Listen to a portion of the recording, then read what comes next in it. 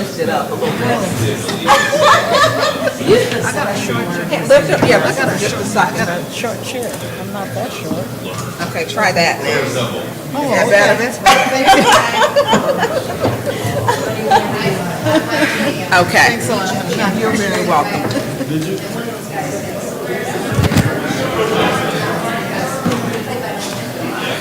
Your mics are hot. Quincy, let me know when you're ready.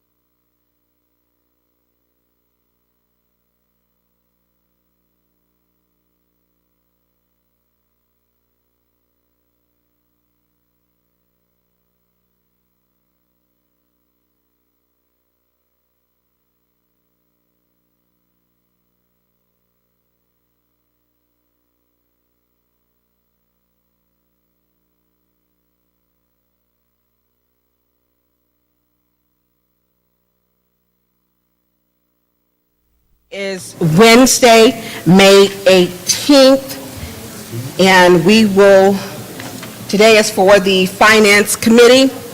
Madam Clerk, roll call, please. Mr. Mays. Present. Mr. Lewis. Present. Mr. Murphy. Present. Ms. Priestley. Present. Ms. Burns. Present. Ms. Herkenroder. Present. Ms. Worthing. Present. Thank you. We have 8 present. 7. You're correct, thank you. We have 7 present today. Madam President, Yes, Councilman Mays, I was going to read the disorderly conduct, but go ahead, sir. okay, after you read it, then I'll say what I was going to say. Thank you, sir. Reading of disorderly persons, city code subsection. Any person that persists in disrupting this meeting will be in violation of the Flint City Code Section 31-10, disorderly conduct, assault and battery, and disorderly persons, and will be subject to arrest for a misdemeanor. Any person who prevents the peaceful and orderly conduct of any meeting will be given 1 warning. If they persist in disrupting the meeting, that individual will be subject to arrest. Violators shall be removed from the meetings. Councilman Mays. Yeah, Madam President, I know we do this in a regular council meeting, but I'm looking at the agenda, I'm just seeing it is kind of short, and I know you got a bunch of praying people in the house. And I want to see if you can allow one of them, whoever they choose, to say a prayer as we start this meeting, as we might normally do, not in this meeting, but in a regular meeting, because I know there's some praying folks. I done prayed with them. She's willing. Mr. Mays, I will allow that. Thank you.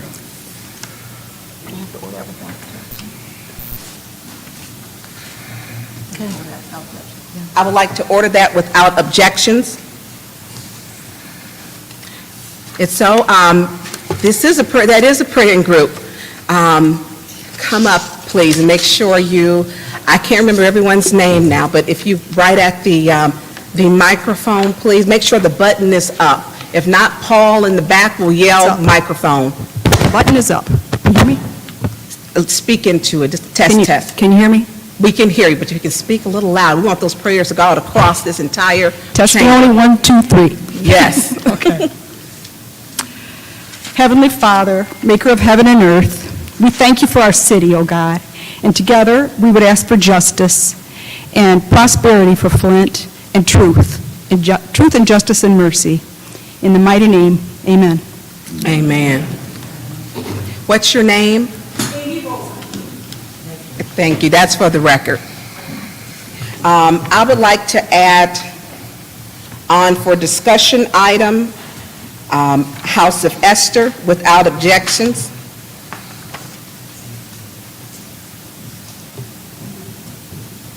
Okay, there are no objections.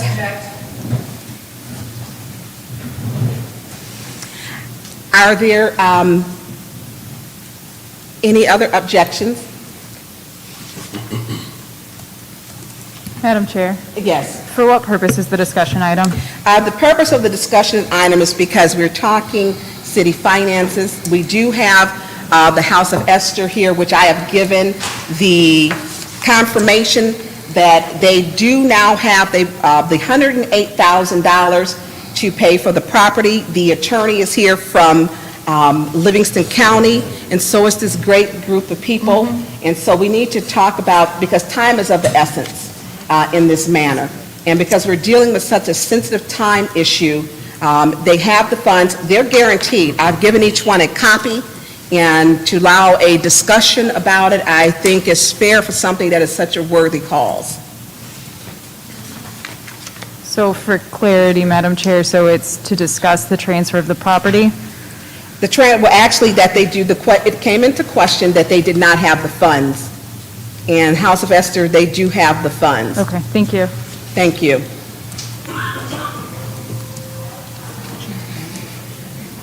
We need to show second. Is there a second?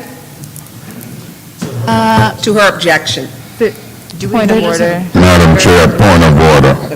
Point of order. What's your point of order? We call the point of If order. you was ordering it without objections, and then there's an objection, I think we would have to now be in discussion or entertain a motion to see if the majority will vote on it. I don't know if a second objection does anything. Thank you, Councilman May. Motion. Never mind. Thank you. Okay, we're into discussion. Any discussion?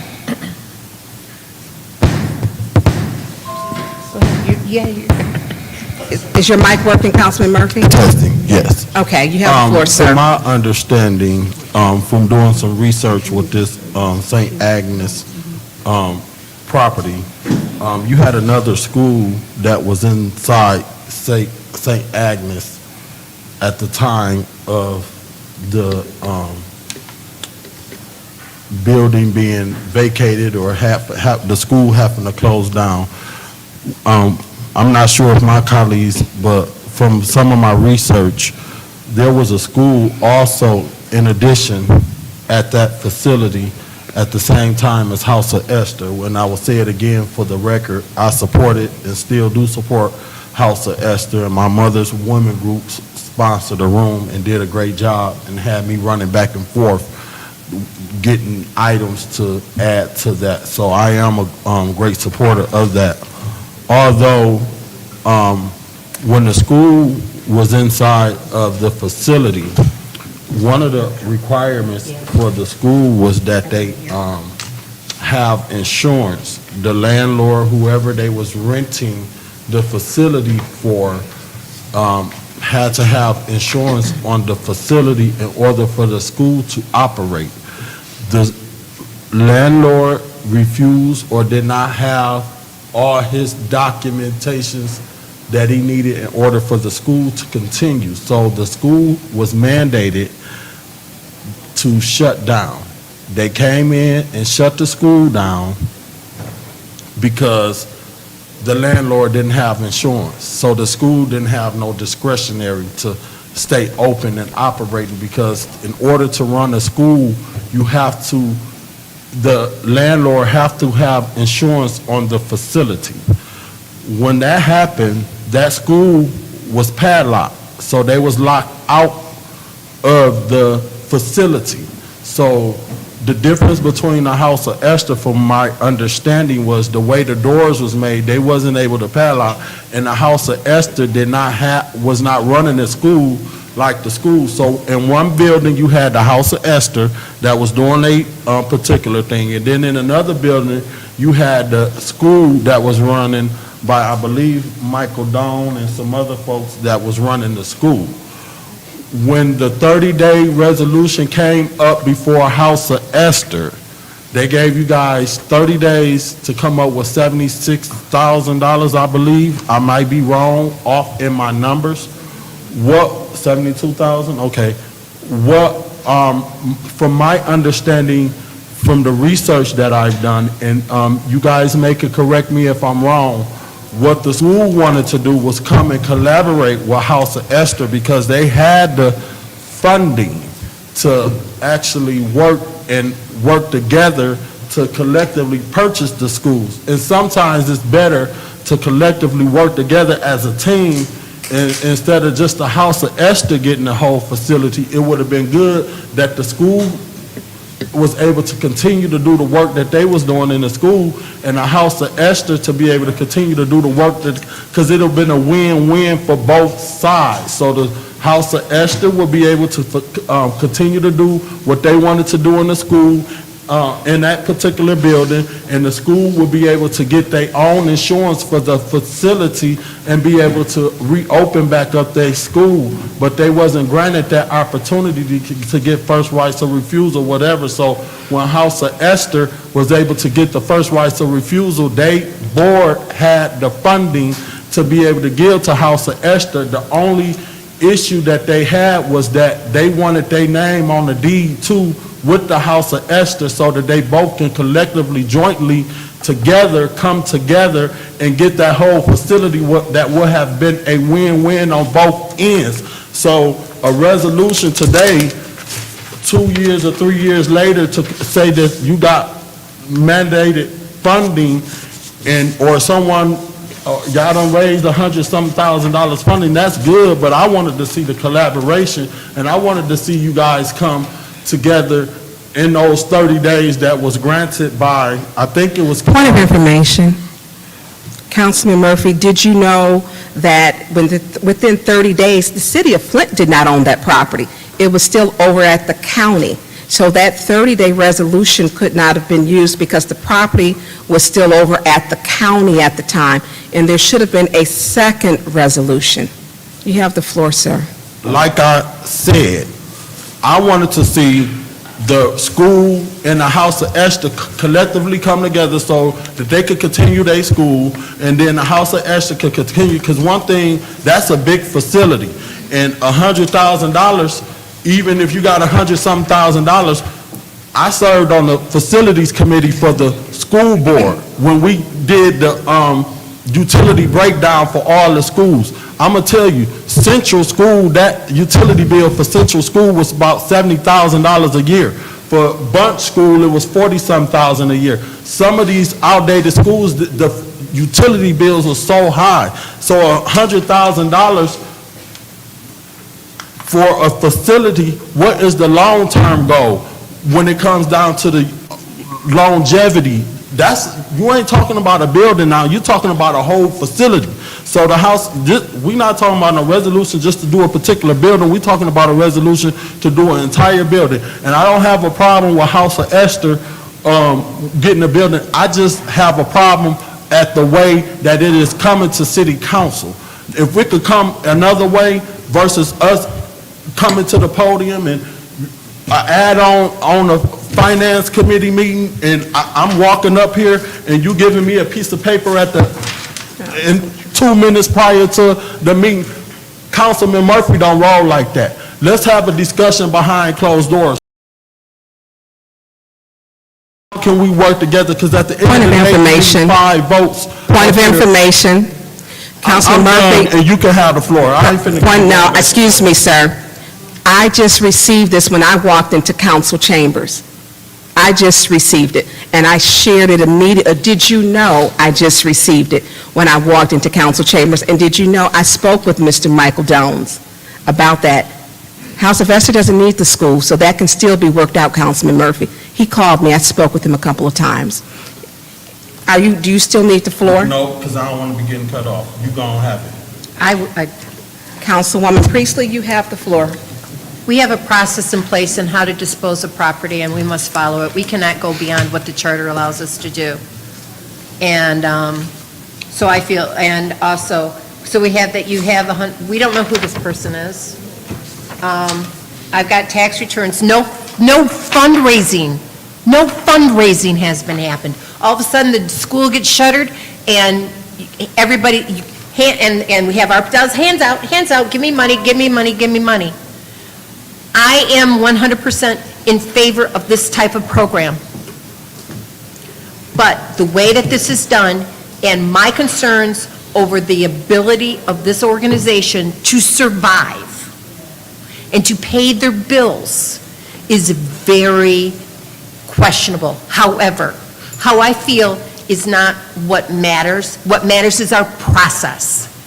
This council cannot operate outside of the charter, and the charter determines how we dispose of personal property, and that's where we have to stand. And until that process is followed, I will be voting no for anything to do with House of Esther. Any more discussion? Is there any more discussion? Any, Councilman Mays? Point of order. Hold on, please. Excuse me. This is a very sensitive subject and topic, and this is a topic that it affects all of our community. Point of order. What is your point of order, Councilwoman Priestley? You cannot recognize somebody who is not in their seat. But I'm still talking, and you did thank you for that point of order. Madam Chair. Councilman Mays? Yeah, the rule is, Ms. Priestley, in all due respect, the rule is you can't vote unless you're sitting in your chair. You can be asked to excuse to go to the bathroom, sit in the audience, but the rule is you can't vote unless you're sitting in your chair. Double check that, you'll find that to be true. The chair was not wrong giving me a courtesy. I listened to what's been said about House of Esther. And I really believe, and I'm saying to y'all, and this ain't no put on. Sometimes we can't lean to our own understanding. Y'all see where I'm going. Proverbs 3rd chapter, 5th and 6th verse. Trust in God. Now, we give property to folks for projects all the time. This is a North Side project, and happened to be in the first ward. And it's folk who all y'all don't even look like me, but y'all in that part of town. And we sitting on $94 million it started out in what they call ARPA funds that help the community. And this discussion from where I sat is simply Madam Chairperson, Ms. Burns, is asking this council to allow a discussion item at the end of this finance agenda. Now, Madam Chair, before the agendas was printed up, had all the authority in the world to put it on here. Any place she wanted as a special order. Now, I'm hearing her try to order it without objections. I didn't expect for nobody to object. This is a committee meeting. This is discussing business. This is a short agenda, only 2 action items. I'm surprised that people don't want to talk. Madam Chair, I support an agenda item in the discussion section to talk about the House of Esther. and anything connected with it. Why would I oppose that? So when folk opposing a mere discussion at this time, it boggles my mind. That's why I turn to Proverbs, 3rd chapter, 5th and 6th verse. I'm going to continue to trust in God. If I make it to 64 in September, God bless me. But I'm going to trust in Him with all my mind, spirit, and heart, and I ain't going to lean to my own understanding. Because you can't get away from discussing it at some point. The discussion starts in a committee meeting. It can go from this committee meeting in 2 weeks to the next one. Why would people say, I don't want to talk about it? Ms. Penman put in an application for 200 and some thousand. We just gave the land bank 16 million. We did 1.8 million for a project on Miller Road. What's wrong with talking about it? So, Madam Chair, I'm going to make a motion that we do discuss it as an agenda item in discussion. Normally, they want a motion first, but I said what I had to say. I'll sleep well at night. I support common, logical things, and I so move, Madam Chair. I move that it do be allowed as a discussion item. She made a motion, nothing happened. Now he's making a motion. You might want to ask the attorney. It's not a valid motion. Council May, so you want to make a motion that we added, she had a Councilwoman Priestley has an objection to adding the House of Esther as the discussion item. Right. And you, Councilman Mays, you want to add it as an agenda item? Well, that's, Or- her objection only triggered somebody needing to make a motion. Correct. And so if she hadn't objected, you could have ordered it without objections, and it would be a discussion item at the end of this meeting. So since there was an objection procedurally, my job is to say I make a motion that we do add it to the agenda as a discussion item, and I so move.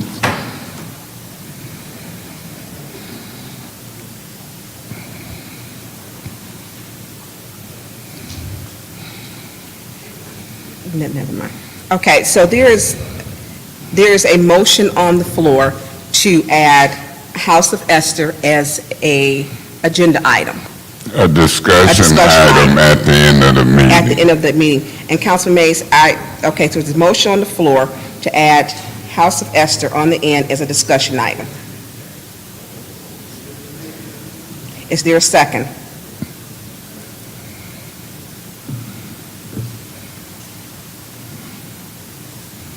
I second that motion. Madam Chair. Yes.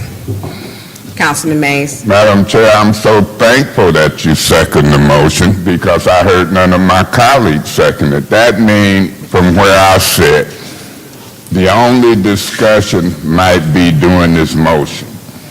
And so you get 5-minute discussions in a motion. Now, if you get 5 minutes, Madam Chair, correct me if I'm wrong. I would like to say in my first 5 minutes, through you, to any spokesman from the House of spokesperson, can they come to the mic and, chime in on whether we should add this to agenda item or anything they want to know. So through you, Madam Chair, to the folks here from House of Esther, whether it's Ms. Penton or Pastor this or that, anybody who has knowledge, y'all get to talk.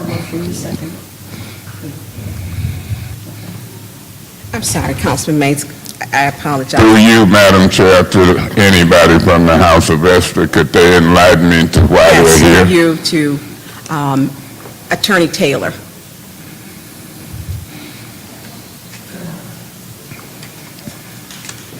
I was thinking more in Ms. Penton, but, if he's comfortable, either and or both.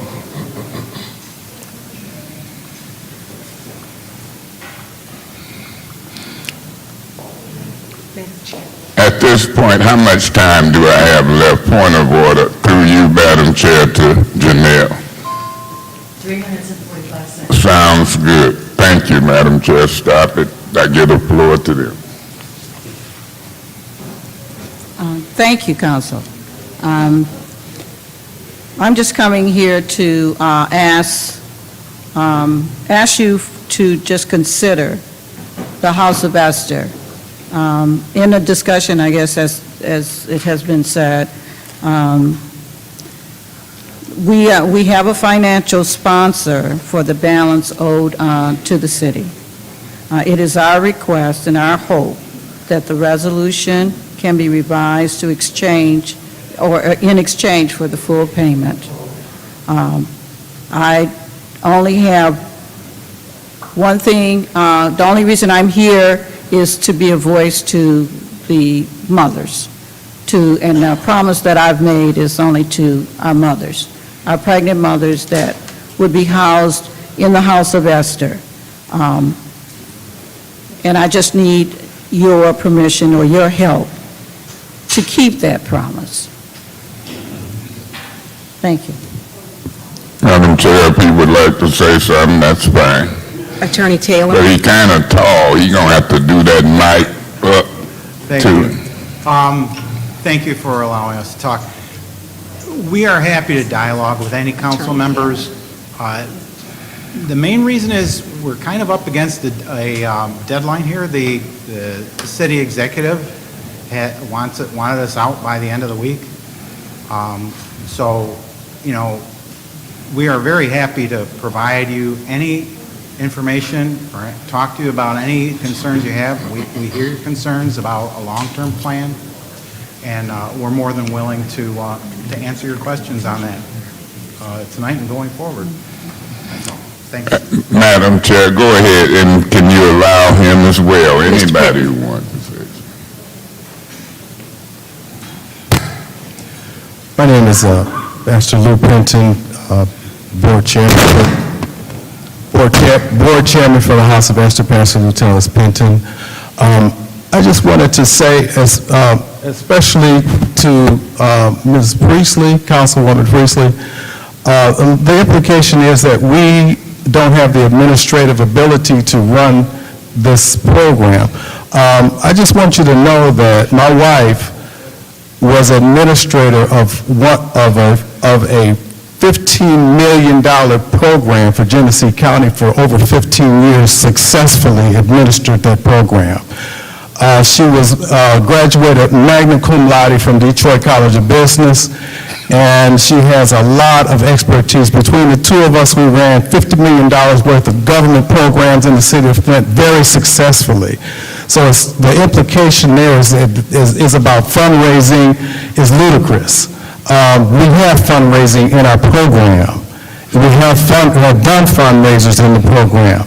There are many things that we have, everything that we have done to help build the House of Esther, we have accomplished those things up to this point without any help from the city.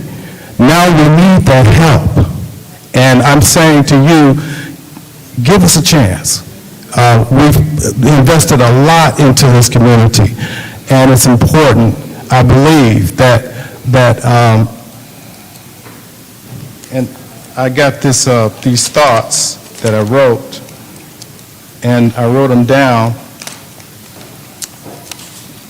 And it's to the Honorable City of Flint Council members of the city and staff. It's no secret that this city is in need of some serious effort on the part of its leaders and its citizenship to stop the mass exodus of jobs and families that we've been witnessing for the past 30 or 40 years.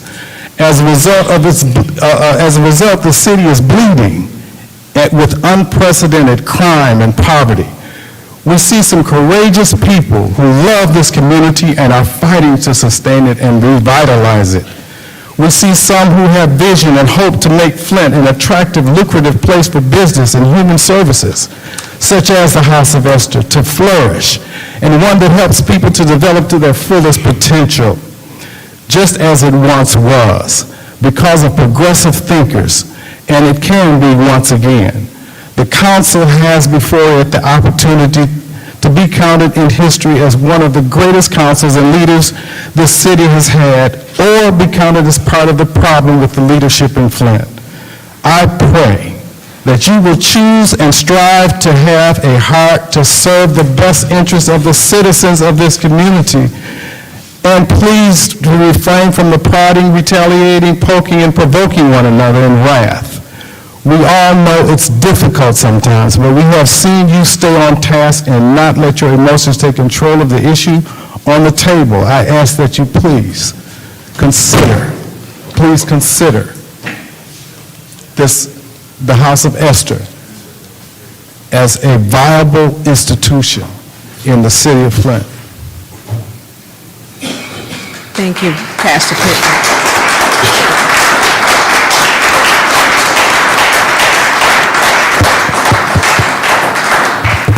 Yeah, I wonder, is it anybody else before I move forward with my arguments in order to try to get this on the agenda, Madam Chair? Yes, please come forward and state your name for the record, please. Hi, I'm Kim Rowan, and I would like to bring correction to Councilperson Priestley's thought that there has not been fundraising for this mission. Can you bring the mic down just a little bit? You're not as tall as Attorney Taylor, neither am I. Okay, can you hear me there? All Yes, right. can you say your name again, please? Again, my name is Kim Rowan, Kimrowan.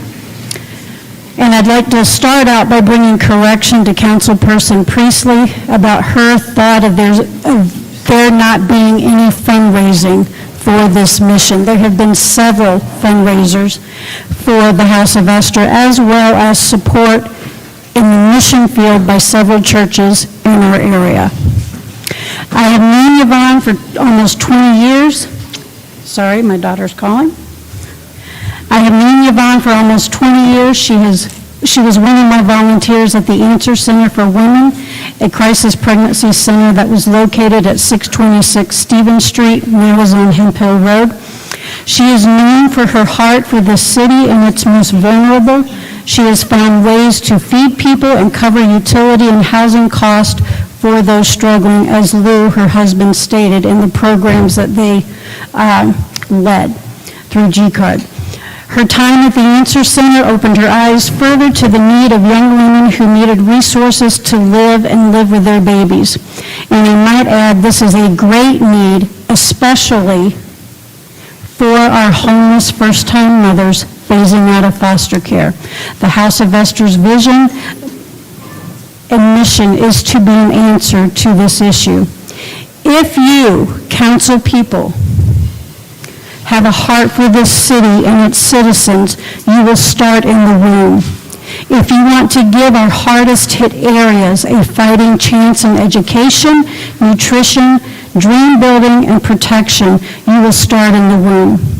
The House of Esther is located in one of the hardest hit areas of our city. Its vision is to do just what I stated, giving our women and their babies hope against poverty, lack of education, a safe community, and nutrition, physically and spiritually. If you want our city to thrive, if you want to fulfill your promises to your constituents, you will start in the womb. You will give the House of Esther shoulders to stand on and to make this city and its citizens great. Thank you.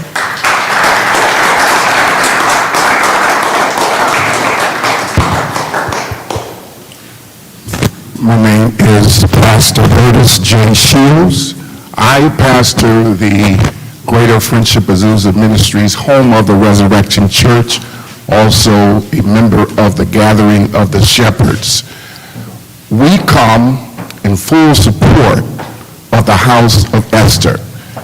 This is more than just Lou Benton and his wife. This is about our future. This is about the generations that shall come.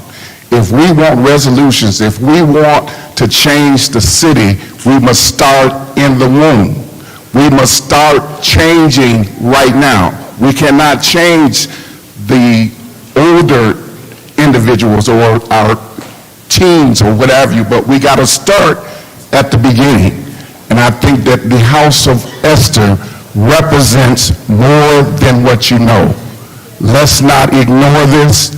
Let's look at what they offer more in depth. I believe that this will be successful if you give the House of Esther an opportunity and a chance to prove themselves. I stand in support and solidarity of the House of Esther, and I do support them financially. Thank you, Pastor.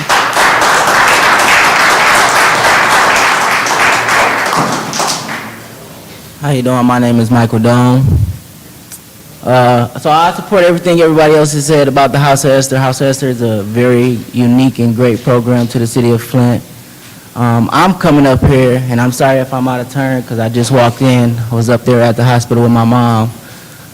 But, you know, I want the council to try to save the whole property if they can. My organization, Brighter Futures of America, was in conjunction with the House of Esther, helping them with their program, them helping us with our program. And what was done to both programs because of the actual owner of the property is hideous.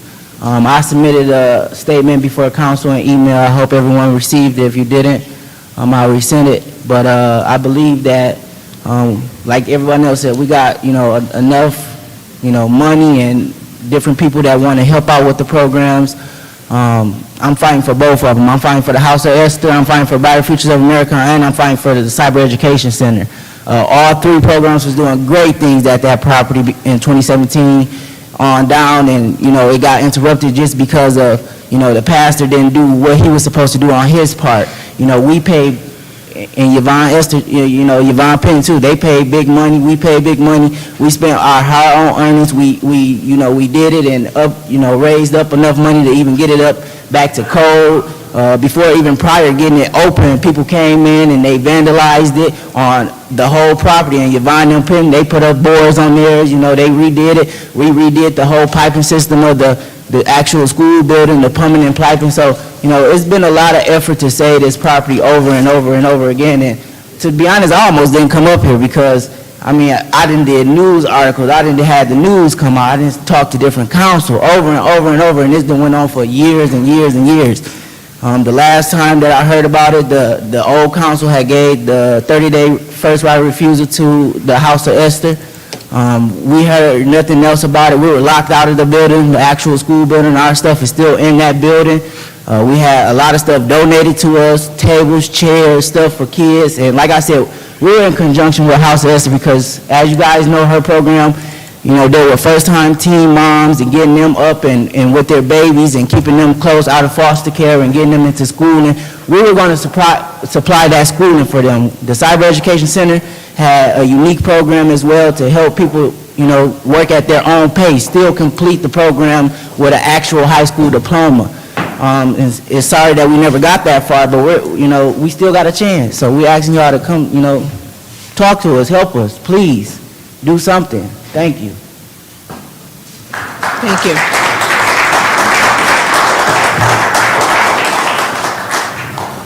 Hello. Hi, my name's Judy Ketchum. I believe that most of us in this room, including yourselves on the board, would agree that the City Council was put in place to make decisions that would be in the best interests of the citizens of your various districts in the city as a whole. My concern is that the short-term financial gain is overriding long-term benefit to the community. What I'm referring to here is a property that was the old St. Agnes Convent, property that is being renovated by the nonprofit started by Lou and Yvonne Penton for the purpose of housing young first-time mothers and their babies. I won't use my time to go into all the promises and contractual documents that have gone before, but I think that we are all in agreement that that kind of a facility would greatly benefit the surrounding community and the entire city. Though the Pentons were at one point given first rights to buy the property, and with that in mind have continued working on it, paying the electric, installing a security system, requesting the city to supply water, which the city denied, and in general, getting it ready for use. There's a rumor that the city has received an offer to sell that property for a much higher price. Now, on the surface, that sounds like something that would benefit the city. But then it is revealed that the offer came from those who want to erect a marijuana dispensary. The thing I believe the council, the mayor, and all of our elected representatives need to look at is which of those two things is going to benefit the community. I think the answer is obvious. Do something good for the city of Flint. Use your influence and power to uplift our communities and do what those you represent have elected you to do. Look at the bigger picture, please. Thank you.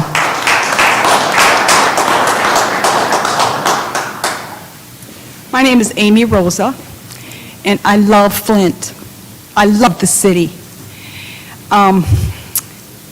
The way to get our city is to support women and mothers and children and fathers. But I guess I would grieve that you would put a store up there in place of something that helps women and babies. That would be the most immoral thing I can think of. This is going to be hard for me to say and hard for you to hear. I want to say this with respect. But concerning this, and also Ms. Priestley, I would like you to know, and I mean this as humbly as I can, I am certain there will be a lot of future support for this. We already have voices and organizations that are giving and promising, and I'm certain that it will continue. There's been a lot of talking around in circles and dishonesties, making up bylaws, things that aren't truth. What's going to help this city that we love is truth and justice. I would like to stress the importance of you all telling the truth. Put away your little white lies. The community doesn't want it. It won't work. We need justice and truth. Thank you.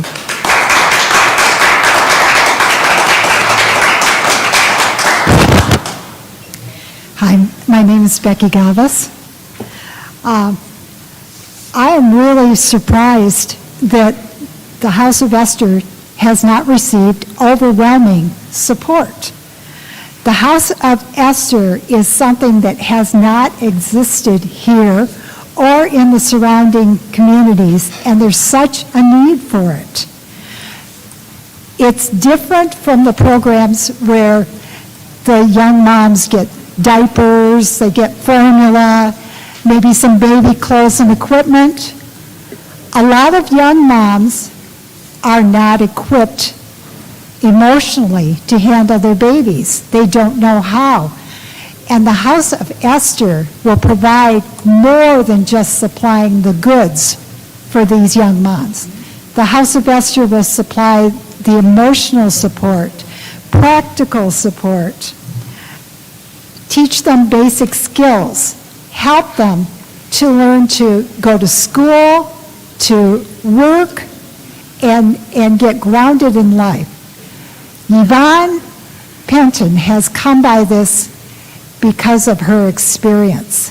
She was once a young mom also, and she had a lot to overcome.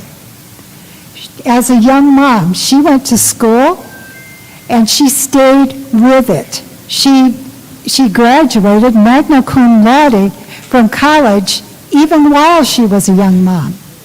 And she knows all that these young moms have to overcome. She's offering herself in a way that can help young moms become productive citizens, raise their children well. And we need something like this. We need to help the young moms in our community. We need to do more than just throw money at them, give them the diapers. We need to really help them learn how to live. So there is wide support for the House of Esther, probably more than you know. We have several of us here who have come to support it, but there are a whole lot more. There are regular supporters, and there are those that if they knew about it would be on board, I'm sure. So please help us. Our city needs it. Thank you. Thank you.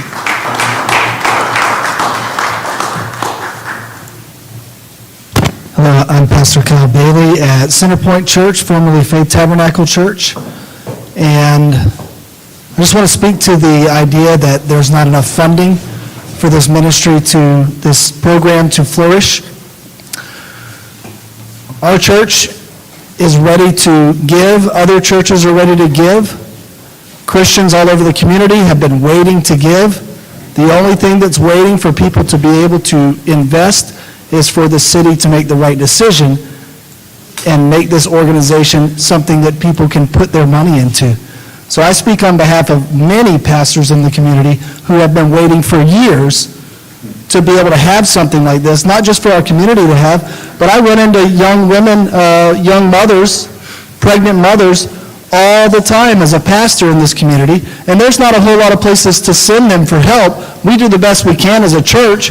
I'm taking time out of my schedule. I've got church to preach tonight, and if you think that we don't support House of Esther, we're taking time to come up here tonight to show you, on behalf of the body of Christ, we're ready to put money into this organization, but we're waiting on the city. And so when the city makes the right decision, we can begin to rally support. People all over this community know Yvonne, they know Lou, they've known them for many years, and we are behind this organization because we know the integrity of the people who are involved. And as far as I can tell, as long as this has been lingering, we need to have integrity across the board in this matter, and it's not adding up for me.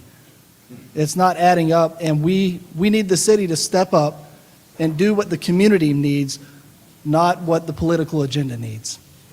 And that's it. That's what I have.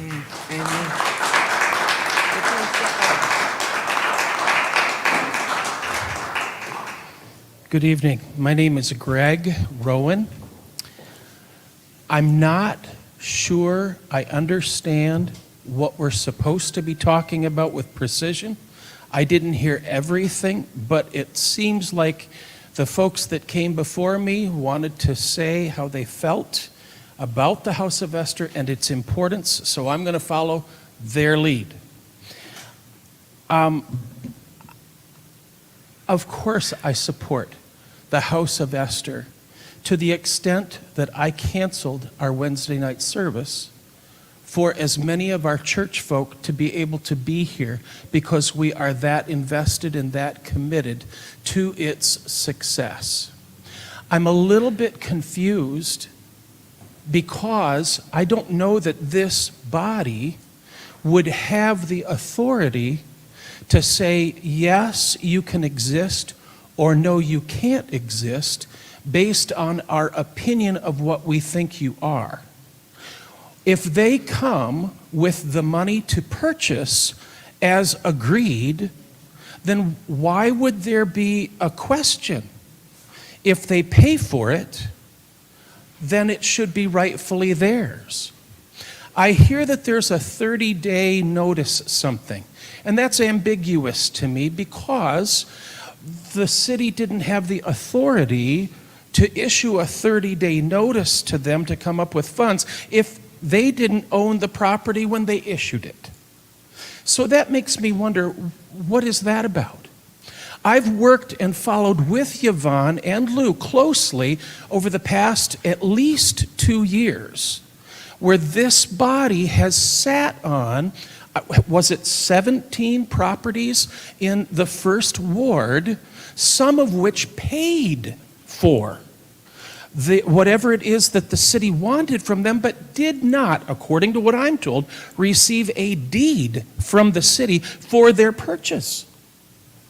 If that is true, then why would the House of Esther come up with $71,000 if there is no assurance that they're going to receive a deed? That raises some red flags, at least to me. I have strong concern for how this has happened recently. How is it that this, I don't mean this body because I'm not sure exactly what government entity felt that they had the right to call consumers' power to shut off power to their building? That was absolutely, in my opinion,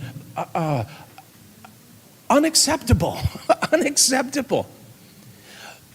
My understanding is the House of Esther called consumers after power was shut off and said, how come you shut off the power? Because the city ordered that.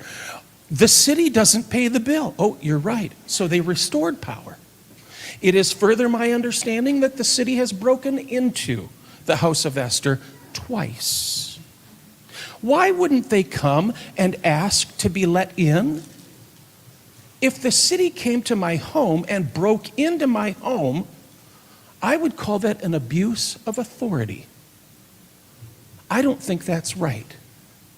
Now, whether you agree with the concept of the House of Esther or whether you don't, wouldn't it be right to treat each other with due respect? Wouldn't it be right, even if you disagree, to operate according to a protocol?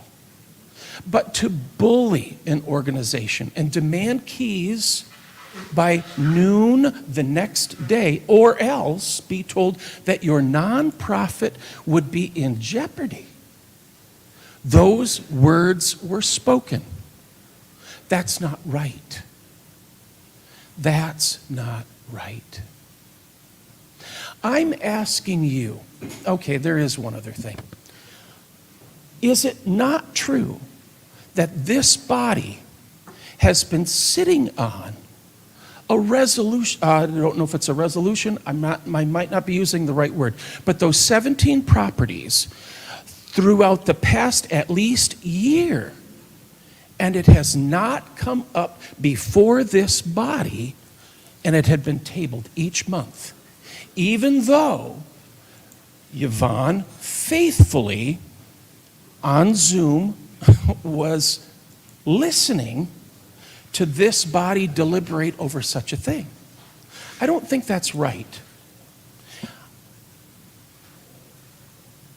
Would our citizens be expected to behave above the standard of their leaders? I don't think so. I'm asking you to use good, sound judgment. If your opinion is, I don't think they can thrive, maybe that's your opinion. But really, do you have all the facts to know whether that's true or not? Would it not be fair to say, you know what, it's not my responsibility whether you fail or pass, thrive or cease to exist? Before us is the opportunity to make this right and honor a first right of refusal. You have the money, so I'm going to give you the money in exchange for the deed. Have a nice day. I urge you, please, act righteously and justly and fairly. Thank you. Thank you. Yeah,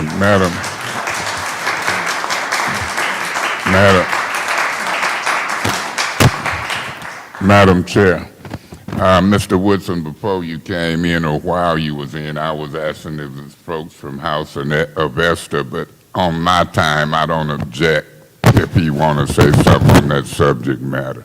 Okay. Let me do this. Through you to Janelle, what is the time at for me? Still 3 minutes? Okay, I don't mind him doing it. I won't be long. What I do know is that if the place or House of Esther was occupied, see, Mr. City Attorney, if I'm not mistaken, you have to take them to court to evict them if it's occupied. Even squatters, you have to take them to court in order to get them out of that property. Even if I live with someone, I have to be taken to court by that homeowner to get me out their house. I have issues, and Mr. Liu is my granddaughter's teacher. Mr. Liu dresses in Union soldier uniform for special occasions. Their heart is dedicated to serving people. I have an issue Because if it was downtown, the money would have been found already, and the majority of the people on this council would have voted for it already. I have an issue that a lot of buildings are being taken away to be given to a bunch of big-time contributors. I have an issue that at the last meeting, Mayor Neely is spending money from the ARPA funds under $75,000, and you all are sitting up here saying we got to wait until we come up with a plan with the mayor when the mayor already has a plan of spending the money. Point of information. What's your point? Through you to the speaker, if I'm mistaken, you referring to 50 speed humps for $74,000? Correct. Right, I know the rule. Thank you, Mayor. So how is it that you all allow him to spend for speed humps and statues and memorial parks and all these other different things, $600 for light fixtures, $600,000 for a store? There's nothing wrong with it, but at the same time, it wasn't a problem. We keep talking about crime. Councilman Murphy, you of all people should know it's reaching back so that things don't happen to others that happen to you. When you needed a lawnmower for Dewey Park, it was hard getting that lawnmower. They had to run it through a hub to get you the lawnmower. I heard you agreeing with Ms. Priestley, Councilwoman Priestley, about 990 forms. I gave you $20 for gas one time over at Dewey Park. I don't think you wrote down that I gave you $20 for a 990. Ms. Wilcox, she didn't even give St. Mark's money because she said she didn't know who St. Mark's was because she's not over in our neighborhood. I'm not going to call it the hood, but over on North Side. We talk about crime, we talk about the young people, we talk about taking them in. We have some people who has 21 pregnant young women that's trying to help them. This shouldn't even be an issue. We shouldn't even be up here begging, because if you have to ask more than once, you are begging. We should not have to be up here asking you all to help Mr. Lou and Miss Yvonne to save property so that they can take care of the young people who's raising babies. Point of information. What's your point, sir? Through you to the speaker, Mr. Woodson, you heard him talk about decorum. Let's see if we can go through this meeting. Ain't nothing wrong with it to do. But if you see how they talking, because when I make these closing arguments, we gonna hop on our decorum. So, you know, they get scared when we talk like a Baptist preacher. Okay, my fault. What I'm gonna do is sit down then. No, do your thing, but I'm just saying, don't scare them. No, when I get excited, my voice rises. I'm sorry, everyone. I do the same. My fault. I'm sorry, but we need to save House of Esther because we want to get the young people off the streets and we want to start helping them. And Ms. Priestley, it doesn't matter if they not have 990s right now or whatever. It's the matter that they have the work, the sweat. They have all that. Sweat equity is more than money because they have action. They have documentation showing that they have helped little young women with babies. Thank you. Thank you. Yeah. In this first round, I want to say this. Madam Chair, I would be beside myself if I didn't allow. Good evening, everyone. I arrived in Flint. What's your name? My name is Reverend Lawrence Del Cifa. Reverend Lawrence Del Cifa. Yes, with Cities of Hope Ministries. And we were at Pastor Larry's encounter group, and we seen Miss Yvonne Henton there, and she was saying that the city is trying to take her property, that she had been there since the 16th. And so immediately I contacted my partner, Wayne Tierney. We have a show that airs as a podcast from the east side of Flint with All Points TV. We featured the House of Esther. We changed our programming that we had planned, especially to help an issue for the city of Flint, something that would benefit the community. Now, we also put her on our program called A Greater Understanding on WSNL, and some of you are old enough to know 600 AM used to be WTAC, rock and roll. You may even know my cousin, Casey Kasem, that started right at Wham Radio over here on the street. And I arrived here in Flint because of a young mother, my mother.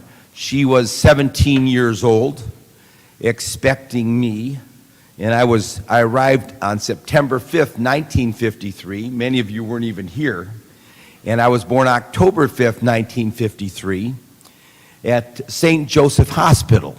And you may know of my father's brother-in-law, Larry Hamady. The Hamadies have done a lot to build the community of Flint and also Genesee County. At one time, my relatives had fed 56% of Genesee County through Hamady stores. Some of you may have worked there, some of you may have ate from there, but I'd just like to let you know that you have an opportunity right now.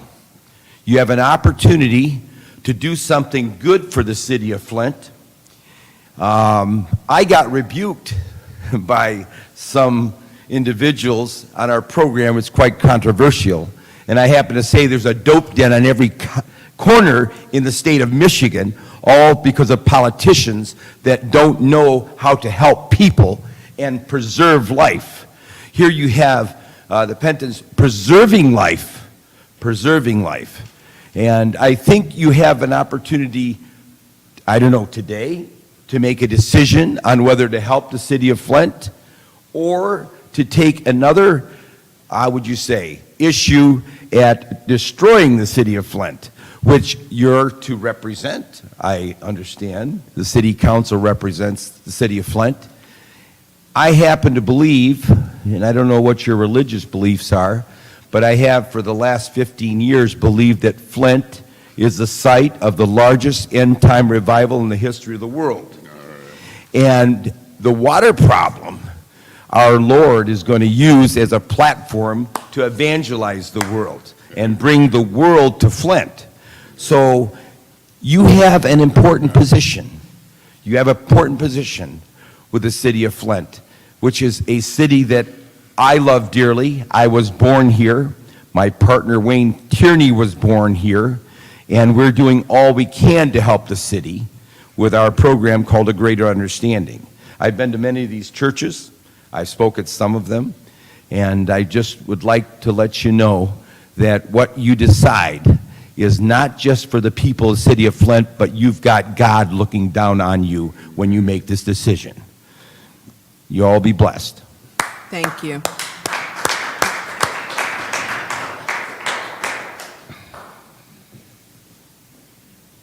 Hello. Hello. I'm Pastor Adam Morris. Most of you don't know me, but you soon will. I'm at Lighthouse Spirit of God Church on Maple Avenue in Flint, Michigan. And I do support Esther, the House of Esther, because, you know, they are doing something good for the community of Flint. And I see a lot of money and stuff being spent out across the city, so if you're going to help one, why not help all? But I was not going to say anything, but I wanted to say that, not that some of you won't know this because you're not in a religious state, but confirming it, this here, of his last words, what made me get up. You don't understand that you can stand in the way of something that God has his hand on and be brought into a part of where you don't want to be. When Exodus 14 and 21 says, and Moses stretched out his hand over the Red Sea, and he parted it, and they crossed over onto dry land. I understand that he had dropped over on dry land. But what I'm trying to say is these cancel people are going to try to stand in the way. And God is behind this. So just beware. Thank you.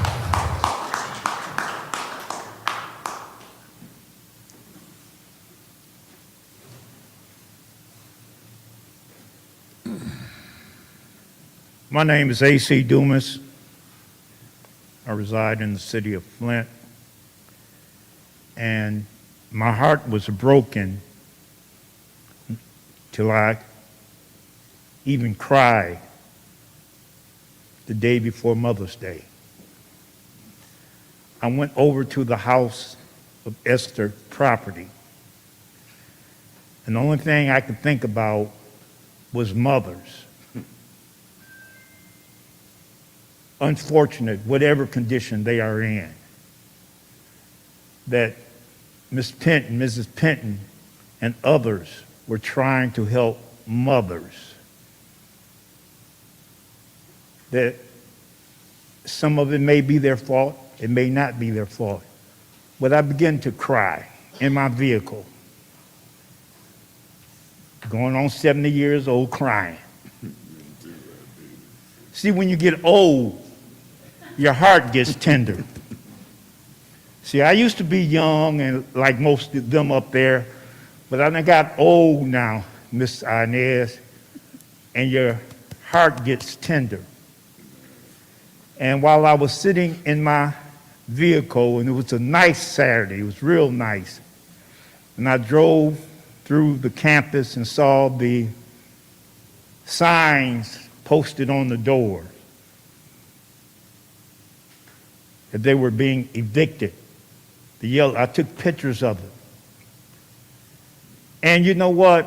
I'm reminded, since a lot of you all like to quote the Bible all the time, I'm reminded what Jesus said when he was dying.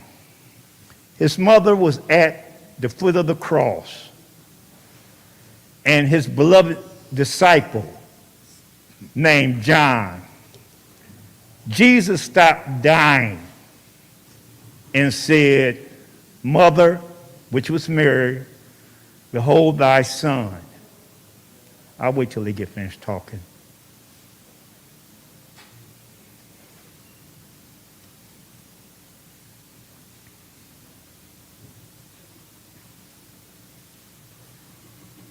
And he told John, "John, behold thy mother." Jesus stopped dying to recognize his mother. I think it's terrible for mothers and what they're doing over there, needing a place of refuge. Do you all know, have y'all studied who Esther was? And why is it called the House of Esther?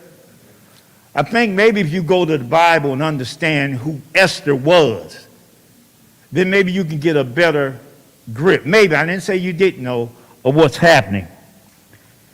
I was offended when I heard Miss Priestley told them, maybe you need to go sell some cupcakes. Maybe you need to go sell some cookies. Try to raise some money. I was very offended by that. One reason I was offended, Miss Priestley, was because what if they sell cupcakes and cookies and somebody gets sick? Then again, they'll get sued.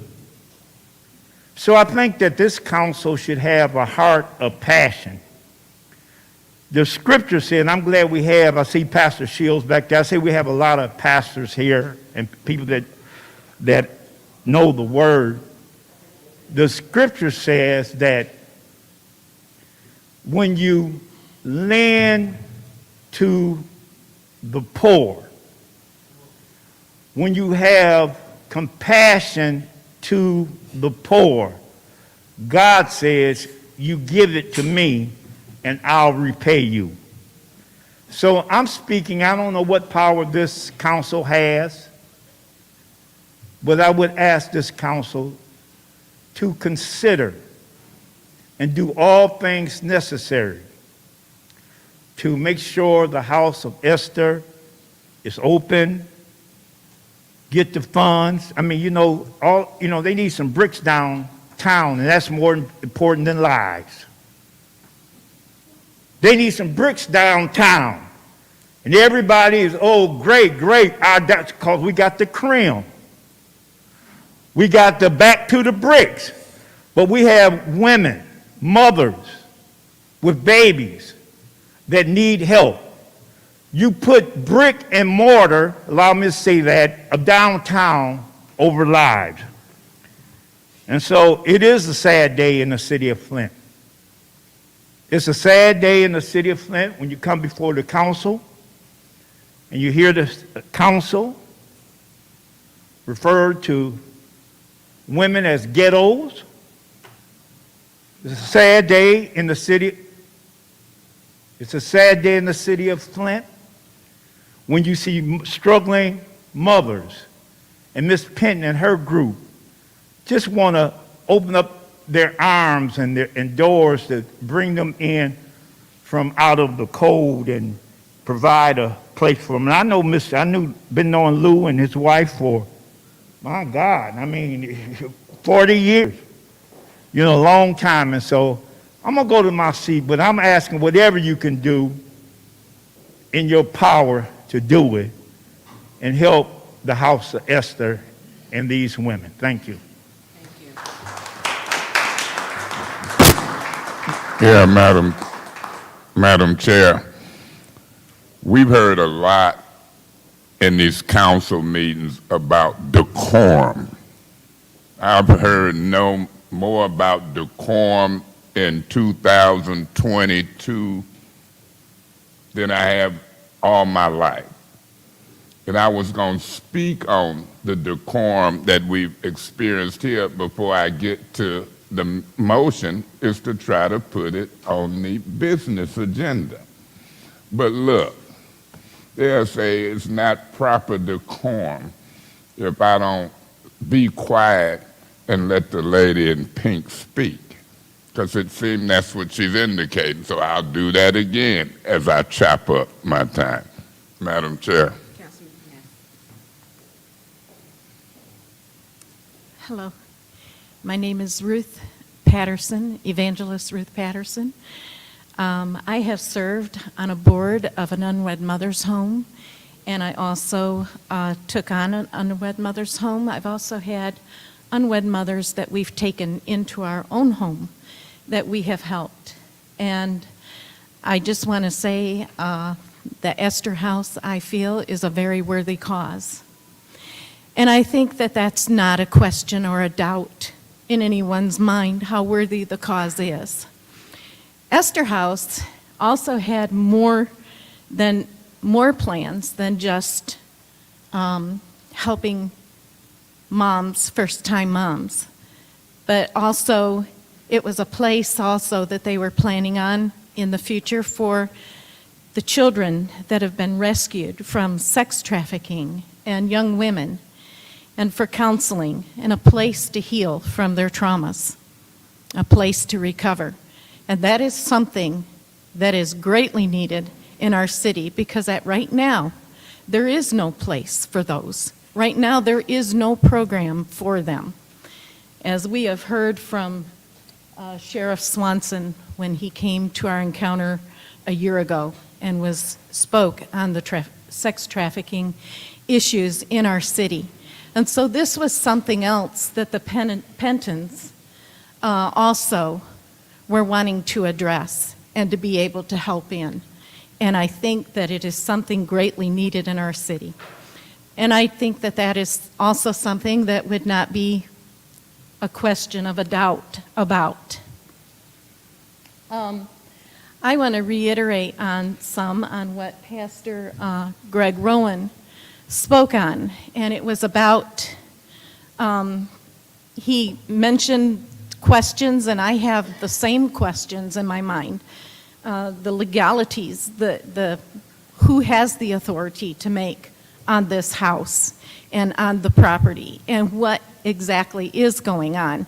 and we're hearing different stories on the different issues. But I want to take the time for just a moment. I would like to read a scripture, if I may. And I would like to share something from my heart.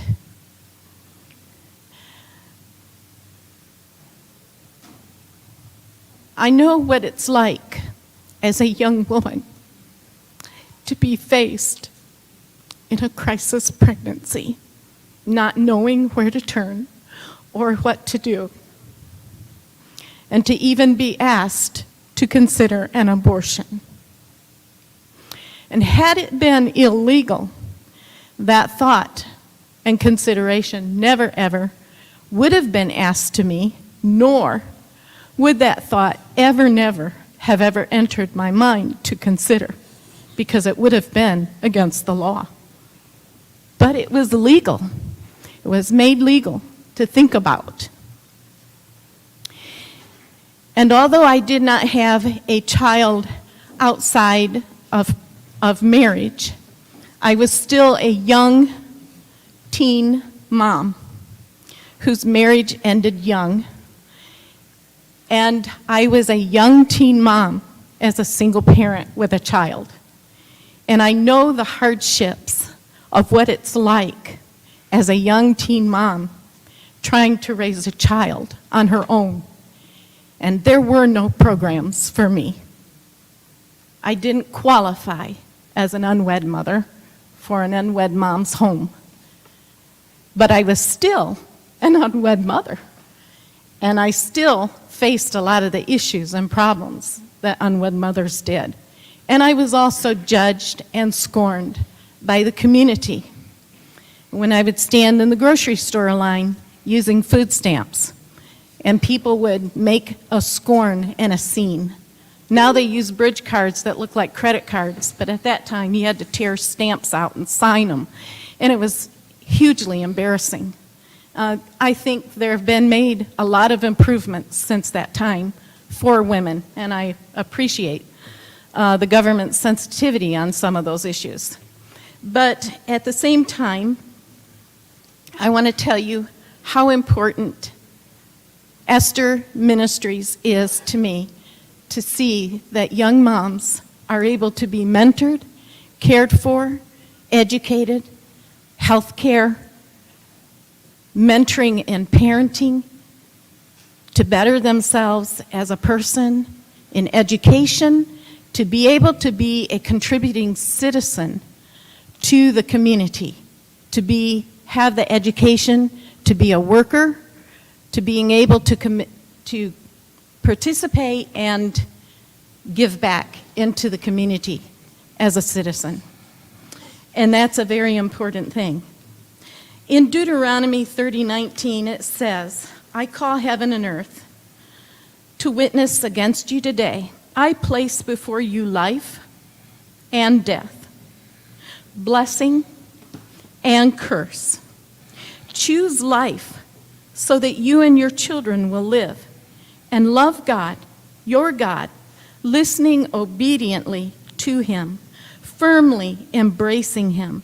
Oh yes, He is life itself, a long life settled on the soil that God, your God, promised to give your ancestors, Abraham, Isaac, and Jacob. His word is clear about choosing life that we may have blessings. You choose death, then you choose the curses. And I really believe that a lot of what America is reaping today is because of poor choices with our leaders, choosing choices for death and not for life. And many areas, our nation today, not just our city and our state, but our nation as a whole, is suffering in areas because not choosing the choices for life. And so I stand here today and I put that choice before you to make the choice to choose life and the blessings of God, not the curses. Please don't fill the cup of indignation towards innocent blood to fill that cup. But choose choices in the best interest with Esther Ministries and ministering to the hearts and the women of this community, of this city, and for God's blessings to be poured out for life. All right. Thank you. Madam Chair, normally, we don't even, that procedure, what you just witnessed with all y'all being able to say what you say don't normally happen. But you know, guess who ain't in control? The devil ain't never been in control. So it done happened. And it happened with great decorum. It happened in a way that folks know people paying attention. And it happened here today. This discussion is a motion to put it on as a discussion item. Because I didn't see the votes from what I heard initially that people would vote for it. Now I hope the procedure that was allowed don't offend people. And I hope they do vote to put it on as an agenda item. I didn't know y'all would be here. The property is in the ward I represent. I didn't know you would be here. But now that you're here and I've seen what was happening, don't waste your time. Let's hear from them. We can put it on as a discussion item and not discuss it today. We could postpone it for 2 weeks to the next week discussion item. But based upon what's happening with these evictions and postings, let me do this, ma'am, through you to Suzanne Wilcox. Madam Chair, through you to Suzanne Wilcox, because I went and looked at the posting, Mr. Dumas. If I ain't mistaken, they were orange. And I'm hearing padlocks is put on. And I'm hearing people want property out. And I'm also hearing they don't even want us to cut the grass. So y'all been cutting it for years. And people volunteer to cut grass all the time. Mr. Murphy, that's what you do. I mean, what is so hard about allowing folk to cut grass while we put it on the agenda as a discussion item? Suzanne. That's my first round. Through you, Madam Chair, to ma'am. Ma'am, can you let her say what she want to say? Not you, because you had spoke, you prayed. This is some business we need to talk about. I'm sorry, I didn't hear your question. I'll have to wait to the second round. Is there Stand by. Is there anyone else in the first round who would like to speak? Councilman Murphy? Yes. Through you to Suzanne Wilcox, could you come back to the podium? She just sat down, too. Turn your mic on. Can you hear me? It sounds like it's on. Okay. Could you explain to us what is the situation is going on with this House of Esther situation? I'm going to ask you the first question. When the first rights of refusal came before council, how many individuals had interest in that particular facility? Was it only just House of Esther, or was it a variety of other people? Could you explain that one first? My recollection from that meeting, which was back in June of 2019, is that there was more than one interested party in that property. I was actually present at that meeting, and I recall, and I don't recall who, but there was at least one, potentially two other parties, and my recollection is that part of the reason that the resolution, which I heard Councilman Mays reference a couple weeks ago about why, and some of the other council members, about why there was a 30-day requirement on this property when there was not on others, was because there were other interested parties in this property, and also it was communicated to the group, the body, that House of Esther, you know, had some funds, and they were confident that they would be able to come up with the $71,000 that the city had to pay to obtain that property. So that is, that's my recollection as to why there was a 30-day requirement put on that property when there wasn't on any other properties. So because they didn't meet the 30-day obligations, did that not allow the other interest groups or businesses the opportunity to purchase the property because you guys had negotiated with the House of Esther, so therefore the other two that had interest was not able to even put in a purchase? Is that what you're saying? The city doesn't have the ability to just provide a property to an interested party without going through a process. So there was no negotiation, on behalf of the city administration with House of Esther or anyone else. The reason that it didn't proceed any further is that the resolution actually says that it authorized the city to sell the property within 30 days to the House of Esther for the $71,000 plus amount. And then it goes on to say that, if the funds are unable to be received or raised or whatever, then the city, and it provides direction. Resolutions are what guides our actions. Then it provides direction and it says the city will list the property for sale. So that would be the only direction that we have, is either House of Esther could come forward with the money within 30 days of that June date, regardless, and I hear what Councilwoman Burns is saying about the time frame, but that's what the resolution said, or it can list the property according to its property disposition procedures. Those are the only two really authorizing actions that are provided to administration to move forward. My other question that I found interesting when I was listening to the speakers, and they was talking about they have to be out by a certain day, and when I'm looking at this copy that someone gave us, that they declaration of occupancy is dated June 26, 2018. Are you aware of this? I saw it in a file. It wasn't a document that was provided to me earlier as part of this process back in 2019, but I recently saw that in a file. It's not something that was provided to us. I understand it was provided as evidence of a lease agreement, which it, in our opinion, it's not a lease agreement between the city and House of Esther. Because I usually things like this will have Mayor Ken Weaver signature on here, and I was looking for the signature of the mayor and administration, and I don't see it anywhere. I see the signature of Yvonne on the back of here, but I do not see the signature of the attorney or the mayor. Let me ask you this other question, because I found it interesting when I heard the speakers speaking. Because I'm saying, from listening to them, it sounds as if the building has been being occupied and used with utilities, and I was just wondering, if there's no water, how have they been using the bathroom? Could you explain that to me?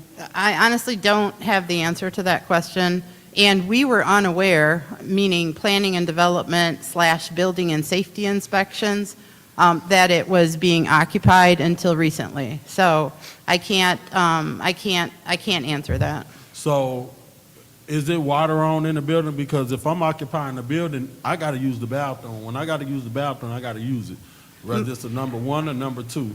So the question as to whether there's water on, Amanda is here right now, but my understanding is that there is not water on. In terms of how they were utilizing the building, or, that's not a question I can answer. All right.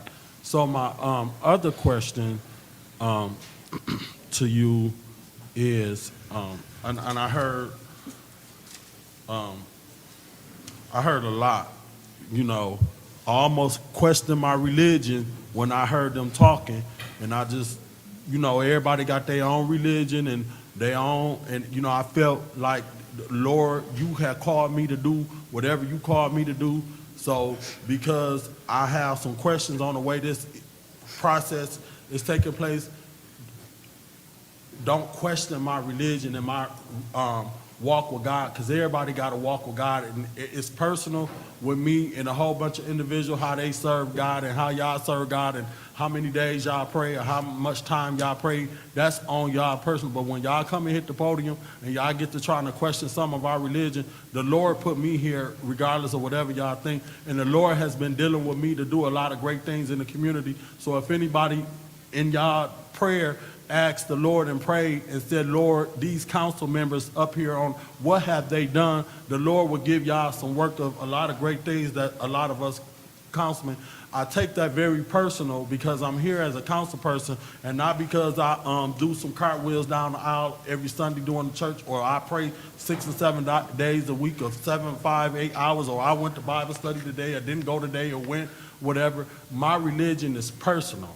And when you come up here and you gotta get the, you know, quoting scriptures, I was thinking about, should I quote some scriptures too back? I mean, because I know we got a lot of Bible quoters and scriptures, and that's okay, and I ain't knocking y'all for that, but we here to talk about the business of the House of Esther, or whoever wants to have a building in here. And I'm not, I take offense of us being that we don't support pregnant women or whatever, because we want the process to be done decent and in order, and it may not be in the process of what y'all want to do. So I don't want to go back and forth with y'all because I could, but I ain't.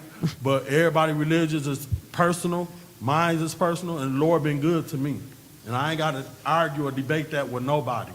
Back to you, Suzanne. Why is it that they have to be out by Friday? That stood out to me, that they is in the process, and then, like Art Wilson said, you have to give people due notice. If you knew them, they had contents in the facility. But then it goes back to Michael Doan in the school that he had in there. When they padlocked the building with the school on there, and I'm wrapping up, why did he get padlocked and they was able to stay in the building? Answer that, thank you. I honestly don't know the answer to the school and the padlocking issue. I think the thing to remember, it's one property. There's only one parcel of land, even though there's several buildings on this property, 4 or 5 buildings. The 10-acre parcel includes all of the buildings on the parcel. So we're not just talking about, in the case of House of Esther, the convent or the church. We're talking about all 4 or 5 of those buildings, the rectory, the school, the church. And I really don't know the answer as to why the school was padlocked. In terms of why the building, you know, that was given the order to be, ordered to be evacuate the premises, is because that building that does not have water, the convent, the former convent, which is, I understand, the building that House of Esther has been utilizing. I won't say occupying, because it's my understanding that there haven't been people living there, but they've been using it as a base of operations, which I shared before. But without water, it means that no one can occupy that building. And so I understand, I've heard them say that they've been requesting water to be turned on, but the fact is it's a city-owned property. It is not House of Esther's property, because that transaction did not occur in 2019. It is the city that owns that property still. And so without water on any of the buildings for the entire parcel, none of the buildings can be occupied, and that's why that order was issued.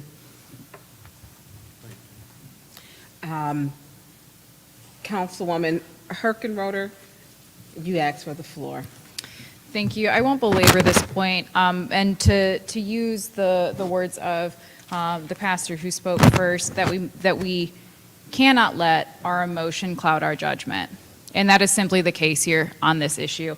The resolution, which was referenced earlier by Suzanne Wilcox, Ms. Wilcox, is Resolution 190250.1. In that resolution, it states that the House of Esther has 30 days to come up with the approximately $72,000 for escrow.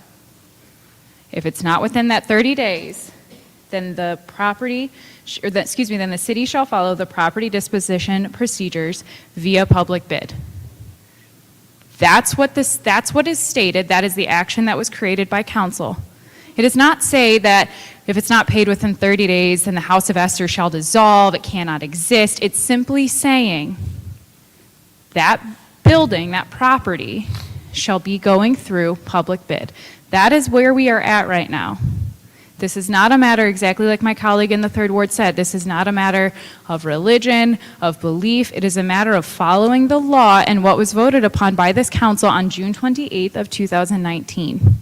This is not a personal thing. This is a doing things by the letter of the law Point of thing. information. What's your point? My point of information is the city didn't own the property to transfer it to the House of Esther within that 30 days. The proper owner, or did you know that the city did not own the property? Within that resolution, as Ms. Wilcox stated, that things are done by resolution to move it, that the county still had ownership. So it could not be transferred to the House of Esther at that time. You have the floor. Unless I see documentation proving what you said, and this is not to discredit, this is simply a matter of the information that we have. If we go off of what one party says and another party says without any documentation, that is simply hearsay. We cannot operate. Point we of as a information, Ms. Wilcox is here, and you know Ms. Wilcox is here, she can ask you, she can answer, I don't know if she has her documentation, that the city did not own that property. So she is here that she may be able to give you that response. As I was saying, we have to follow what is written, what was voted upon. And I will also remind this body that we are the trustees of the city, which means that we have to follow the laws of the city. And I will also remind this body that we haven't even opened up public speaking, and we are still on a motion to add a discussion item, which has then turned into something that should have never happened. We are simply in a motion to put a discussion item on the agenda. I will not be supporting that, because unless there is other documentation which the House of Esther or Ms. Wilcox can bring forth to me in the next 5 minutes, we cannot operate just off on a motion and what one side is saying against the other. The documentation that I have states that if it's the approximately $72,000 was not paid within 30 days, which was again June 28th of 2019, that the city shall follow its appropriate ordinances to dispose of the property via bid. Thank you. Madam Chair. Councilwoman Priestley, you have the floor. I agree with Councilman Pfeiffer, sorry, Murphy. Thank you. Regarding my religion, my belief in God, the fact that I am a born-again Christian since, I can tell you, December 1972, has nothing to do with this issue.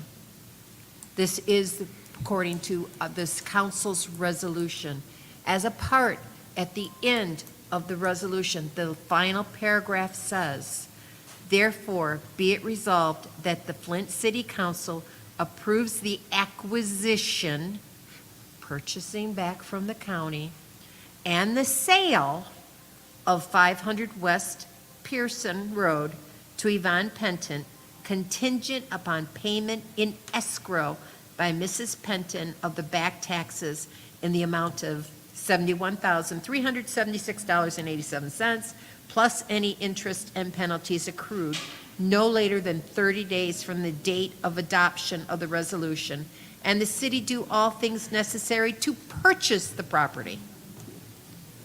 Point of information.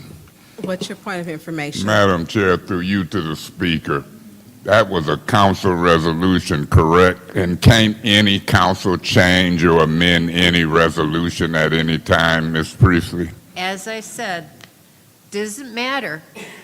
The point has come up that the city did not own the property at the time of this resolution. However, the resolution says the city was to acquire it and then to sell it. So, and that was 30 days. That did not happen. And We have a resolution that we are following. Point of And, information. What's your point of information? Through you to the speaker, Madam Chair, can't this council amend that to 30 days to a year, 2 years, 3 years? Isn't that our job to be able to amend and change things? As I said, this is what it says. So all the discussion about the city didn't own the property is moot because the resolution stated the city didn't own the property at the time of this resolution and that it would purchase the property. The city purchased the property. The House of Esther didn't come up with the money. So the city purchased the property basically against the resolution because they were supposed to do it upon the purchase. But, well, no, I guess they didn't, now that I think about it. But the fact is that that's what the resolution said. And, Point of information. What's your point of information? Through you to Ms. Priestley, do you know I was the council person that made that happen? thank you, Madam Chair. Madam Chair, point of order. What's your point of Is order? we in the second round of person? We're still in the first round, and I'm trying to get the file over that I do have over to Attorney Bosner, which states the actual times and the deadlines. So is there anyone else who would like to speak in the first round? Is there anyone else that would like to speak in the first round? Well, Madam Chair. Councilwoman Winfrey Carter, you have the floor. Thank you, Madam Chair. I'm sorry I was late. Oh, wow. This is a motion to have a discussion about the House of Esther placed on the agenda. Yes. I fully support that motion. This is important. This is very important. We've been dealing with this for some years now, and I was actually one of the council members that voted for the House of Esther to take on that property. Okay? And I want to go back to something that the pastor sitting here in the front said, preserving lives, preserving life. Come on, that's got to mean something, preserving life. We are our Father's keepers, our brother's keepers. We are. We have a responsibility to others. As we sit here on this council, we have a responsibility to the residents of Flint. And I, as someone who advocate for young people, for young mothers, I have a responsibility to make sure that they have all of their needs met. So I will definitely support the resolution to put this on as a discussion, but I don't want it to just sit there. I want us to really discuss this. I want us to really discuss this because it's important. And we have how many mothers? 21 mothers that stay, that need a place to stay. Guys, we gotta discuss this and we gotta take action on this and do something about it. I came in late, but I was able to hear a good majority of what was said. And I'm 100%, 100% for the House of Esther. I believe in what you guys are doing. And if there's anything else that we need to do for the young mothers, come to me, because if they need education, I will help them get their GEDs. If they need adult basic education, I'm right here. I'll help. I'll make sure it gets done. 100% paid. So I'll be voting yes on this motion. Thank you. Thank you. Is there anyone else who hasn't spoken in the first round who would like to speak? Anyone else in the first round who would like to speak? Well, I'm going to speak in the first round, and every opportunity that God gives me to speak. This comes from compassion. We need to have compassion for our community, not political. It's not political for me. And to my colleagues, I actually went to Mayor Neely and spoke to him about House of Esther. I don't always fall on the right lines or what he's doing, but I will always do what's right for the city. And it's non-political for me. And it'll remain non-political. I can't see any greater thing that we could do. And on his words, almost $1 billion have come in this community, and it has not hit the north side. So when we talk about what we can do, we have it within our power to do this, to do something. We have the power and the right to amend a resolution. I just sent the file over, Councilwoman Herkenroder, to Attorney Bossner, because some of your questions, because I want to make sure we're creating things, as I always say, being transparent. I did not get that letter until I knew there was money raised. Councilman Murphy, I didn't get that until I got in here. I went from my hands, maybe 5 minutes went between to your hands. I didn't have it before. So when we talk about who else has rights to this building, it's the community who will own this, who will benefit from this. You're changing 21 lives, 21 babies, and these young women, they age out of the foster care program, and they're separated from the mothers. So I can't think of a better reason to do something, and we're digging in. We all have 5-year terms. This is not political for me. We got so many other things that we could be working on that we should not be having to make a decision if we are going to help young mothers. There was a fight where they had almost 30-something young women, and some of them were mothers. What if they had the life skills, the education, to teach about nutrition? They might not have been out there on Pearson Road fighting in a group, and the aggressiveness that they have. When you know better, you do better. And we need to make sure we're teaching our young women. That's our responsibility, because each and every one of us came from a mother. We have a mother. We were born from a woman.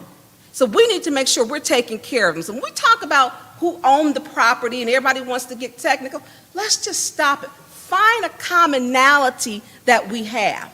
Commonality one, we all serve on this to do our best. We took an oath.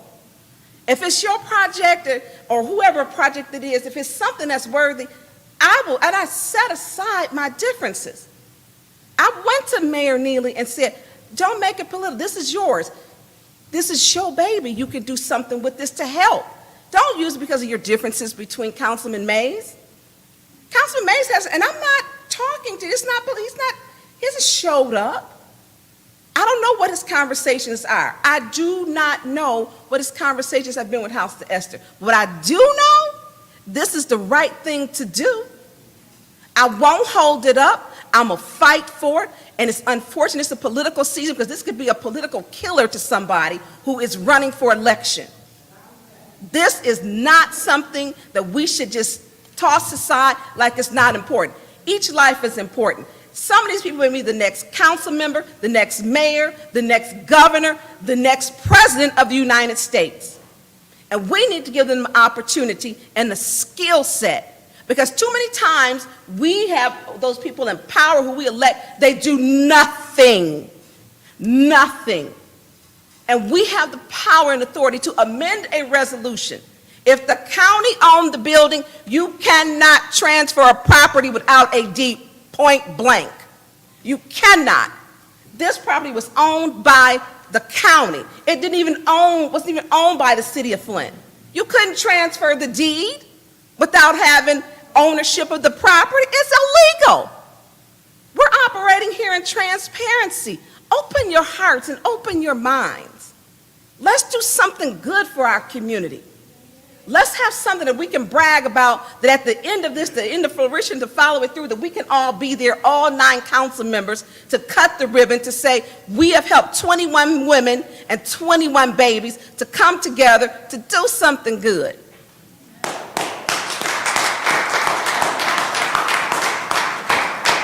So when we talk about cherry picking, and we do cherry pick properties, and I'm hearing the timer, we cherry pick St. John's to sell, the police academy, we cherry pick Shalon Street. So we are cherry picking properties. Let's pick this cherry off the tree, St. Agnes, Father Duquette, and let's save it for families. We're going to our second round.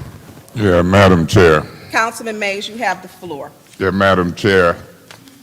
Everybody who don't believe that it's politics is living in a fantasy world. Politics is government.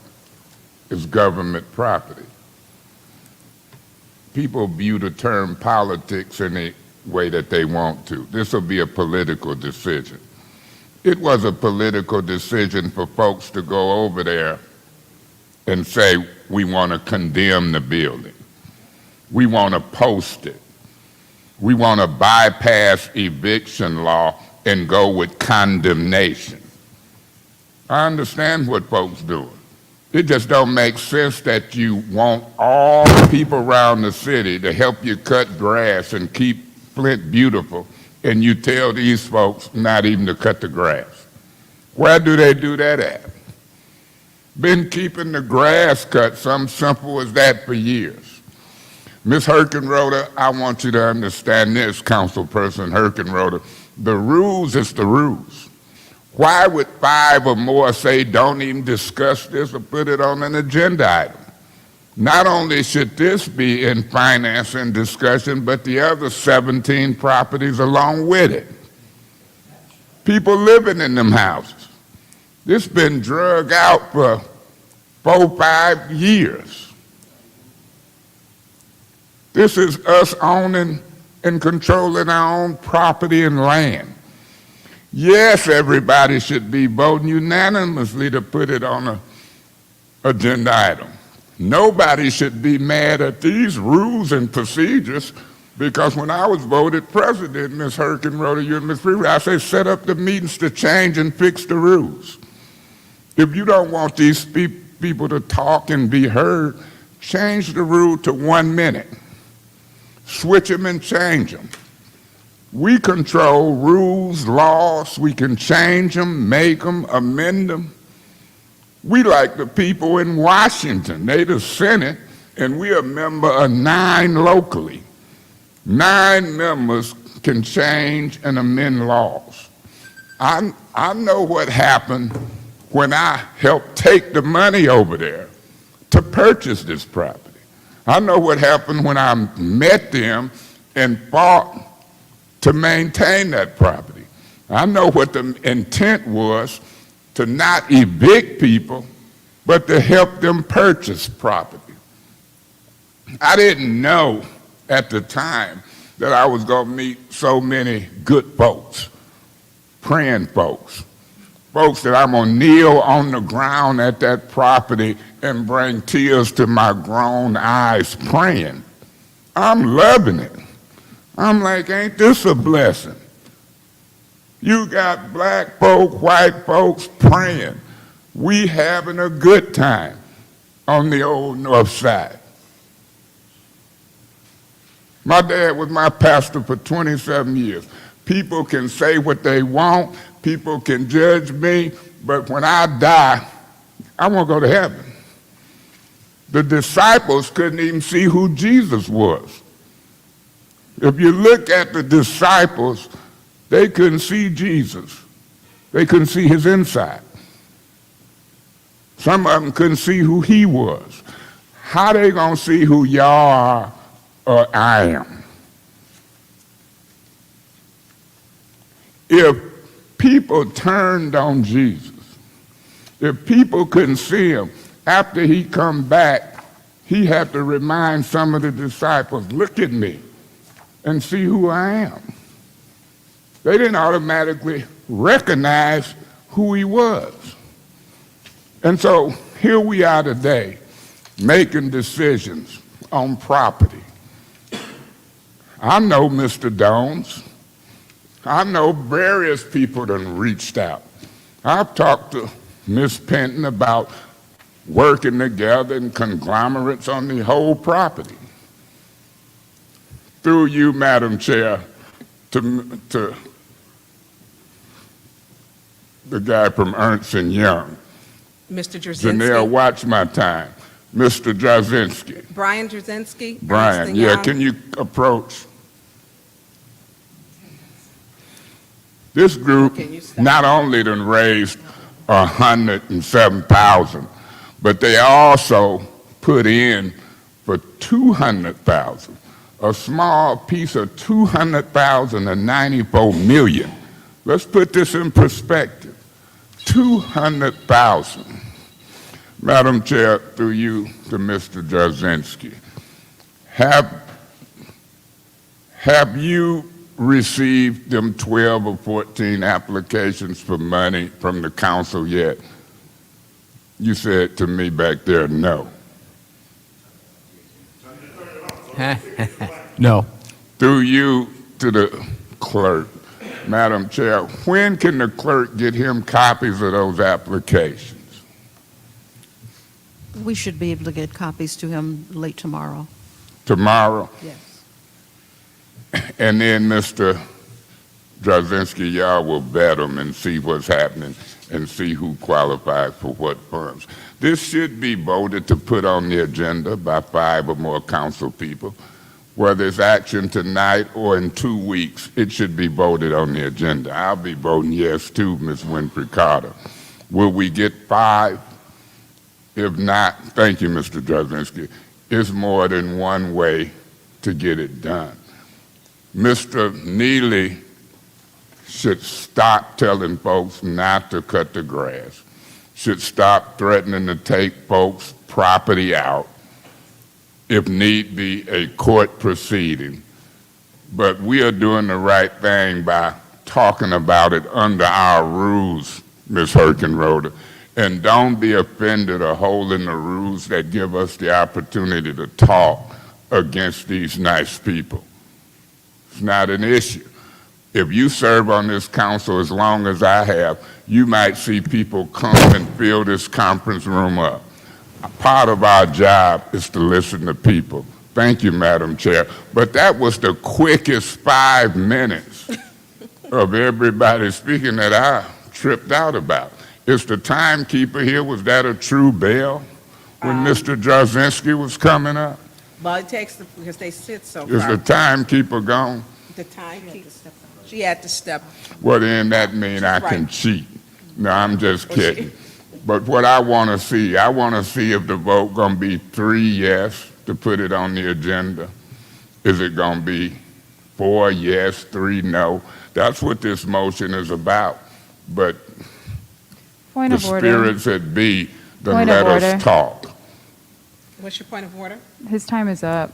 Thank you. I'm waiting for the timekeeper to come back before we start again, so that we have someone to. Madam Chair, Madam Chair, Councilman Mays. I know Ms. Herkenroder don't like us to talk, but the timekeeper would have tell us if it was a false or true bell. But I'm going to do like this. I'm going to vote yes, and we'll see how many yes and how many no, just to simply put it on the agenda. Thank you, Madam Chair. Thank you, Councilman Mays. Anyone else in the second round? Anyone else? Yes, Is your mic on? yes, it's on. Okay. You have the floor, Councilman Murphy. Please, in all due respect, I heard what you said, and political on behalf of my decision to do what I want to do has nothing to do with politics. It does not have nothing to do with me not wanting 21 women, and I'm almost thinking, is it women out there on the street somewhere, walking down the street that's pregnant, that ain't got nowhere to go? If it is, let us know that so we can get their names and numbers so we can know Where them women that walking down the street that ain't got nowhere to go when they got the women's shelter and all of these other places to go? And I'm not saying we don't need that, but I just don't Point like of this. information, Councilman Murphy, you asked the question. Do you know that they do not, there are women with babies who are separated and they do not have a place to stay? They are, and what they do is house them in a motel. You have the floor.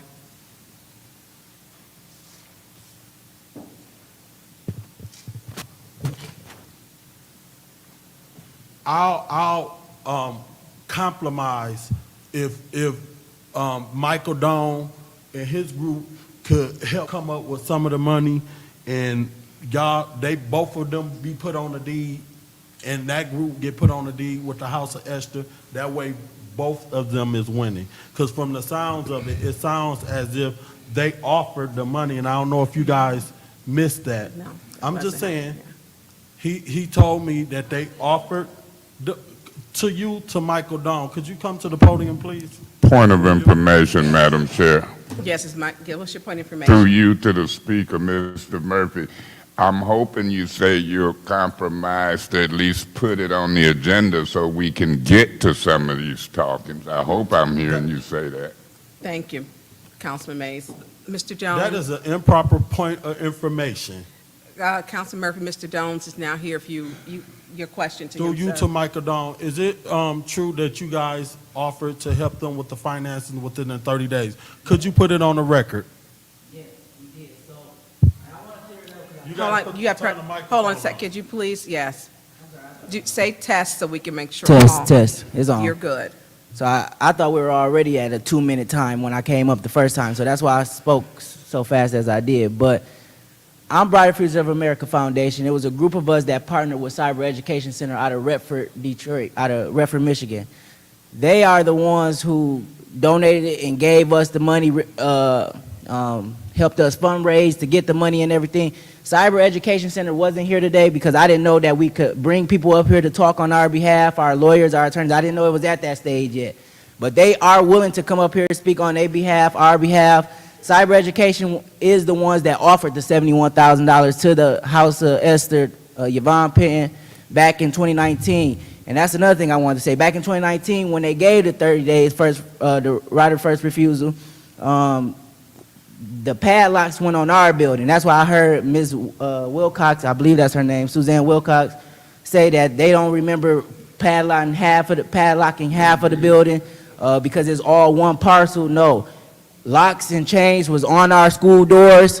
And I thought just because they gave her the 30 days of getting the payment in and everything, that mean that it was all safe for them to, raise their money and everything, but it was too late for us. So I went to Yvonne and her husband, asking them if we came up and tried to do a partnership together, if we covered the $71,000, could we also, get on the property with them? I have it all in email still. They wrote up a contract and everything, but they only still wanted us to be a lease tenant, something that we already went through with the pastor. They wanted us to cover the $71,000. And like I said, please don't take it wrong that I'm not in conjunction with the House of Esther because I love the program, I love what they're doing, but at this point it seemed like we're getting put off on each other just because we're both having Point the of same property. information. What's your point of information? Through you to the Speaker, Mr. Downs, is you in favor of us putting on this for discussion? I am. I am in favor of both of us sharing the property like we were doing back in 2017. Ms. Penn, do you remember when we were there in 2017? You were in your building, we were in the school. We had over 200, and I hear you guys saying 21 moms. We all come from a mom. We just celebrated Mother's Day. Right now, my mama is at Hurley in a coma, so I understand what moms are and how important they are because I'm fighting for my mom's life right now, so I'm with the program 100%. But we had over 250-some kids already signed up in the building in Genesee County, and we had to let a lot of those students go because of this problem. And so, like I said, I can fill this whole room up of mothers and fathers who signed their kids up and trusted our program for us to teach them. And right now, during the pandemic, cyber education schooling went through the roof because we couldn't be in a brick and mortar setting. And our program was damaged by that. Just imagine how far we would have been now, it's 2022. How far we would have been now if the program was never, abandoned, or we had to get out. The chains was locked. We can leave this and all get on the bus right now and go over to that 500 West Pearson. If we go in that school right now, my desk, everything, paperwork, I couldn't even send in a copy of our lease agreement because everything is still locked up in that building. So I'm in favor of us all winning here, but I am not in favor of one program getting to survive and the other one is cold dead. Point of information, Madam Chair. What's your point of information? So you did say you in favor of us putting this on the agenda to have a discussion. I'm in favor for y'all putting the House of Esther and Brighter Futures of America on that agenda. Thank you. Councilman Murphy. Thank you so have much, the and floor. that's the point that I was trying to make. When you out here and you trying to do work in the community, it is so important to collaborate and build capacity because you don't want it to be on one entity. You have a school that's already operating, that already has some financing coming in. Why did it make more sense to go, you had 30 days to come up with some money. Somebody offered to give y'all $71,000 or $72,000. Y'all refused or whatever, for whatever reason, not to collaborate with them to do $72,000 to get the building. So the 30 days passed by. Here y'all didn't have the money. Somebody had the money, the opportunity to put the money on the floor. It did not happen. So 2 or 3 years later, here we got a documentation of somebody want to give $107,585.02 to help with the House of Esther when y'all had a group already that was going to give $72,000 or help with the money. Y'all didn't want them on the deed. So with that Point of being said, I'm all information. done. What's your I point will of be voting. information? My point of information, Mr. Murphy, and don't get frustrated with privilege motions. Do you know for a fact that the information you saying they turned down is true?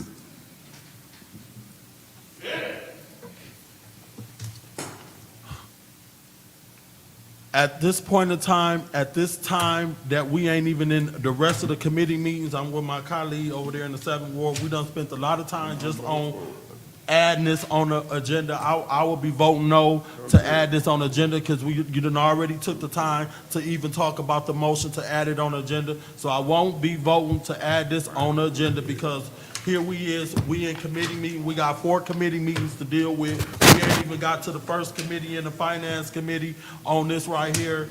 I'm voting no on this. If y'all want to bring this back up as a resolution and y'all want Councilman Murphy to help y'all with House of Esther, I'll help y'all with House of Esther long as Michael Dawn them and they school can be on the deed too. Other than that, I'm not interested. Thank you. Are you done, Councilman Murphy? Yes. Would anyone else like to speak in the second round? Any other council person? Madam Chair. Councilwoman Lewis, you have the floor. So through you to Ms. Penton, so is it true that Michael Doan and their organization offered you the money to pay for?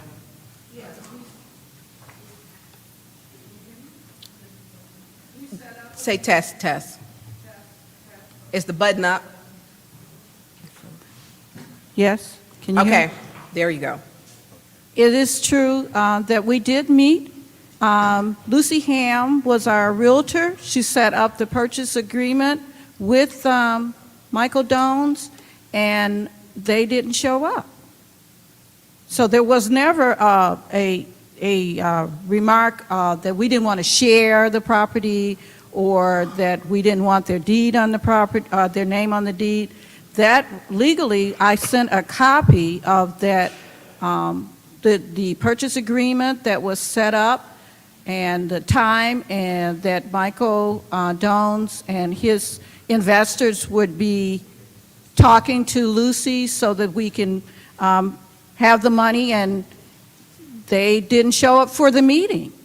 And so that left, in fact, he was our second investor that wanted to purchase the property, leave us on the property and let us have Esther in the church and the rectory, and they wanted the other properties on there, and Michael Dones and his person, they spoke with our accountant, and then we made arrangements for them to meet us, and Lucy talked to them, and they never showed up for the meeting. In fact, Mr. Dones had contacted one of our investors to ask if he could help him come up with the $71,000. But there was never any issue on our part of sharing the property. That was never done. And I sent a copy of the agreement, the documentation. I'm just saying that so that you'll have the truth, Dr. Lewis. I just want you to know the truth, the facts, that Joanne, no one's lying, and we're not claiming that the property is ours. We're just asking for, when we talked to the administrator, he sent us a letter and told us that if we had the money, that we could have the property, that we could pay him, and we're here to say that we have the investor, and we're asking the council if we could proceed, if they could honor what the city is asking us to do. We're saying we have the money. The documentation came at the moment. We have our attorney here, and we sent all of the documentation that we thought we needed to send so that we could ask the council to give us an opportunity to honor the request from the administrator, who said that if you come up with the money, you got to come up with the money within a certain amount of time. And miraculously, somebody came up with the money. We Point didn't of go out and information, ask for Madam it. Chair. What's your point? Through you to Ms. Penn, and that was a recent request that they asked you to come up with the money, correct? Yes, we got a letter just a couple of days ago. I think Attorney Taylor has a copy of the letter, and we forward that copy to, I think we sent a copy to Council Burns. So we are not disputing anything. We're not here to argue. I'm not a politician. I'm a teacher and a counselor. I'm just here at the request of Council Burns and Councilman Mays to give you the truth of the matter. And we have not argued with anyone, debated any issues, resisted any sharing of the property. And None point of that- information, None of that is true. What's your point? through you to Ms. Penn. Our attorney wants to talk. Ms. Penn, I didn't request you to come here today, did I? No, you asked me to stay engaged. Asked you to do what? To stay engaged with the process. With whoever and anybody, yeah. Yes, sir. Whether it's the administration, Ms. Burns, or whatever. And when I got here, I seen you. Yes, because I contacted you, but I couldn't get you. Thank you so much, Ms. Penton. So Thank through you, Madam Chair, to Michael Down, could you please approach the lectern?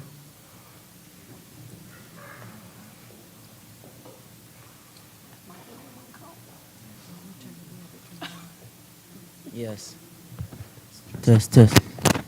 So is it true that you didn't show up for the partnership agreement? I did. It's true that I did not show up. It's a lot to go to this story. Like I said, I'm not against Yvonne Penn. I'm pretty sure she's not against me. We just want the property. So if we can make this resolution to put it on the agenda to talk more in detail, can we please do that? Because like I said, it's a lot to go in it.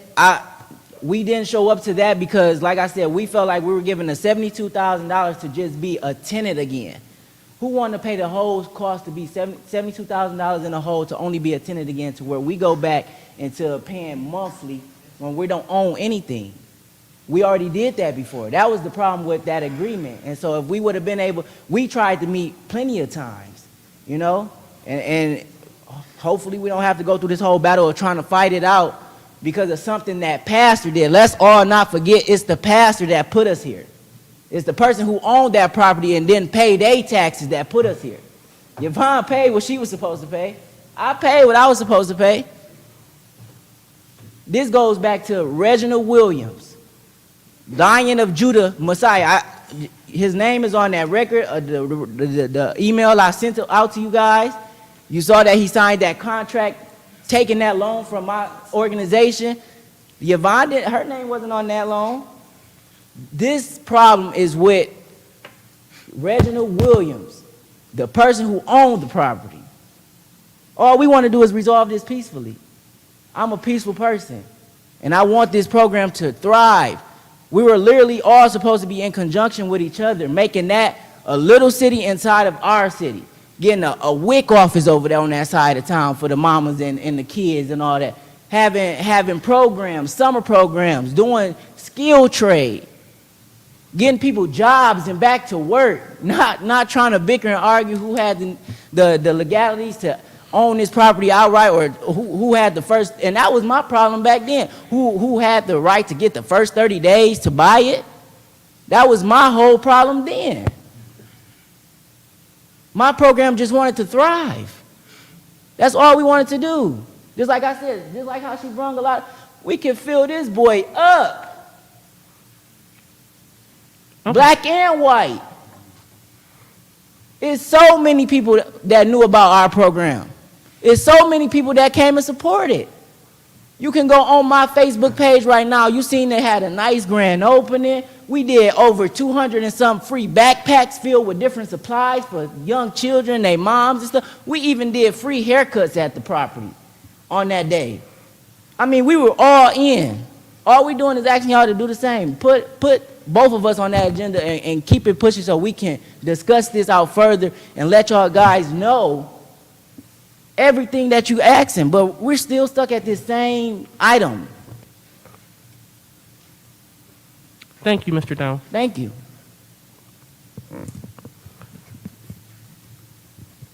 It seems that we have Michael Doan willing to collaborate, and I don't know if the House of Esther is willing to collaborate. So, and I did hear someone say that the attorney would like to speak. I mean, since everyone else has spoke, might as well let him speak too. So, Mr. Attorney, would you, through you, Madam Chair, to the attorney, would you like to have some final Attorney words? Taylor.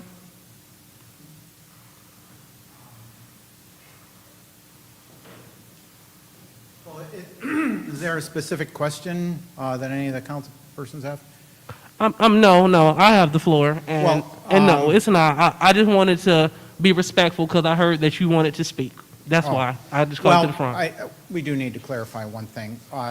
The administrator, the city administrator, did not, from the plain reading of the letter they sent us, did not make us a new offer to allow us, they just referenced the old resolution, and then they said that the amount of taxes and with penalties and all was came up to $107,000 and change. I'm sorry. Can you hear me okay? The letter just referenced the old resolution and that how we had 30 days, and then they just mentioned after that the amount of the back taxes, penalties, and interest amounted to $107,000 and change. That's what the letter said. So we just wanted to clear that up. And I don't see why we can't talk about this, although it occurs to me that what Councilman Murphy is talking about saying that he would be for selling the property, both House of Esther and the school. I would want an opportunity to look into that, because it seems to me that would be putting conditions on sale that might not be within the authority of the council. So off the top of my head, I don't know for sure. But if we were going to talk about that, I would like an opportunity to bring it up later at the subsequent council meeting, so we have an opportunity to look into the issue. Okay. And while I'm up here, we're not questioning anybody's sense of justice.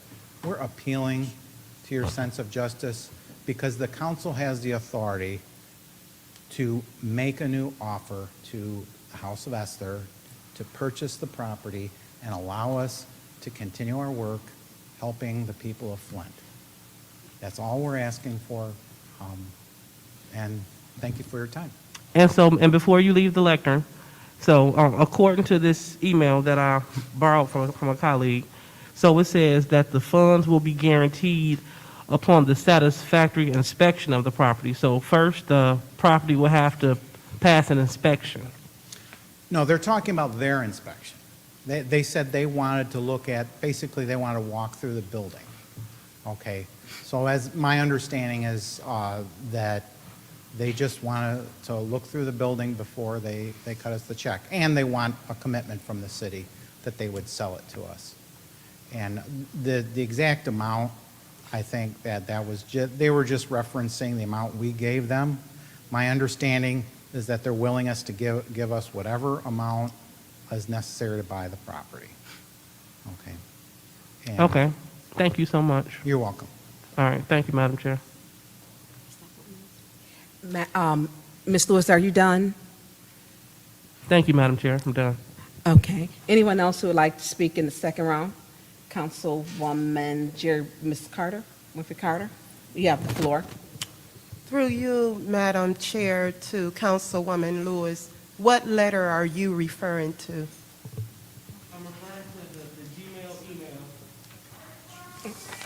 I'm referring to the Gmail email.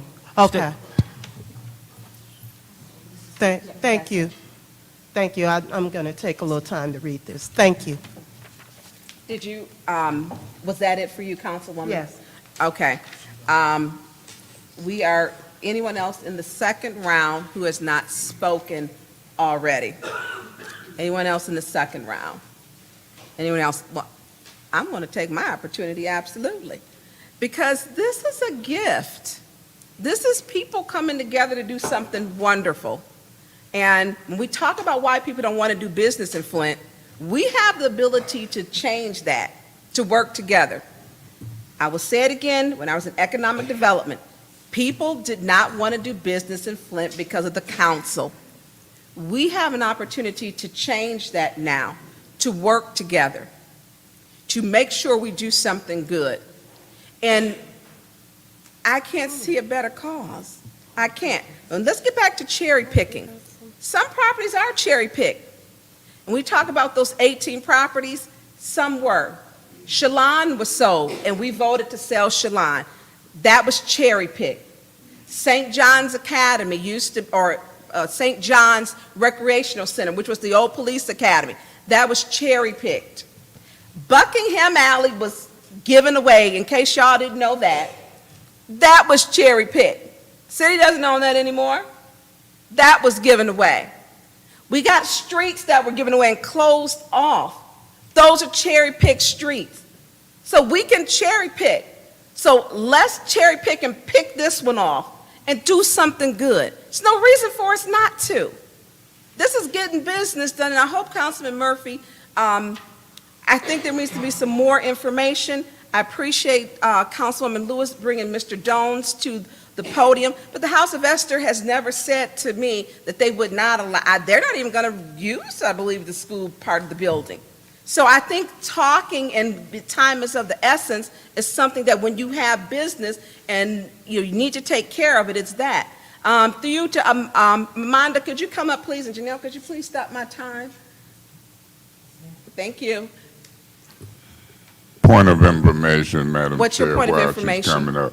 My point of information is, I don't know if you'll amend it, but what's wrong with putting all 17, 18 properties, even though theirs need to be resolved now? What's wrong with putting a discussion item for all of the properties, including House Esther, for a discussion item? Why would people oppose that? Do you oppose that? I don't oppose that, but thank you, Councilman Mays. Amanda, really quick, had you, because I had spoken to prior, had the House of Esther, because what is condemned it is the water, had it been scheduled to get the 4-inch water line placed from the street to the House of Esther and to have a meter there. Can you repeat that question? The House of Esther was condemned because of water. In 2018 or 19, was it on the schedule to have the new 4-inch line replaced? or to have a new one there from the street directly to the House of Esther? That I do not know. Okay, well, I spoke with the former person who was in DPW, and he stated that it was. There's two lines that run, a 4-inch and an 8-inch, one for fire suppression and one for water. And he said that project was slated to be done. And so you have no knowledge of that? No, that's not my division to take care of Okay, that. okay. Mr. Brown would not know because he was, I'll shoot you the email. Thank you, Amanda. What we need to do for me, when we talk about what condemn, a property can be uncondemned, taken off the condemned list. One is for mechanical, for heating or cooling, or because of water. If they have water, which it's a boiler system, you have heat and you have water. So when we talk about how, and it's not unusual to have properties come off of the list, we can work together. Let's show everyone that Flint, we didn't get the water crisis right, but let's get the water crisis through the children who suffered through it right. Let's do something to work together.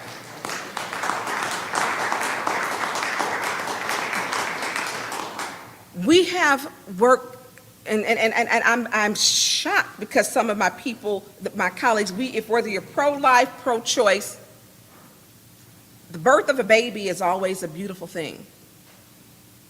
And you need the right direction, especially here in the city of Flint. You got the odds up against you. Our education system, our schools are failing us, poverty, we have no housing. We have a housing shortage here, and we have acknowledged that, as my colleague has in the 7th Ward, that affordable housing isn't available. This is housing for 2 years for these young mothers with the babies. We even have a formula shortage. So if these mothers are nursing, the mothers are now separated, and they're most often to be in a separate county from their baby because they're housed in a motel. A motel. Not a hotel, a motel away from their babies. We need to keep moms, young mothers especially. We don't have the grandmothers like they used to be that we call the Madeers or the big mamas or your grannies. A lot of these young mothers have had young mothers too. Let's break the cycle. Let's change the trajectory. Let's take them out of their toxic environments and do something good for them. We have the power to amend this, and I would appeal to my colleagues, let's vote to have this as a discussion item. Let's change the trajectory. And for those who, let's not make it political, I did not know about the check. I want to reiterate that again. I did not know, but we got an opportunity to do something. Let's work together with the House of Esther. Thank you, Janelle. I heard the buzzer. We are now on to the vote to add House of Esther as a discussion item. I will be voting yes.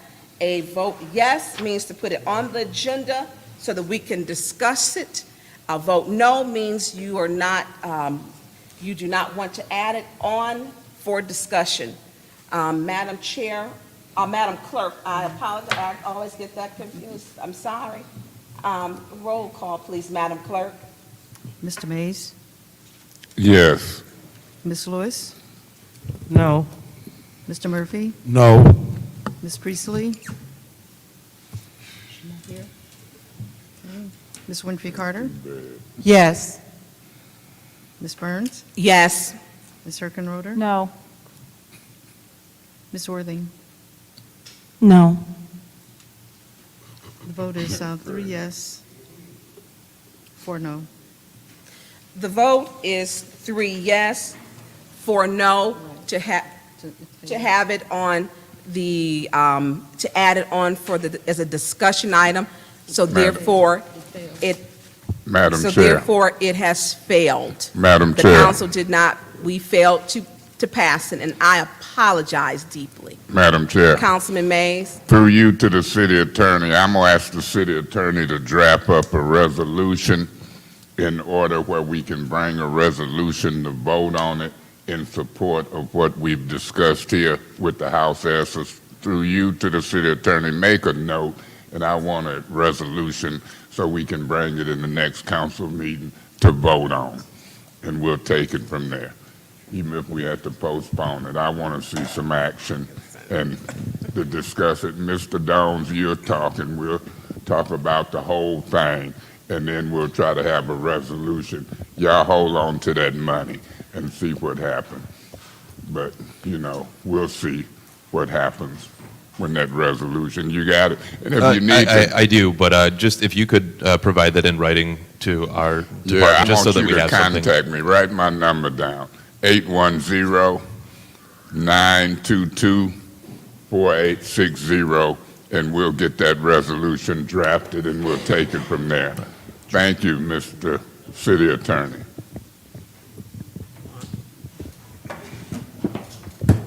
Sorry, we're sharing equipment. Thank you, Attorney Belson. I'm sorry, we are sharing. Councilman Murphy, did you? Yeah, just to piggyback on what he's saying, I'm not sure what that resolution is going to look like. We did hear from their attorney. Their attorney said he wanted to meet with Michael Doan to see how they could collaborate together. He's not sure legally if they could do both ownerships on a deed. So what I said I will be supporting is a resolution to have both entities on the deed where both of them can work together on that right there. So if a resolution just come with House of Esther, being that they wanted the first rights of refusal too, with that. And then he did also come and indicate that he was not, when the meeting did happen, he was not interested in having a meeting where they was going to give some money and just be a tenant in no building. So that's what he clarified, and that may be why he didn't go to the meeting. So I would like to see something where both of them can be on the deed. If it's not that, then I'm not sure I'll support the resolution with just the House of Esther on there, not them. Okay. So that's my compromise. If that don't happen, y'all can do whatever y'all want to. Well, I think that, and I get what you're saying, and I think that as Councilwoman Lewis, Councilman Murphy stated, when she brought him, I think we need to have a conversation with with Michael Doan to see if he can acquire the funding. And because when I spoke with him the other day, his status was something totally different. So, and we need to talk, because you're the information, so we'll do this late, you know, and I'll give you a call. I get what you're saying, but, and I think. I'm not interested in no resolution right now until we get. Well, and it's not going to be done right now, and we're looking at some time, and Attorney Belsener is actually, he's written down everything. Madam Chair. Councilman Mays. Before somebody call a point of order and say move on, I want to say this. You got resolutions, you got memorandum of understandings, you got deeds. So when I ask for a resolution, we done voted for memorandum of understanding between two parties. So, you know, this council voted not to have a discussion, so I'm going to go to work on it. There can be memorandum of understanding, there can be resolutions, and I'll look forward to the city attorney and our talking, and I look forward to continue talking with Ms. Penton, Mr. Dones, and anybody else as we try to get this to a point of action. I ask that the city administration stop the nonsense, allow them to cut the grass, don't be threatening to move their property out, and them water lines, Mr. Brian from Ernst & Young told us a week or so ago, you can put them water lines in with COVID money. Them properties deserve to have a separate water line. So let's see what we can do moving forward on this to try to see what we can do to satisfy folks. So I thank God for the opportunity to get some discussion started and some action to follow. And we need to really talk with the administration to keep them from acting a certain way in the meantime with these folks. Thank you, and God bless you for being here. Thank you. It is now, I'm going on to public speaking. Did you need the floor? Yeah. You have the floor. I would like to put a motion on the floor to do all things necessary to stop the eviction of the House of Esther. There's a motion on the floor to stop the eviction of the House of Esther. Madam Chair, support. You know, y'all didn't even let me get it. That was, to stop the eviction of the House of Esther, to do all things necessary. And it has been so properly supported. Madam Chair. Councilman Mays. Yeah, I want to make this one quick.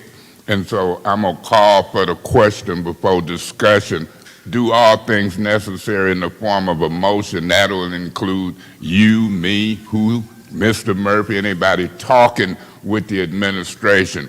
And so I'll support it because if I'm counting right, I count to 5. When I look at the maker of the motion, Mr. Murphy, seconded by Ms. Liddell Lewis, see how God do things. I call for the question on the motion. Call for the question to do all things necessary to stop the eviction of the House of Esther. Point of order. What's your point of order? The call for the question has to first be seconded and get 6 votes It before was we can actually. seconded. Who seconded, no, Mr. Mays' motion to No, call the Mrs. question? Lewis, Ms. No. There has to be a second to the call to question. Oh, I'm sorry. Yeah. Thank you. Okay. Is there a second to the call to question? Madam Chair, support. Thank you, Councilwoman Herkenborn. It has been so properly supported. Call for the question to do all things necessary to support that. The House of Esther, Madam Clerk, roll call. Point of order. Wait. The call for the question is a separate vote, and then if we get the 6 votes on the call to question, then we go into the vote on the motion. I just want to clarify that. Thank you. Call for the question. Call for the question. Okay, Ms. Lewis? I'm gonna call for the Yes. question. Okay. Mr. Murphy? No. Ms. Priestley? No. Ms. Winfrey Carter? Yes. Ms. Burns? Yes. Ms. Herkenroder? Yes. Ms. Worthing? Yes. Mr. Mays? Yes. The vote is 6 yes, 2 no. And So the call for vote- the question. The vote is 6 yes, 2 no for call for the question to do all things necessary to stop the eviction for the House of Esther. Now, wait a minute, one more vote. Okay. Wait. Now we got to vote No. on the do all things Call. necessary. We need 5 The votes. next one. The motion is to stop. Now, the motion on the floor, and I'm sorry, I've been trying to multitask up here. Thank you to my colleagues for keeping me together, because I drank way too much water. So, the call to the question is there's a motion on the floor to do all things necessary to stop the eviction. It was properly seconded by Councilwoman Lewis. So we are into discussion. No, we're not. we into the vote. I'm sorry, we're into the vote. Okay. So, Madam Clerk? Okay, Mr. Murphy? No. Ms. Priestley? No. Ms. Winfrey Carter? Yes. Ms. Burns? Yes. Ms. Herkenroder? Yes. Ms. Worthing? No. Mr. Mays? Yes. Ms. Lewis? Pardon? No. They made the motion. That's a waste of time. Didn't hear you, I'm sorry. No. You said, I'm sorry, because we got a lot going on up here. I apologize, we're getting him a mic. So what would yours was, I missed the last 2. How many no's Okay. do we have? Okay, first we have 4 yes and 4 no. So, because it does that, so then it It fails. fails. Madam Chair. Are you all set Oh, sorry, go ahead. with your mic? Madam Chair. Okay, hold on just a second, because I'm trying to get situated. So you're good then now. Okay with this. Believe, Ms. Herkroder, were you first? Or there's someone over here? Point of order. It was If- Liddell. Point of order. What's your point of order? You haven't repeated and called that vote yet. Maybe they want to change. Yeah, we did call. We did. I did do 4. There was. Oh, excuse You me. did. Excuse me. Excuse me. Where's Janelle? We did Because, I'm indicate sorry, 4 Mr. yes, 4 Councilman no. Mays. I had a lot going on up here. We were trying to get, and I would hope my colleagues would be patient. We were trying to I get did say 4 yes, 4 microphones no. Yeah. plugged up, and they're right at my feet. Yeah, And my point of order is that when I seen Ms. Lewis and them chiming in. I don't know if they was trying to change them votes, but once you announce it, you can't change it. Maybe they wasn't, maybe they was. That was my point of order. I announced it. Excuse me, I did announce the vote, the 4 yes, 4 no. Yes, it was announced 4 yes, 4 no, and I did state that the vote did fail. Yeah, but you didn't announce the count, and I was trying to see what they was trying to do. Maybe they were trying to do nothing. So it is what it is. Okay, thank you. Unless they change. Councilwoman Lewis, and then I Councilwoman yield to Ms. Priestley, you're Priestley. next. Dr. Lewis yielded to me. I'd like to make a motion to halt the eviction of House of Esther contingent upon their obtaining liability insurance for the property. Madam Chair. Madam Chair. Councilman Mays. Madam Chair, I would second that motion. Okay, it has been properly second. Madam Chair, Councilwoman Worthing. I don't believe they can get insurance on property they don't own. What did she say? That would be, We have a second. Madam Chair, Councilwoman Priestley. if they are properly renting the insurance, renting the property, they can obtain liability insurance. It is important to protect the interest of the city. They cannot occupy the property without liability insurance. The city's insurance does not cover that part. Madam Chair. Hold on, Councilman Mays. Okay. Thank you, Madam Chair. When I asked, was that property covered under city insurance, the answer was yes. Any property that we own is covered under city insurance. That's why you got the people in the houses who we would have liability for that. So no different from Brennan Center, Hasselbrink, House of Esther, the property on Home Street, Holbrook, all of them has got some coverage on it. I second Ms. Priestley's motion because it's headed in the right direction. It gives us an opportunity to get involved in not evicting them folks out. It gives us opportunity to discuss it. I don't know if her motion will pass or fail. And I don't know if they can find any type of insurance coverage or not. But it's the closest thing that we done got so far today as it relates to 5 yes. So I'm gonna vote to support it, and we'll see if the details of her motion to help stop the eviction, how you doing, ma'am? To help stop the eviction contingent on insurance. And so I'll be voting yes on it, and I'll make it short this first round. We'll see if we done went up from 3 or 4 yes to 5 yes. It's a logical motion. It's in the spirit of us trying to get involved. And so I'll be voting yes. Thank you, Madam Chair.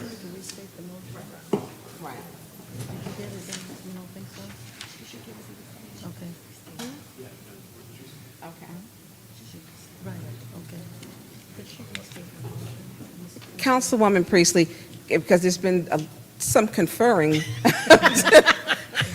So could you please restate for the clerk,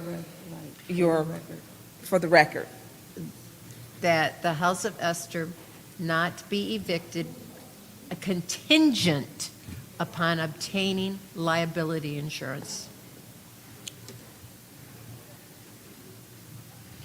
So if they don't get liability insurance, they have to vacate the property, is basically. Are you stating, because you can't get it unless you own it or rent it, are you saying them seeking or getting an insurance Obtain. quote. You can't obtain Point of unless you have order, Madam I'm not going Chair. to argue, Yeah. debate Point of this. order. No, but- I'm not, and I want us to have dialogue as we were up here. What I'm stating, and I'm sorry, what's your point of order? I'm glad you recognize that. We in discussion, right? And you haven't had around, Ms. Priestley might have. I just don't want y'all to get too out of hand, but I'm okay with it. But that's why I always like informal discussion. But just keep an eye on what's going on in these rounds. Okay, and I'll save my time for that, because I think there's a lot that's going on up here and an understanding how, to obtain or to get, before you purchase a property, you can get a quote on insurance or an intention, but your policy does not go into effect until you acquire ownership of the property. Who is, point of information, And point that of was, order? what's your point of information? Who is the one who has this floor right now? Was it Mr. Mays or was it myself? It was you, and the clerk wanted you to reiterate Okay, your 'cause I statement, wasn't- please. Okay. Because as far as I know, I hadn't spoken at all on this Right. motion. No, and I think you got up and you talked, we conferred, and then we Okay. had mic issues. Okay. So for the clerk, do you need her to restate that again? We have it. Okay, we have it, so you have the Okay, so floor. I'll go ahead and speak. Mr. Whittigan, if through you to, Madam Chair, Mr. Whittigan, can you address the insurance issue, or should that be Mr. Wilcox? Ms. Wilcox, sorry.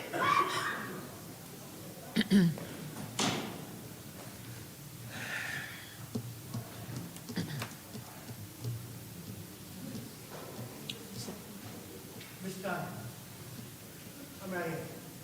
I'm Pastor. For the record, I'm Pastor Adam. Out of order, point of order. Order. Point of order. Point of order. But just a second, can you take a seat while I need to go?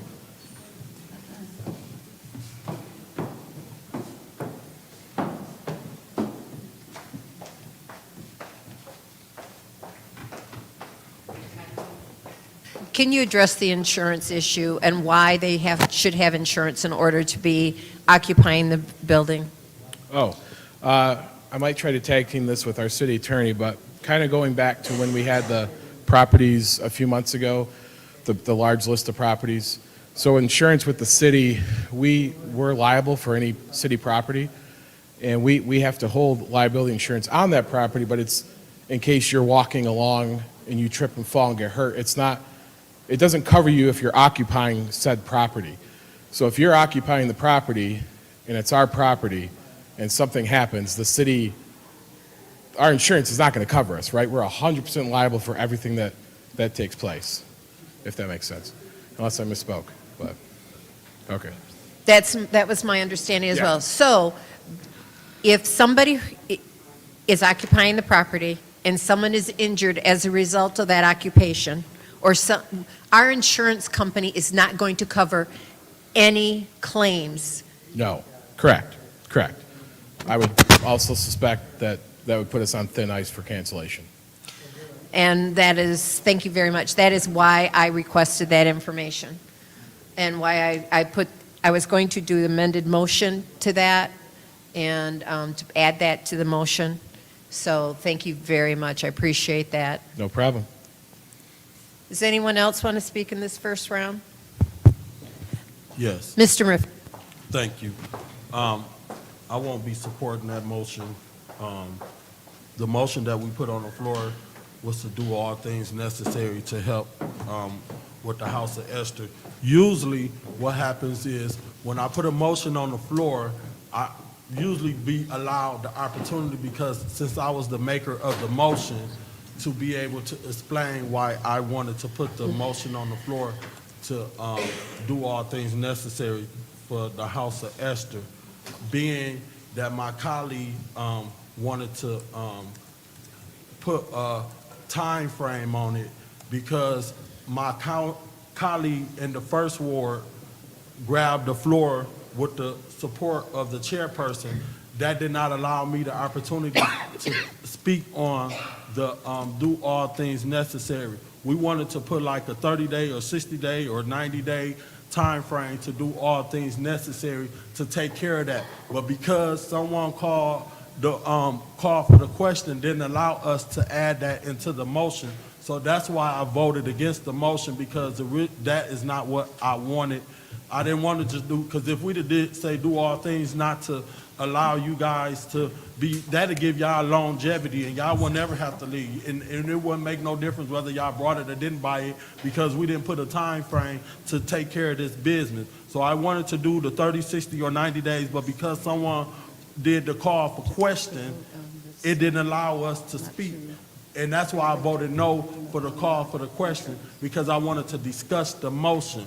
For the record, for those who didn't understand, why would I put a motion on the floor to do all things to stop you guys from being evicted out the building, but then turn around and vote no against it? I voted no against it because my colleague in the first ward hurried up and grabbed the floor before I can explain why I put the motion on the floor, and then he did a call for the question. So since he did a call for the question, it killed everything. Sometimes people could be just mess things up while they think they helping. I wanted to help you guys, but I wanted to put a time frame for y'all guys to, because y'all been in here how long? So we wanted to make sure that y'all could do whatever y'all could do within 30, 60, or 90 days, whatever my colleague decided to want to do. But I didn't get that opportunity because when I put the motion on the floor, somebody else took the floor. So it messed it up. And I agree. We shouldn't do all things necessary to allow y'all to be in the building forever with no end dates. Thank you. So I won't be supporting the motion for y'all to put some insurance on the building that y'all don't own. What I will support is to put a time frame on y'all completing whatever y'all need to do, but because I didn't get the floor and somebody else took it, it messed it all up. That's what just happened, and that's why y'all saw me vote no on all the other stuff, because it ain't what we want. It wasn't. I didn't even get a chance to tell y'all why I put the motion on the floor. I won't be voting, and I hear what you're saying, Councilman Priestley. Not only that, I want to make sure that Brother Don is included in whatever with his school. That's what I agreed to do. Not all this other stuff. I'm not agreeing to support no insurance on the building that y'all don't own. It's not fair for y'all to try to put no insurance on no building that y'all don't own. Y'all don't know when y'all go get up out of there. Y'all don't know. They already telling y'all got to get out of there to Friday. So at least, even though I don't agree with all the, even me being questioned about my religion or my spiritual belief, I wanted to make sure that y'all wouldn't go get put out by Friday or whatever. So I was just putting a motion on the floor, but I wanted to have an end date, because you cannot just let nobody be in no building and don't have no end date on whether y'all go buy the building and collaborate or just stay in the building forever with no water or whatever. So I don't know what kind of operation y'all running in the building that ain't got no water, but that's a whole nother story. So I won't be supporting your motion. Okay, is there anyone else? Anyone else in this first round of discussion that hasn't spoken? Anyone else in this first round of discussion who hasn't spoken? Is there anyone else in the first round of discussion who hasn't spoken? Well, I'm going to speak in the first round. A lot of this is getting muddied for me, and I would like to keep it simple. We have an organization, a worthy cause, they have the money. Every time the goalpost keep getting moved. It was 71,000. Oh, they don't have 71,000. They have it. And guaranteed funds. You shouldn't have hope. We're giving hope to the hopeless. It goes up to 108,000. The goalpost, it was moved. They have the 108,000. And now because compassion. We have to get outside ourselves and have compassion. I may not agree with everyone's project, and if this is the way we're going to be, this is going to be a long, hard council, because people are digging in the dirt and putting their heels in, and where's the compassion? You said they didn't have the money. They have guaranteed funds. They have a person guaranteed to pay no matter how much it costs, as the goalpost keeps moving. When someone has blessed them to do this to help change other people's lives. Well, it's the call to the order. It's Miss Councilman Mays is actually not really in this, and he's not. He's not even talking to me about, I have not had any conversations with Councilman Mays about the House of Esther. Not one. So for us to say, this is about, it's beyond us. It's beyond us to do something. And we're not making a point to hurt them, the House of Esther. And even with, and I talked to Michael Dones. He even told me, he said, hey, I'm not against Ms. Penton, you know, and he has a due diligence. And I appreciate the question that Councilwoman Lewis asked, why didn't you show up? If that meeting is that important, why didn't he show up? Let's get restarted and open up those talks. So when we talk about, if I'm going to close, you got to show up and be present. You have to. And with Mr. Doan's project, there needs to be more dialogue. I spoke with him. I had more conversation with Michael Dones than I did Councilman Mays, because I haven't had any with him about the House of Esther. I had more conversation with Mayor Neely because I didn't want it to be political.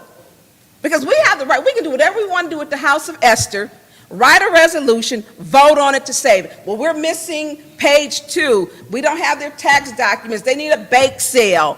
The water line. I wish everyone would work as vigorously hard as you trying to kill this deal to keep it going. And that's what we're not doing. You're working hard to dig in to not support this. And this is going to be a long, hard road in this council if we do that to each other's projects. Councilman Murphy, your mother had a beautiful room at the House of Esther. It's still decorated. I just took pictures there a couple weeks ago. Her name is on the door, where you said you had to drag that chair up there. That's an honor that your mother saw worth and value in this program. I don't think they were questioning your religion. I think we take and listen things and we make, for me, I don't think they are true because they would have been questioning. I didn't take it personal. I didn't take them personal. I think what they have is a compassion. They don't know none of our religion. They never asked me what was my religion. Matter of fact, I don't know if they ever asked me if I believed in God. I really don't think they did. But I hope that they can see the God in each and every one of us, because all of us up here has said we're religious, that we're all at least Christians. And for us to turn our backs and to say and to do nothing is shameful. It's shameful. We giving $16 million to houses to tear them down that the city don't own. We don't even own those to land bank. And that's our ARPA funds. We need to be doing something for our residents. And this project is the most worthy project I've ever seen. 18 months, these people in the city of Flint were poisoned by the water. We haven't done anything to make their lives whole. Let's begin to make them whole. This isn't complicated. A simple yes, do all things necessary. Let's make sure we open the House of Esther. That's all. That's all. We're on to the second round. Madam Chair. Mr. Councilman Mays. Yeah, thank you. I'm going to make this quick. We had a motion to do all things necessary to try to get involved in the eviction process. If that means communicating with the mayor, building this, anybody, I thought that motion would pass. It was 6 votes to call for the question, and some fell apart. Cynthia even had I ain't gonna call you up. Cynthia even had stuff she wanted to do with the veterans. I can name some athletes who want to do something on the property, and they had plenty of money for that big recreation building in the back. Then you got Michael Dones. I done been in press conferences with him when he was having the press conference when the padlocks was put on. I've been talking to Miss Penton them for years. People ain't objected to collaborating. Ain't nobody objected to that. If this thing get to moving again, I'm sure whether we met at Hasselbrink, at a church, everybody is willing to talk. So I don't want people not putting it on the agenda to talk or do all things necessary in a timely manner and caught up in particulars. I thought the easiest motion in the world was for people to talk and to get involved. That's all this is at this point right now. Then you'll get into later on transferring of funds if there's any collaboration, but this council should be voting to talk. Now those people who didn't want to have discussion on it, we could be moving through the agenda by saying, try to do all things necessary. Ms. Burns says she didn't talk with the administration. Don't be mad at me because I've encouraged Ms. Penton, talk to anybody and everybody who can help. That includes this council. When Ms. Penton told me she was talking with Ms. Burns, I'll say, let's see what happened.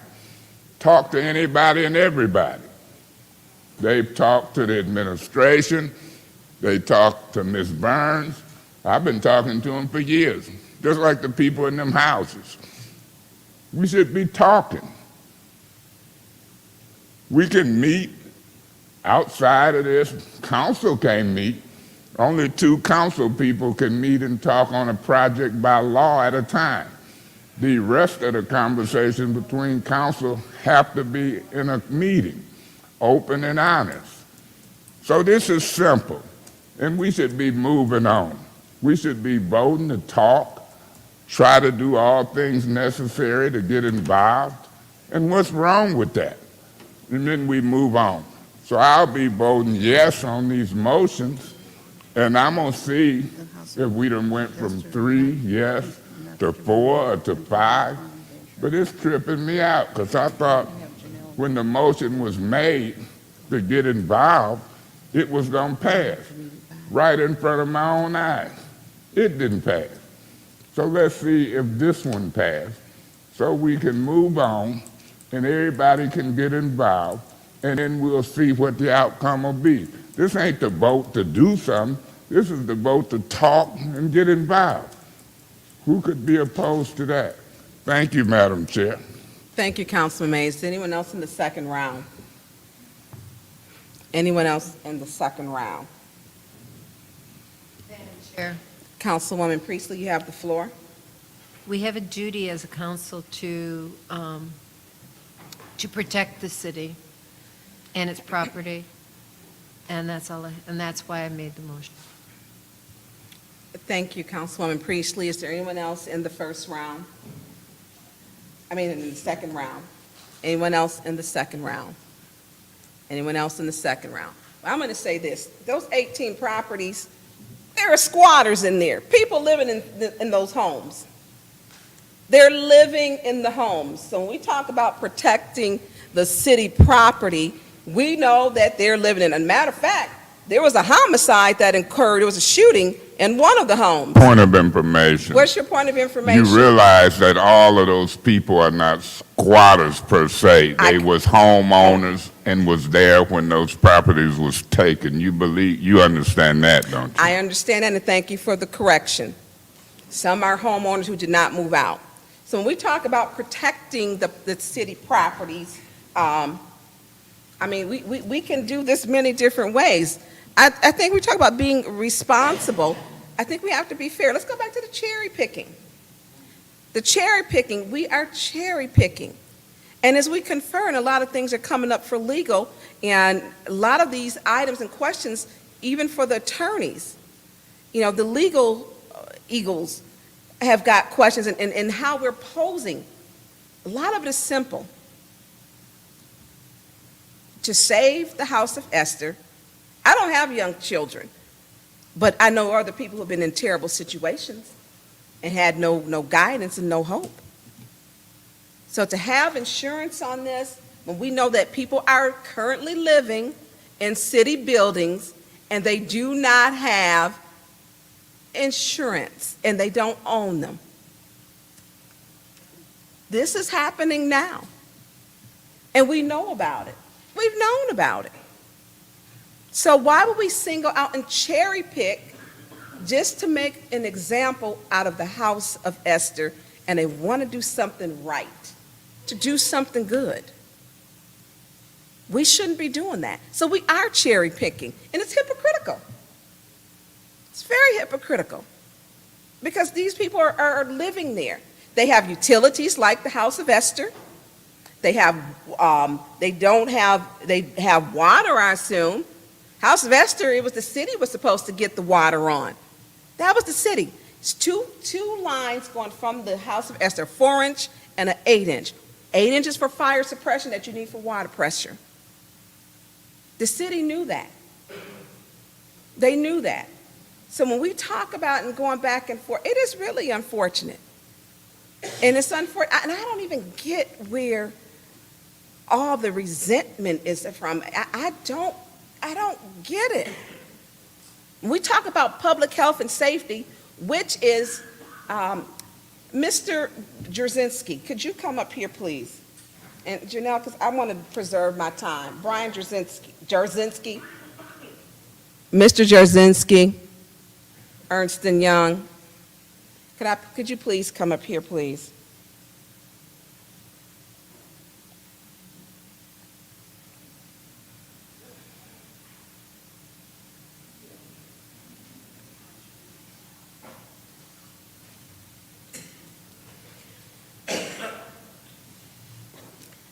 Thank you. Qualifying for ARPA funds, you have stated before that this type of project, if it deals with public health and safety, would House of Esther qualify for ARPA funds? Well, it depends on exactly what I know you want said to- the water lines, which is infrastructure. So the infrastructure would, for sure. Okay. Because it's on And city that's what's property. holding them up. They have no water. So we can get a water line, and ARPA would cover this, because they're given their 108, and the water line doesn't cost 108,000. I know that they put a new water line in at a place, well, I'm not going to say his name, and I think it was like $12,000. They're giving the city 108. We sold Shalon for $6,000. So infrastructure, water lines, it could be done. It would qualify. It would qualify. Thank you. So that's the compliance firm, the $1 million compliance firm that we Point all of voted for. information. What's your point of information? Does Mr. Jarzynski understand that this is not a water line from the street to the convent? That's still infrastructure, just like we're doing and changing water lines at Miller Road. There's already water on the property? Yes. Well, there's none right now. It's turned off. Now, there's issues, Councilman Mays. Point of information. It would be fair to say it is some connection from the street to the property in that infrastructure. Wouldn't that be a fair statement? It would be a fair statement that it is to one building. It has to be, the issue is that the water all goes to one building out of 5. And because the age of the infrastructure, it's old and needs to be repaired because the water pressure is the not water safe. line within the private property as opposed to connecting from city to the property? Madam Chair? Yes. It would be from the street to the property. Right now, they all connected in the old days with 1 meter, so it would be a new line from the street to the property. Okay. So it would be connecting existing public water source from the street to a private property, To a, public property. that is correct. And this is just a water hookup. It's just the water hookup. mean, from an expenditure perspective, as I said, it would likely qualify. So it would likely, thank you, Mr. Jazinski. So he said it is likely that it would qualify. So that we have, and thank you. I mean, you're a $1 million firm, and thank you for on-the-spot answers. We appreciate it. We truly do. You're the expert, and we voted for the experts. I did. So how much time do I have, Janelle? 1 minute. Okay. So I would ask my colleagues to research, and maybe we need to take a breath from this so that maybe we can pull back. The goalpost keeps getting moved, 71,000 to 108. And each time they're meeting that goal. We have other interested parties, which they're going to talk to figure some of this out so that we can make sure, Mr. Murphy, Councilman Murphy, that this project is a project that can benefit the community. I don't believe that the House of Esther wants the school. And we also have to find out if Mr. Jones can get the funding. The city had required that they get guaranteed funds. They had to bring in that it was guaranteed that they had the funds to close.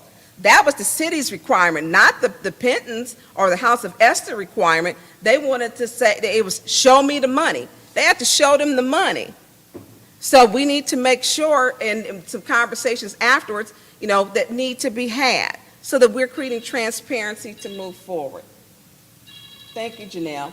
So it is now the call for the question to do all things possible to, Janelle, could you restate it, please? All things possible to stop eviction. Councilman Pfeiffer won't be here, but.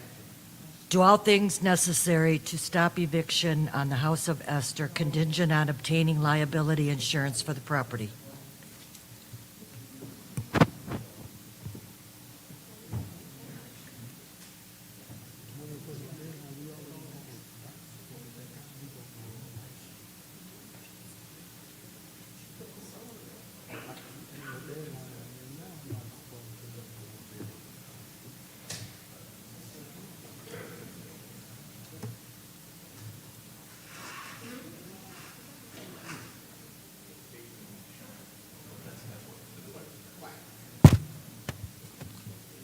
Point of information. What's your point of information? To the clerk, I thought we already voted on the motion to do all things necessary, and it died for the fourth vote. And I thought the motion on the floor was a motion for them to put the liability insurance on the facility. So that's what I thought this motion was for. That was what she said, to halt all things. She did. Can you repeat that for Councilman Murphy, please? Oh, okay. All right, excuse me, I don't think all things necessary was in it, but it's to stop the eviction on the House of Esther contingent on obtaining liability insurance for the property. Did that satisfy you, Councilman Murphy? Okay. Thank you. Okay, so the call for the question is to do all things necessary to stop the eviction per obtaining insurance for the House of Esther. Madam Clerk, yes would be to do all things necessary. A vote no would mean no. Madam Clerk? Okay, Ms. Priestley, Yes. Ms. Winfrey Carter, No. Ms. Burns, No. Ms. Herkenroder, Yes. Ms. Williams, Mr. Mays, Yes. Ms. Lewis. No. Okay. The vote is 3 yes. No. I'm sorry. Mr. Murphy, I'm sorry. No. No. The vote is 3 yes and 4 no. The vote is 3 yes, 3 no. 4 no. 3 yes, 4 no. The motion fails. Madam Chair, Councilwoman Lewis. I would like to entertain a motion to do all things necessary to halt the eviction of the House of Esther and the Freedom School for 60 days. Madam Chair, Thank you, Madam Chair. Councilman. I'll second that motion. Could you, Janelle, Could you, Councilwoman Lewis, because of your mask, could you restate it so it's clear for the record, please? Absolutely. I would like to do all things necessary to halt the eviction of the House of Esther and the Freedom School for 60 days. Okay, there's the motion on the floor to do all things necessary to stop the eviction of the House of Esther and the Freedom School. And Councilman Mays, you second that, correct? Yes. It has been properly seconded. Is there any discussion? Yeah, Madam Chair. Councilman Mays. I'll yield to the maker of the motion, then I'll come if she wants the floor. If not, I'll proceed.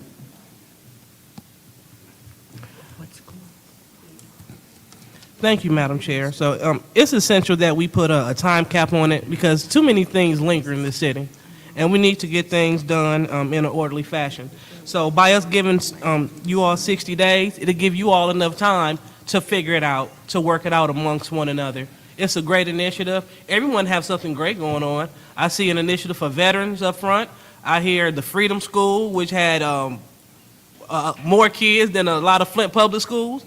And then also, I mean, we have the House of Esther, a safe haven for pregnant women and their children. So it's all a great idea, but what we need for you all to do, we need for you all to work it out, so when you all come to us, then we can have all the information that we need to assist. Because I don't like to piecemeal things. I like for us to have all the information that we need. And so if you do your part, we can do our part, and then we can serve the city. Thank you. Yeah, Madam Chair, if I may, I'll vote for this 60-day type of do all things necessary. And the reason I'll vote for it is because once the administration posted that and looking at it as condemned property, within 60 days, regardless, I ain't gonna say regardless of who get the property, but within 60 days, maybe we can initiate that water line. And if the water line is keeping that particular property from being condemned, then that'll be a blessing because the consumers is on. When they first contacted me about consumers, they made me believe that it was a wire running from one building to another to supply consumers. But the fact of the matter is the building was running one wire to another to pump some water out of the church basement and try to preserve that church basement. And so then when they was talking about heaters, they wasn't even in there using the heaters. So the 60 days, I'm gonna support it because that give us as a council a way to buy time to say, look, quit being so hard on them. They done been cutting the grass. Quit being so hard on them. If they got property in there, we ain't got to go to court. We ain't got to try to evict nobody.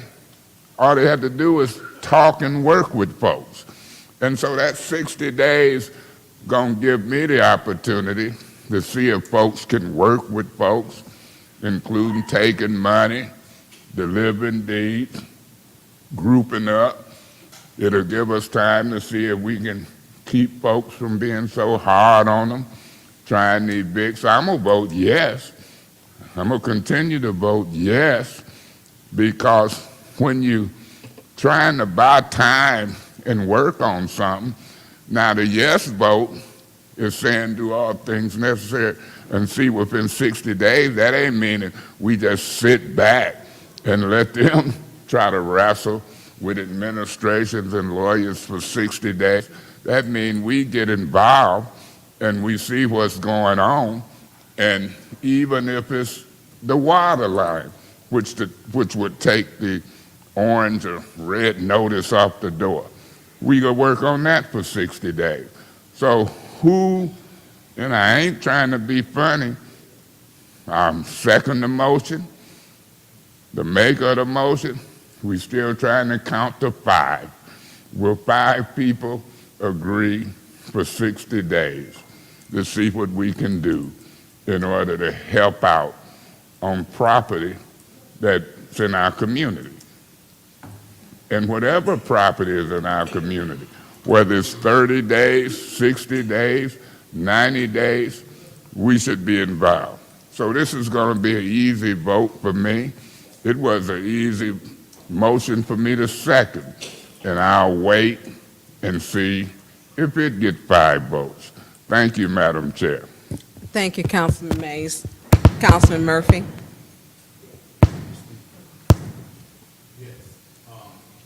I'll support this. Is my mic on? Is it on now?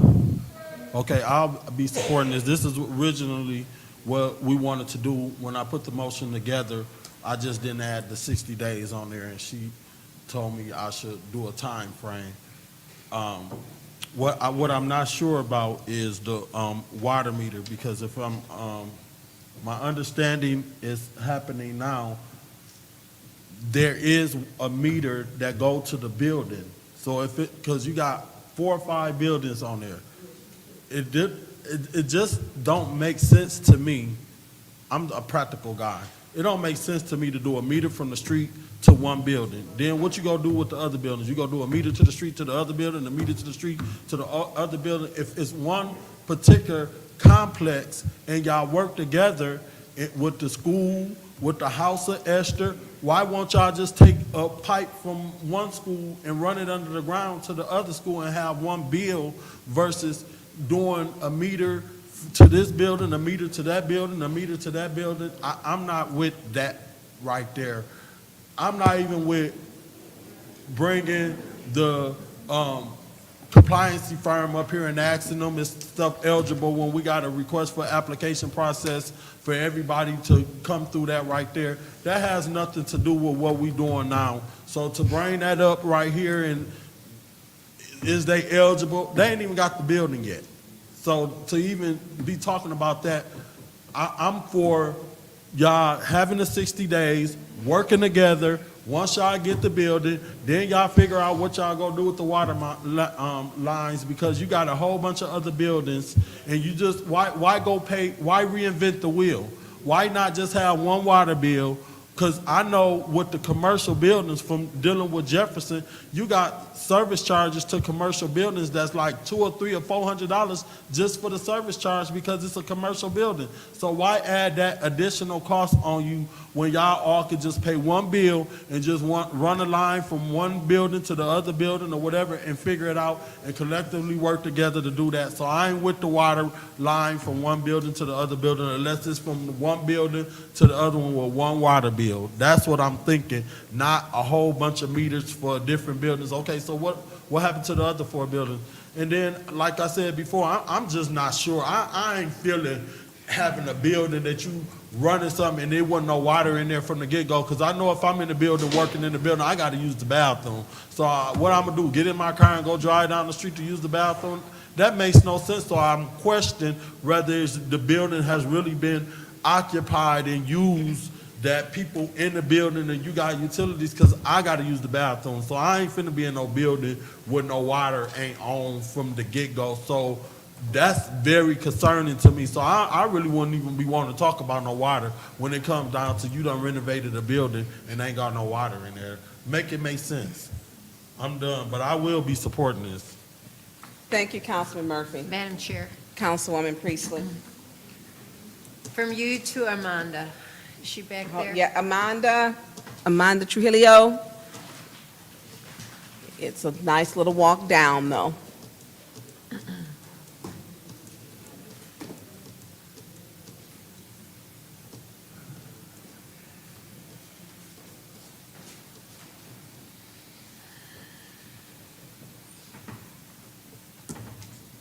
Okay, through you. Welcome. Okay, so the water bill right now for that property says God's City of Refuge. That was the previous owner. Is that correct? You know? I know that's one of the accounts that was on there. Can you put the mic down, Amanda? Can you, yeah. Wait a minute, press the button. Is it up? Yeah. Is it up? Yep, I think. And she may need to bring her microphone Okay. down a little bit, too. Okay, it's Okay. on now. Okay. I know that was one of the names that were on the accounts, yes. Okay, do you happen to know if the other name was Brighter Futures of America? I believe one of them, yes. Okay, and was Brighter Futures of America's water paid to date, do you know? That I don't know. I know there are several accounts that have balances due, but I don't know which ones had it done. I'd have to look at it. Okay, thank you very much, I appreciate that. Yeah, you're welcome. And, Madam Chair, if I could bring up Michael Doan, please. Mr. Down?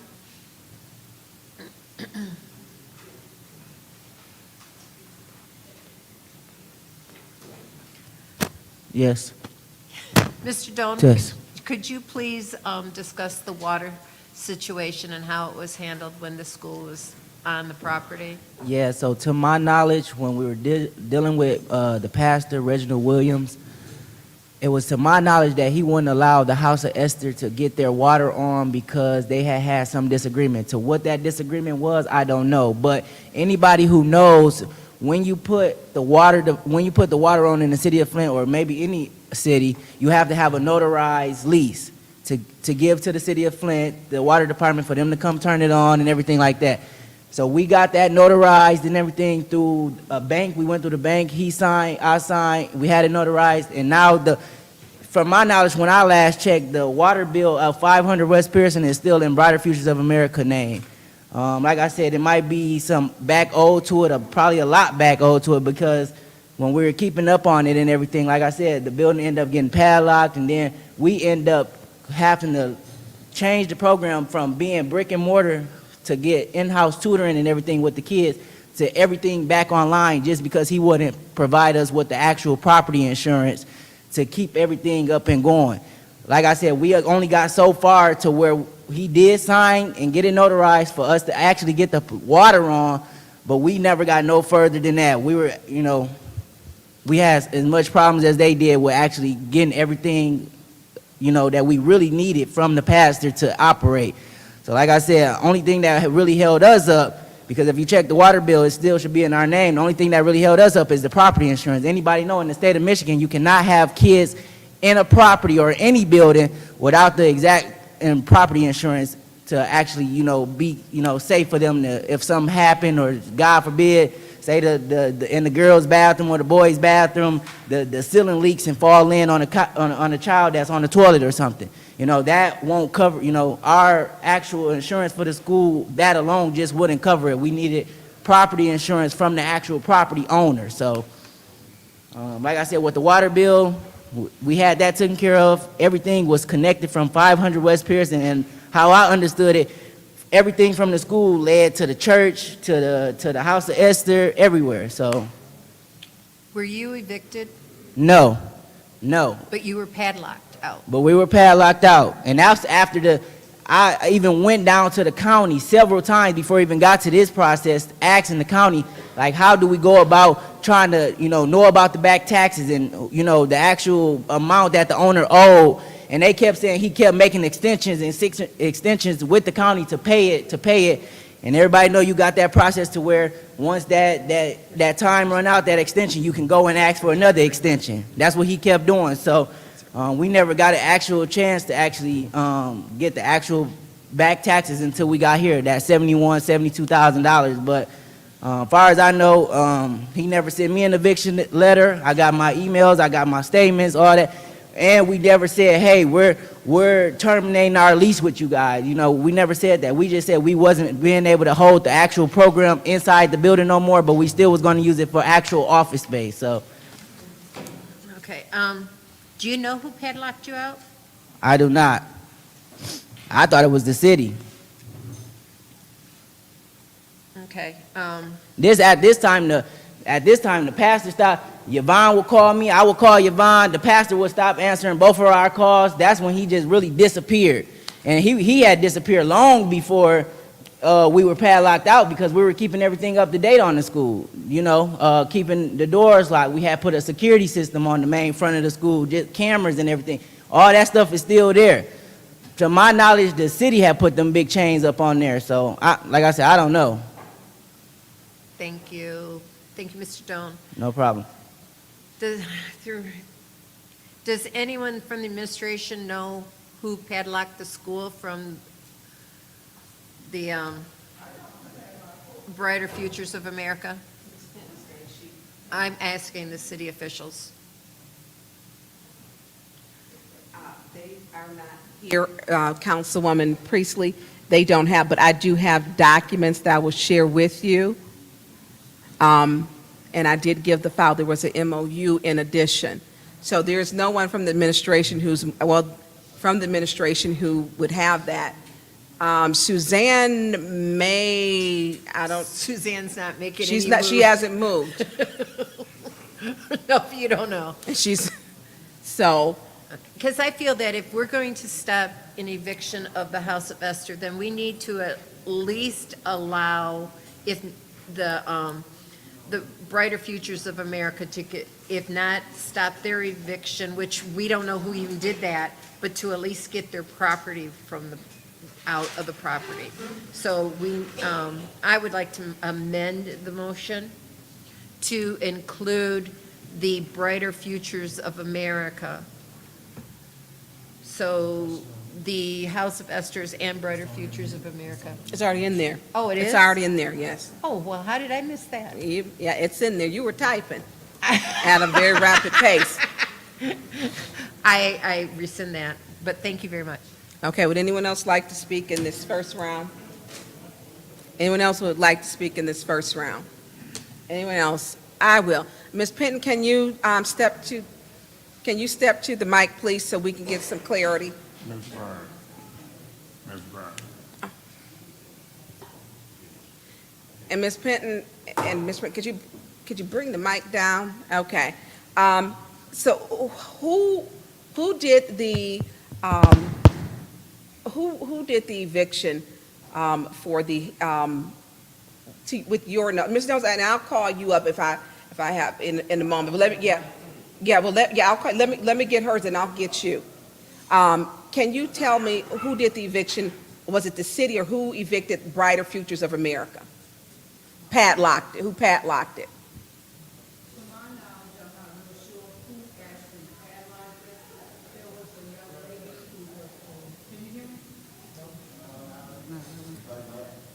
Can you hear me?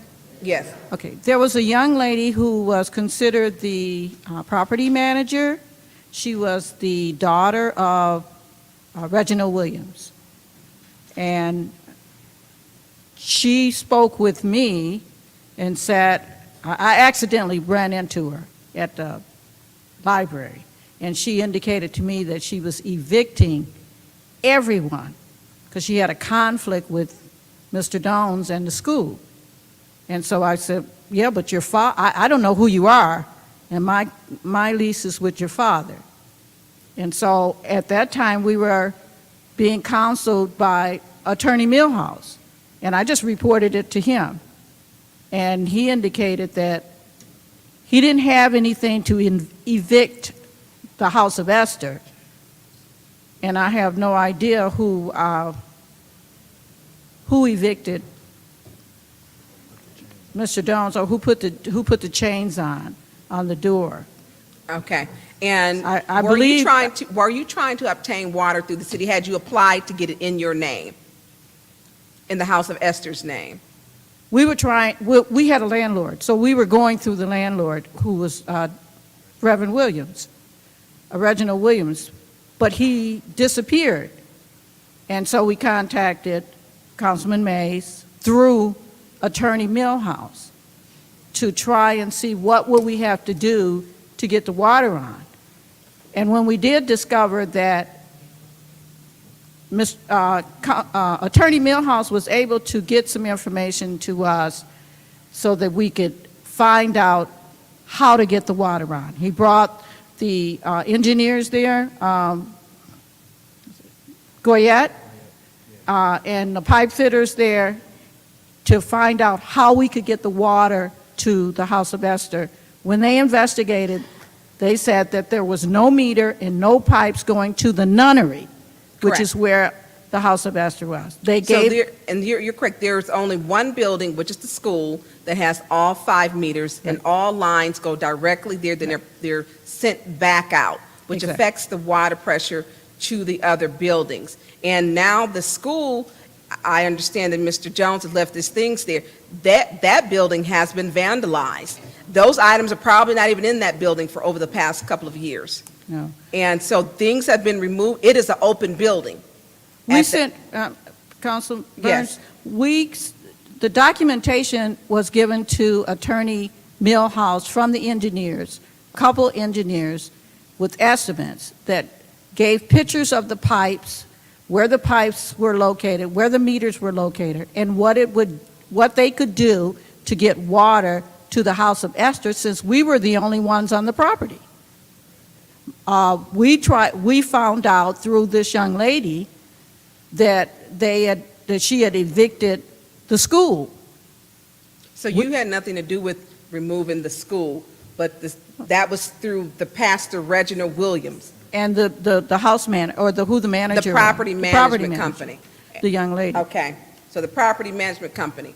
Point of information. What's your- Did you know that nobody has accused the House of Esther of evicting the school? And Councilwoman Priestley, I'm having a conversation with her, but that was an improper point of information. So, yes, it was. I didn't say that either. So my statement wasn't clear. You're not hearing everything that I'm saying. There was a point where I was going with my questioning. So when we talk, so Mr. Jones, yes.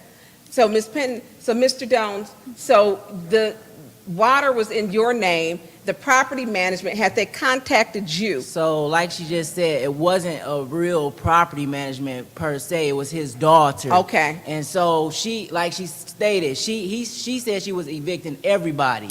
The only reason why they put locks on my door is because if you ever been to a school, which I'm pretty sure we all have, when you open the door, it's a handle. But hers is just a regular doorknob, so you couldn't put locks on it.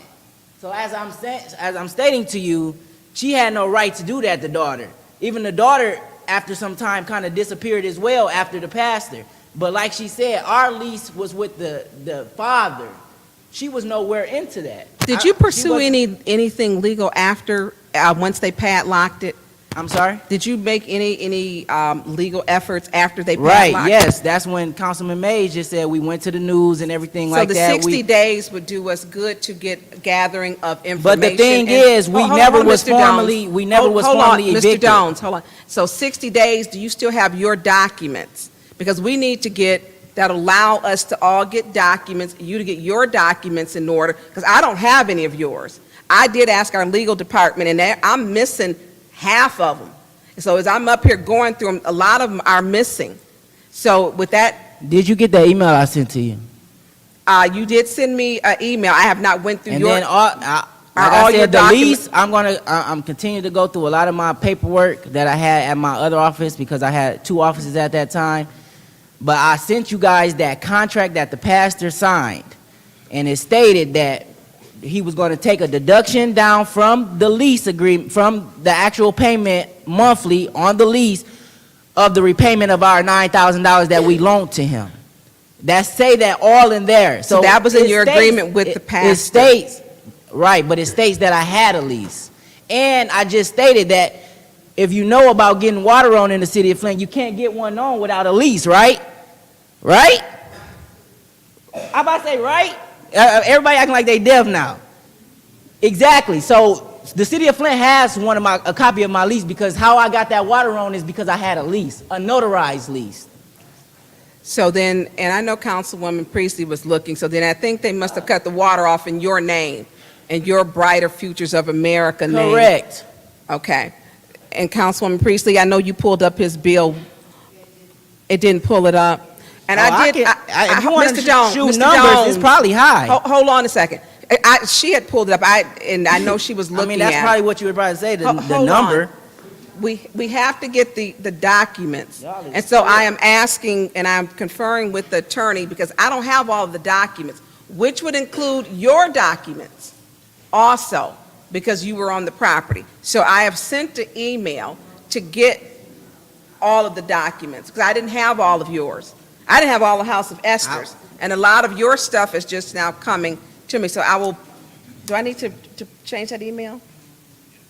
So I have to do another email so that I send it to the property to get any and all, because I did not have Brighter Futures. I don't have all of your documents, so the 60 days I will be supporting. I would know, we're going to go into our second round. Thank you. So we're into the second round to stop and do all things necessary for the eviction of 60 days for Brighter Futures of America and House of Esther. Is there anyone who wants to speak in this last round? Anyone who wants to speak?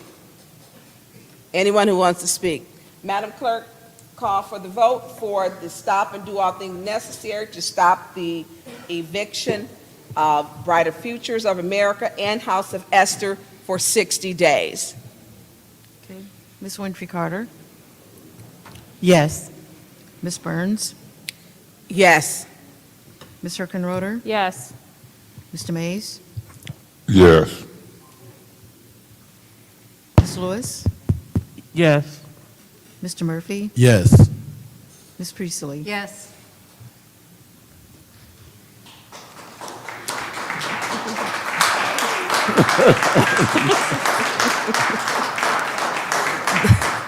The vote is The vote- 7 yes, The vote is 7 yes, 0 zero, no. 7 yes, 0 no, to stop and do all things necessary, the eviction of Brighter Future of America and the House of Esther.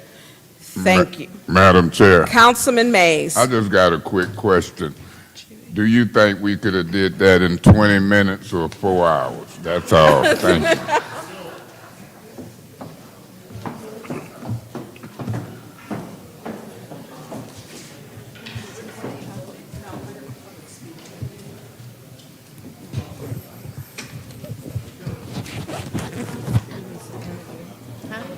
Yeah, the discussion item. Did we vote on the discussion item? Did we vote on the discussion item?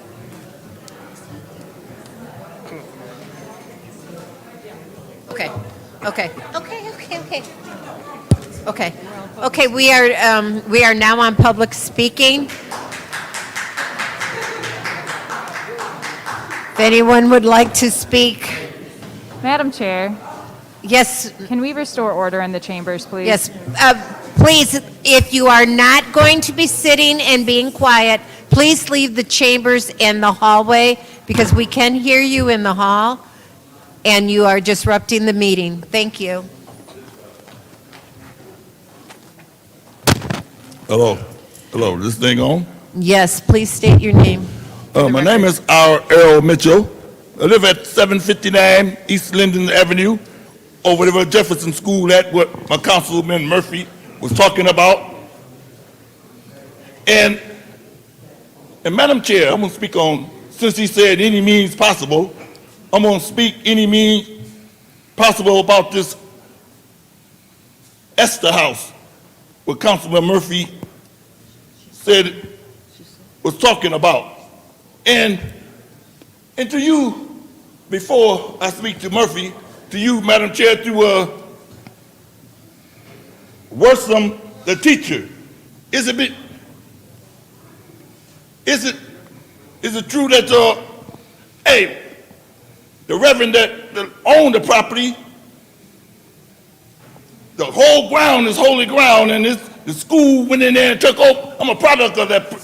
The whole school trying to make it into marijuana, like you say, sell some. What I'm trying to say, her students, is it because her students take prayer out of school, that's why they ain't not holy, that's why you don't want the school on the property that the preacher had to disappear in his daughter, priestly, what is his name, holy priesthood? I want her to answer. And you see her chair is empty already. Talk about she ain't go for that, no bit, supposed to be a school teacher, and they got a school in there. The school supposed to occupy the whole property like Jordan College did. I was the first student there when Jordan College took over the whole property, and now this guy talking about more knowledge, the school, and all that stuff, and you people's in here act like you're a part of Jim Jones Purple Kool-Aid, trying to take over the Reverend property at the school. Now take that, my time up. Thank you. Can we please hold it down in the back, please? Thank you. Yes, please state your name for the record. Yeah, Arthur Woodson. I got a little something that I want y'all to hear. Dang, I think I done messed it up. Yeah, I messed it up. Hold on, Mr. Woodson, sorry.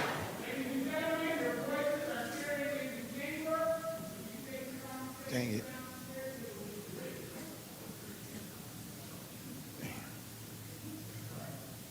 Dumas, you can go and talk. Let me get this fixed. You can go and talk.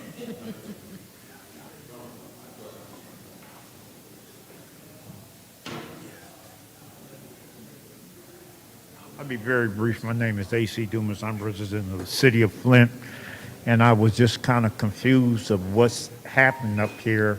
Not confused, but would question why would you put the House of Esther and the Freedom School that you all called it. You didn't say the Bright Future. You said Freedom School in the resolution. Why was it put together?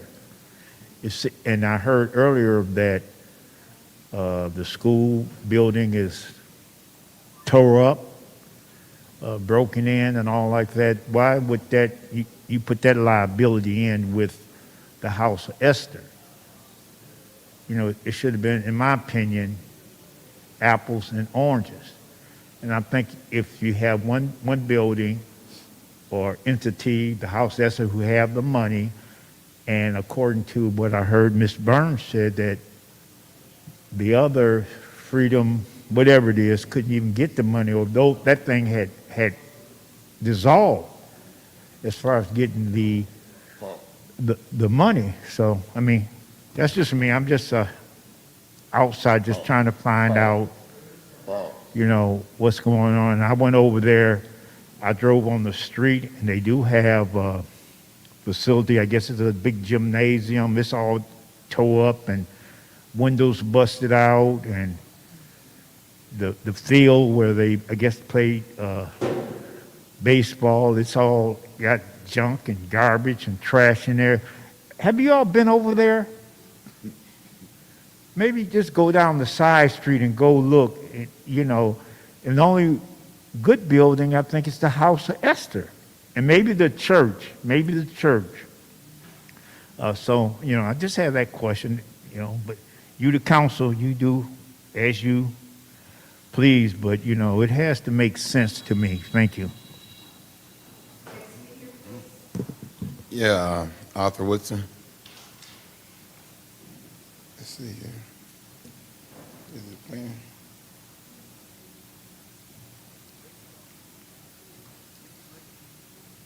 Civil rights issues are all nothing but tools used by the whites who call themselves liberals against another group of whites who call themselves conservatives, either to get into power or to retain power.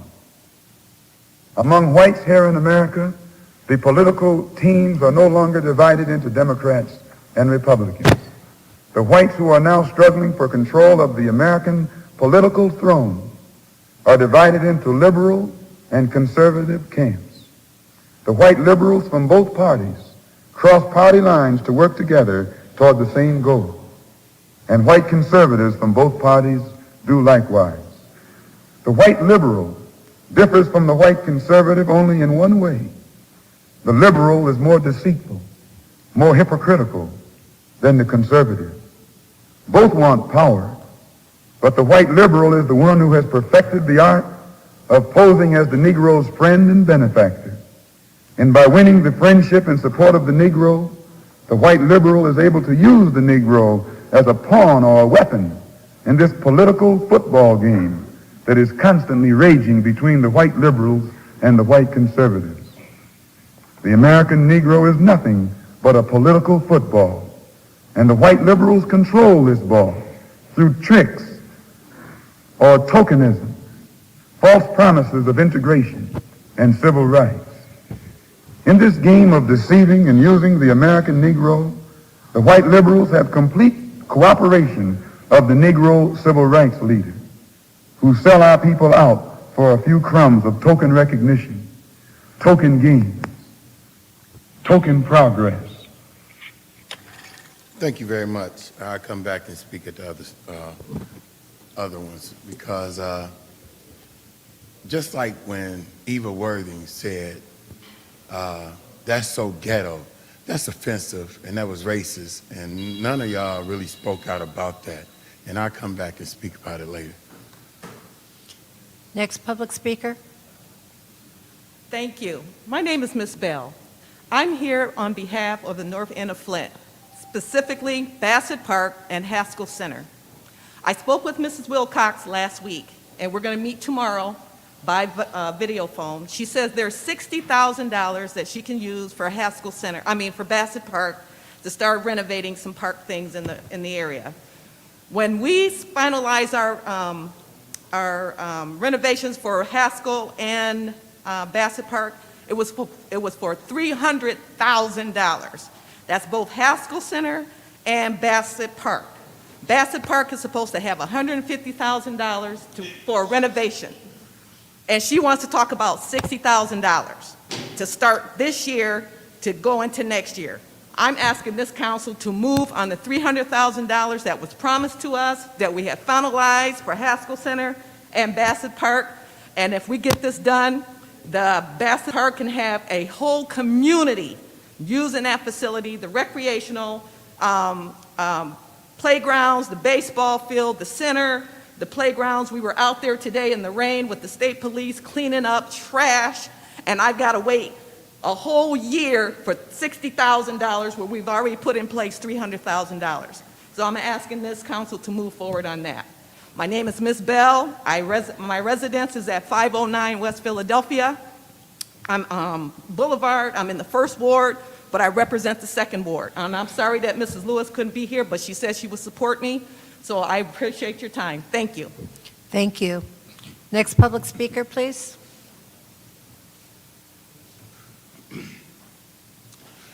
Good evening, Council. Paul Herring, 525 Mason Street. Wow.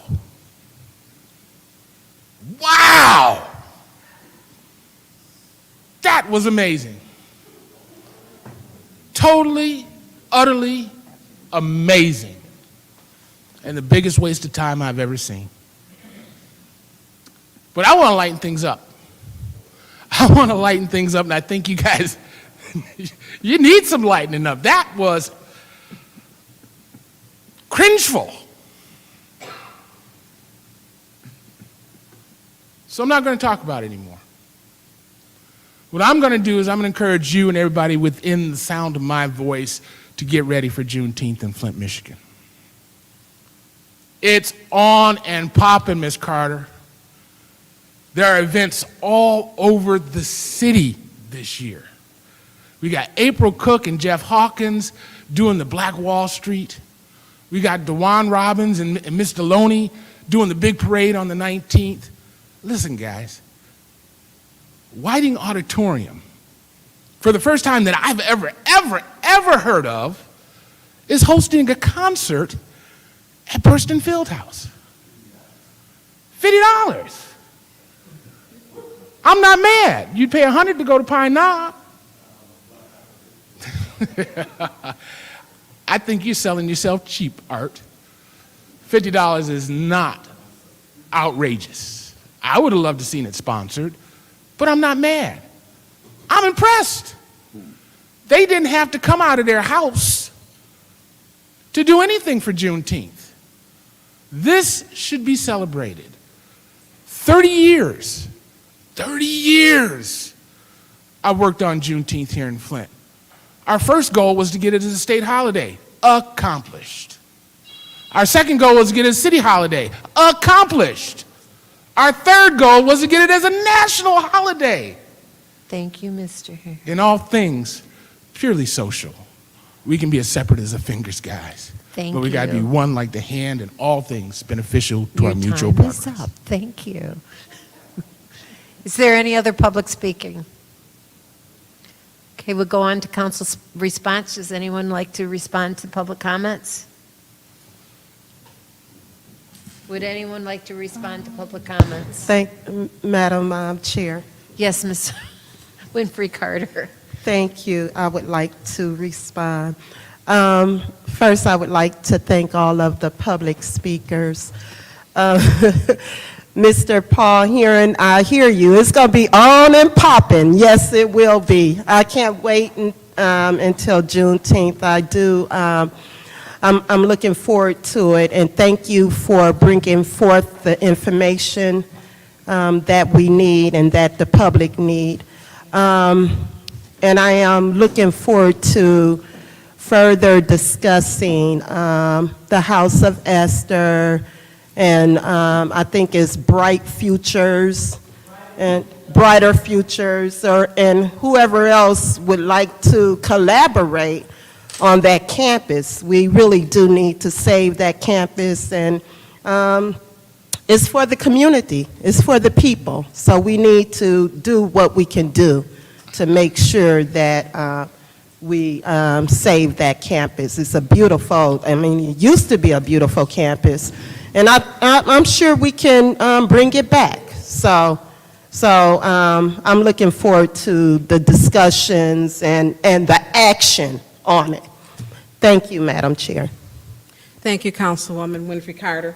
Councilwoman Herker-Roder, you have the floor. Okay, thank you. I did want to say thank you to all of our public speakers for coming out this evening. I did just have a very brief clarifying question from Ms. Bell. The $300,000, is that a part of a grant?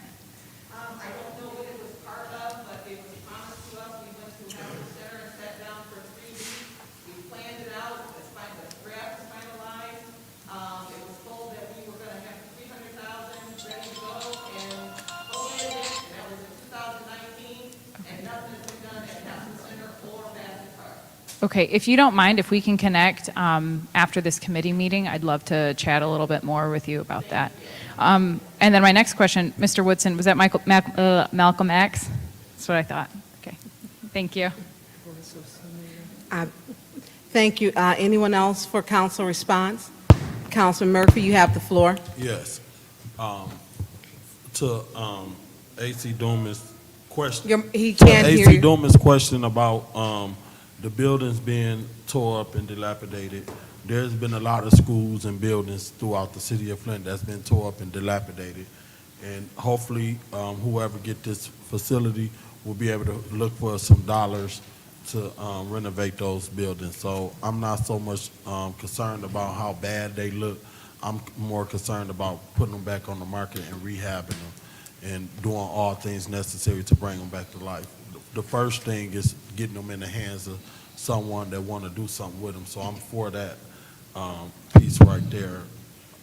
To the young lady that spoke about the Haskell Community Center and the funding, I would like to kind of see if you could give us a copy of that if you have it, or maybe Suzanne Wilcox have a copy of the funding. If you guys were awarded dollars and something happened, we want to make sure that you guys get whatever you can to get that facility improving and moving forward. So on behalf of my colleague not being here, I will be working with her, and I'm quite sure some of our colleagues will be working together to make sure that those funds are allocated if they were awarded. I'm not sure whether they was awarded or not. I don't know. I wish you would have had a copy of the plan so that you can give it to us, and if it's a resolution that you guys were awarded on, maybe my colleagues that's been on here before me are aware of some allocated fundings for $300,000. But right now, I'm not aware of that, so I'm not sure what that looks like, but I do support that center over there in that particular area. That's it. Thank you, Councilman Murphy. You were right at your, it just went off. Oh, did It just did. Hold on, I ain't done. Is there anyone else for council response? Yeah, Madam Chair. Councilman Mays, you have the floor, sir. Yeah, I take council meetings very, very, very seriously. I've already said to Ms. Bell, let me know how the meeting go tomorrow. Ariel, it's always a pleasure to see you. Mr. Dumas, as it relates to the motion to do all things necessary, I've already talked to the city attorney about drafting up a resolution because our action is about ordinance and resolution. And the vote to do all things necessary going to include drafting up a specific resolution to vote on because that's I'm going to call it a condemnation type of stay off the property. And so we'll see if everybody gets involved and do all things necessary. Mr. Woodson, I'm going to ask you when I get a chance, who was that speaking? Because some of that philosophy I understand. And particularly when it comes to allocating millions of dollars. In this case, 94 million. If the other 47 million ain't hit yet, it's scheduled to hit in May, and it's a lot of people trying to control our money and what we do with it. And so I understand that philosophy. They'll use black folks, white folks, and any kind of folks to stop us from spending money to help our community in certain ways. And it be tripping me out the way I see the discrepancies in where and what parts of town money is allocated. It seems to be allocated easily in some places and like pulling hen's teeth to allocate littler money in other places. So I'll continue to articulate, I'll continue to fight, whether I'm removed, tree moved, Z moved, or other moved, because that's what I was elected to do.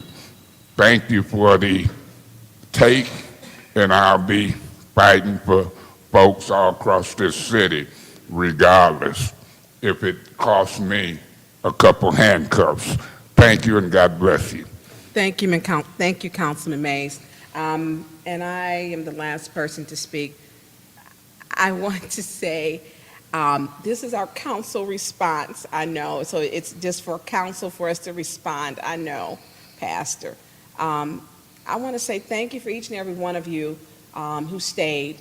I appreciate your presence in the council and for those who actually left, because it's a healthy debate to go back and forth to figure out what we need to do. A healthy debate to where I hope we're a positive ending we will have. And I'm going to keep it short. So we're going to go on to our resolutions. Moving on down the agenda, Resolution 220186. Madam Chair. Councilman Mays. Yeah, I would move Resolution 220192 and 220193 to council. Point of order. I think you're in the wrong agenda. It's I'm on the wrong on the wrong agenda. I was on the legislative.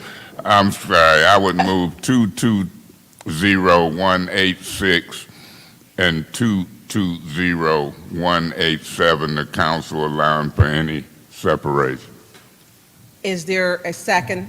Madam Chair, Councilwoman Priestley. I'll second. Okay, there is a resolution on the floor to move item number 220186 and item number 220187, moving it to create a master resolution to move it to council. Is there any discussion? Yes. Or any separations? Any separations? Okay, any discussion? Yes. Councilman Murphy, sir, you have the floor. Tap your mic, make sure you're on. Is Mike Brown in, or someone can speak on why this change order was revised for the resolution 220187? So you want to speak to... Spalding D. Decker, additional engineering services on Miller Road rehabilitation. Well, you've got all of them. Mark Adis and Mark Brown. Mike Brown. Okay. And that may have been some dyslexia that I may be misdiagnosed. Okay, what was the question again, sir? Why is the change order needed? Well, the change order is needed, and Mark can verify this too, but we need to add money into the engineering fees because they need to oversee the pipe going into the ground. So we paid them or set them for payment for the road reconstruction, but now we have to do for the underground work that's going to be done. That's approximately 15% of whatever the cost of the underground work is. Where is this funding coming from? Pardon me? Where is this funding coming from? This will be part of the ARPA because it's water main. Okay. This originally was with, this is reconsideration. Because it does not say ARPA on here. This is where you guys are taking the funding from. But I think any time that you guys are, maybe it's in the memo. It's on the resolution, Okay. is what I'm being told. It's there. Okay. So try to find what page number that is. Okay. 220187 is the resolution number. It's resolution, Councilman, 220187. Okay. All right. Okay. That's all I wanted to know. I'm good. Okay. All right. I'm good. Thank you. Thank you. Yeah, Madam Chair. Councilman Mays. Yeah, Madam Chair. Madam Chair, and am I hearing this change orders for 300,000 in ARPA funds? Is that what I'm hearing? An additional 300,000? That is correct. So that take the Miller Road project up to how many, how much in ARPA funds altogether? Because it was 1.8 million, wasn't it? It was 1.8 at first, and 300,000 would take it to 2.1. Yeah. And see, when you're dealing with $94 million, and you're dealing with projects on this side of town, that side of town, the 200,000 that House of Esther requested, it's more than this change order for that. But see, this is what I'm going to do. I'm going to vote in favor of it because I'm trying to demonstrate to white folks and black folks that is something to it. I want to see white folks and black folks on this council vote 2.1 million for that richer side of town. And I want them to do it. They already done voted 1.8 million. But then we get to the north side, they argue about 600,000, 300,000, and I'm one of the most outspoken critics of the different treatment between black and white parts of town. And so that's why I want to vote for it, to show that folk don't treat us like we treat them. When we come with a smaller money proposal, we're accused of cherry picking. We're accused of coming through the back door and the side door. It's the same door. It's an open meeting in the council. When certain folks bring proposals, they bring proposals, and it seems like if they got suits and ties on and they white, people vote for it. Some folks will say, I'm not going to vote till all the money is allocated. But when certain folks bring it, and they got suits and ties on, just like I have a suit and tie, they're more credible. Whether they the white folks from the land bank, whether they the white council people from the 8th Ward, or whoever they are. It just seemed to be a lack of suspicion. Even the cowboy days, black folks looked at the black hat versus the cowboy with the white hat on. And so I'm going to make a point about it. I believe we shouldn't discriminate.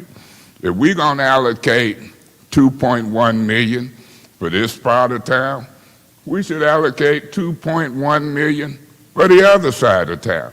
It should go back and forth. And so far, I haven't seen the back and forth. I'm looking to see in this Finance Committee meeting, will this council set up special meetings for amendments to the budget? Will this council approve a deficit spending budget?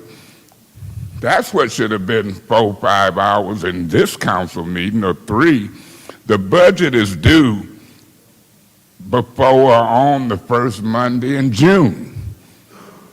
We're in the last 1 or 2 weeks of the budget. In my position, I haven't seen this council set up meetings, act on the budget, but I still see money being spent. So I'm going to gladly support it to highlight the different treatment that different parts of the community is receiving as it relates to what I'm hearing my colleagues say about the ARPA funds, what I'm seeing in real life is a different treatment or allocation at this point, and hopefully the speech that I give today will make my council colleagues in this administration prove me wrong. I dare folks to prove me wrong. I want to see allocations to the north side, whether it's Haskell, whether it's Hasselbrink, whether it's St. Agnes, whether it's North Flint Food Market. So God bless the change order. I'm going to bless it with a vote and continue to highlight the differences. Thank you so much. Who would like to speak? Councilwoman Winfrey Carter, will you grab me your glasses to speak? Okay. Is there anyone else who would like to speak? In the first round? We're in the first round. Anyone else? I've got some questions. When we look at change orders and how we get change ordered to death, literally, and it goes over budget. We can't find money to finish the restorations. And then we're putting so much towards this Miller Road project. Where does it cap? I mean, are we in, and I think Miller Road will extend to my ward, actually. It'll come from 8th Ward, and 6th Ward will go to Miller Road. So it's between Ballinger and how far down does it go? Because I know they put the barrels up last year, and they took them back down without doing anything, because the money for the wind fund was gone. It is going from Ballinger to Hammerberg Road. To where? Hammerberg? Is that by the school? Yes. Yes, right next to Powers and ISD. Okay. So where do we cap the change orders? I mean, is this the last one? I mean, because we get these projects, like I say, it's pulling teeth. I mean, and I understand when it was pulled, I remember the barrels being up and taking them back down. I understand not having to change, they have outlived their life expectancy, and to not put the road down, then to cut the road, or you put the road down, you got to take the road back up to change the waterman. I completely get that, but we need to kind of to be more what's in budget, so we're not constantly changing. And I've seen change orders that came, and we had, before you came, Mr. Brown, there was a lot of change orders that were coming through here, because we were absent of a DPW director, and so there was issues with council. So with passing and making sure change orders were coming, they were just passing them. So I understand the project, but is this the last change order for this project, or are you expecting some more unexpected expectancies? I mean, that would be I can't answer that because Can answer that question. Okay, because this little, how much are we into it now for? Again, for the Miller Road project? For ARPA funds, if this passes, it'll be the little over 2.1 million, it'll be over 2.1 million. The whole project was, the effort group was 4 something? Yes, I can't remember. I've got 3 projects once, so I apologize. Okay, and I So think. it was over 4 million for the road itself to be. And that was an MDOT project too, though? MDOT Correct. Monies, yes. Okay, and so this council's getting a little leery with some of the spending because they found out through just conversation that I'm all for speed bump and hump, and I love them on El Dorado Drive. But a lot of spending has been spent that we don't, I mean, getting a number from which I will be getting from Mr. Whittigan. I'm behind on doing my emails and calls. everything is coming out of ARPA funds. It seems like we're chipping away. We're piecemealing it. And I understand when some of my colleagues state they want a complete budget, a complete plan. What are we doing? And this is, it seems like we're constantly pulling a little here, pulling a little there. I am going to vote for, you're kind of in a catch-22. We're so far in the project, you gotta, either you finish the project or, you don't have a real choice. We don't have a real choice because we're so far into it. Okay, we're into the second round. Anyone who would like to speak? Madam Chair, Councilman Mays. real quick. Right, we're into this project. The majority have voted for the 1.8, and now it's turned out to be the 2.1. I understand that, and I want to illustrate the point that I'm making. I want to see 2.1 million go to the northeast side. I want to see the philosophical differences change between people on this council, or maybe I won't see it, but I got to at least do that. Miller Road deserves 2.1 million. Got no problem with that. But so do certain distressed areas on the north, east, and west side. And if you're looking at four corners, and we had meetings in all four corners of the city, that would put us at about 8.4 million for all sides of town to be even. And so that's why I want to vote for it. Do you know what 2.1 million can do for certain parts of town? Do you know if I didn't vote for this, I might be hypocritical when I say that you're supposed to help all sides of town? But I ain't gonna be hypocritical. I want other folks to be hypocritical on all the excuses that they give for not voting for 600,000 for the North Flint Food Market. I want all others to be hypocritical for not voting for 200,000-300,000 for the St. Agnes and or House of Esther property as it's become commonly known. I want folks to be hypocritical when it comes to not doing budget amendments for 6 or 8 million for new builds on empty lots and rehab of citizens' roofs and property. I want all others to be hypocritical in not spending money for public safety, police, and personnel. So I got to vote for this. And I want to see if the people who voted for the 1.8 now all of a sudden stop the project. See, I like putting the heat on. I like to articulate what I done heard folks say. I ain't gonna end up being hypocritical. I'm gonna be consistent. I'm gonna vote for spending in all areas, particularly public safety and blight. I ain't excited about the 16 million that was voted when I was removed by police, because there should have been amendments not just to tear down, but to build a community back up.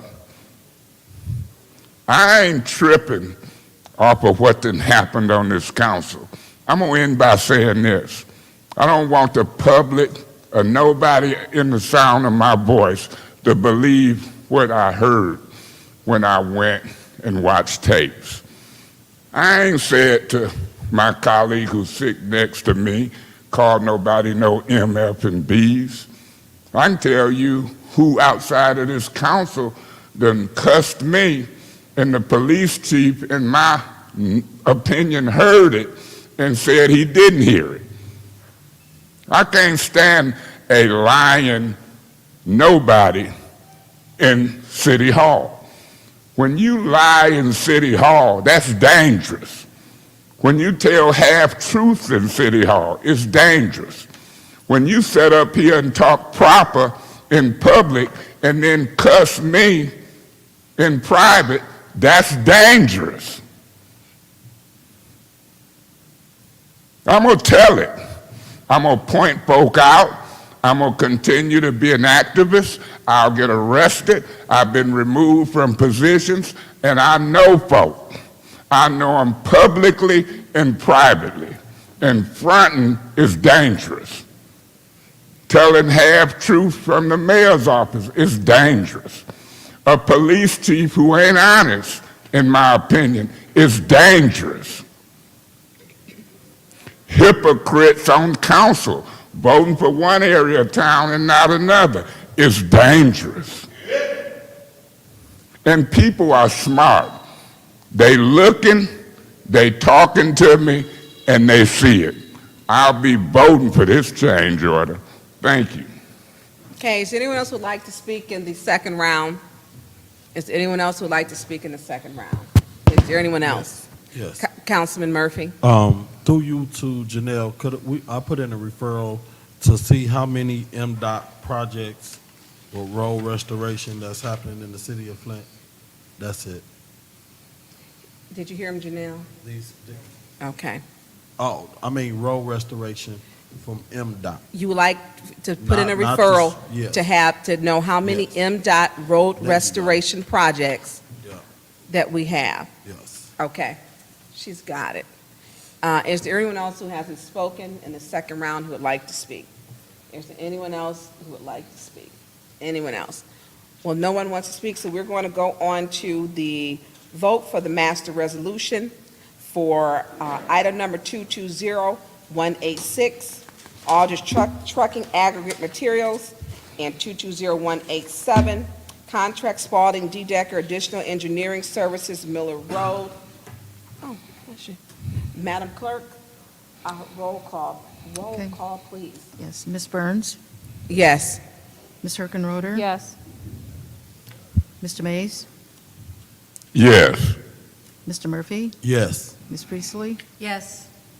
Ms. Winfrey Carter? Yes. The vote is 6 yes, 0 no. The vote is 6 yes, 0 no for the master resolution. Madam Chair. To move to council. Councilman Mays? Yeah, Madam Chair, real quick under the discussion item portion, the pastor raised his hand earlier. I'm going to try to get to him because he didn't know procedure. But what I want to say is this. June, the first Monday in June is fast approaching. One of the most serious, important pieces of business that this council or any council have to do once a year is set a budget.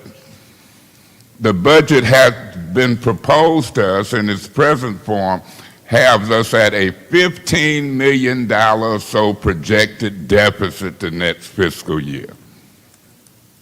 That's major. This budget wants to spend $14 million more in expenditures or so than we're taking in. That's dangerous. This budget includes no ARPA funds amendments. We have a chance, I see Mr. Arnold Brown sitting back there, we have a chance to amend this budget to get equipment and personnel to clean up our city and make it look clean. Blight. We have an opportunity to make the public safety department, for those who don't understand police department, better. We've got over 8,000 complaints backlogged in the Detective Bureau, and we have an opportunity to hire folks and fix that. We have an opportunity to amend the budget for cameras and other things. In my opinion, them speed bumps, for those who don't know, the mayor, under the current rules and policy, can spend $74,000 or $75,000 without coming to council. And that's been abused. It's been abused. It's been abused hiring appointees under personal services agreements. Ed Taylor, Phil Phelps, and them, just abused in my opinion. These $74,000 for speed bumps. That's the kind of abuse, it's a trickery. You're not going to put speed bumps across the city for $74,000. It'd have to be approved by council to have $1,000 or $2,000. That was a political ploy to fool some people, starting with El Dorado Drive, $74,000. When I thought about it, I say that's a game. We need to lower that cap for abuse to $3,000-$4,000. If folks want to play games with the $74,000, we need to lower that. We have authority over all spending. But what's important, and I hesitate because I want Madam Chair and Vice Chair to hear this. And right now, I don't know if I have their attention, but I want them to hear it because this is my 9th budget that I've done for this municipality. And I started doing budgets when we was at a $12 million deficit and had an emergency manager in here. Now we're facing a $15 million deficit, and it's only a couple weeks before the first Monday in June, and we ain't had a working session on amending the budget. We need 2 or 3. The way I seen that St. Agnes thing go, Pastor, I don't know if one budget meeting gonna do it. Through you, Madam Chair, to the city attorney. I want to ask the city attorney, have your office worked on any other budget amendment resolutions that I've asked? Do you know? I haven't personally, and I couldn't say anything for the rest of the department. The record would show that Attorney Gurley was here. I gave her a list of 5 or 6 budget amendments that I wanted drafted up, because we have to act by resolutions and ordinances, paperwork. You can't just do a motion to pass and amend the budget, just like we couldn't do a motion to try to stop an eviction at House of Esther. I've already asked him to reduce that to writing, because under our charter and law, resolutions and ordinances are written, and then we vote on them. And so now I'm asking this city attorney, because Attorney Gurley was here. Last time Attorney Kim was here, he said he didn't know nothing about it. The clock is ticking. I have a duty and a responsibility. If no other council person have an amendment, my job is to bring them, whether the majority vote them up or down.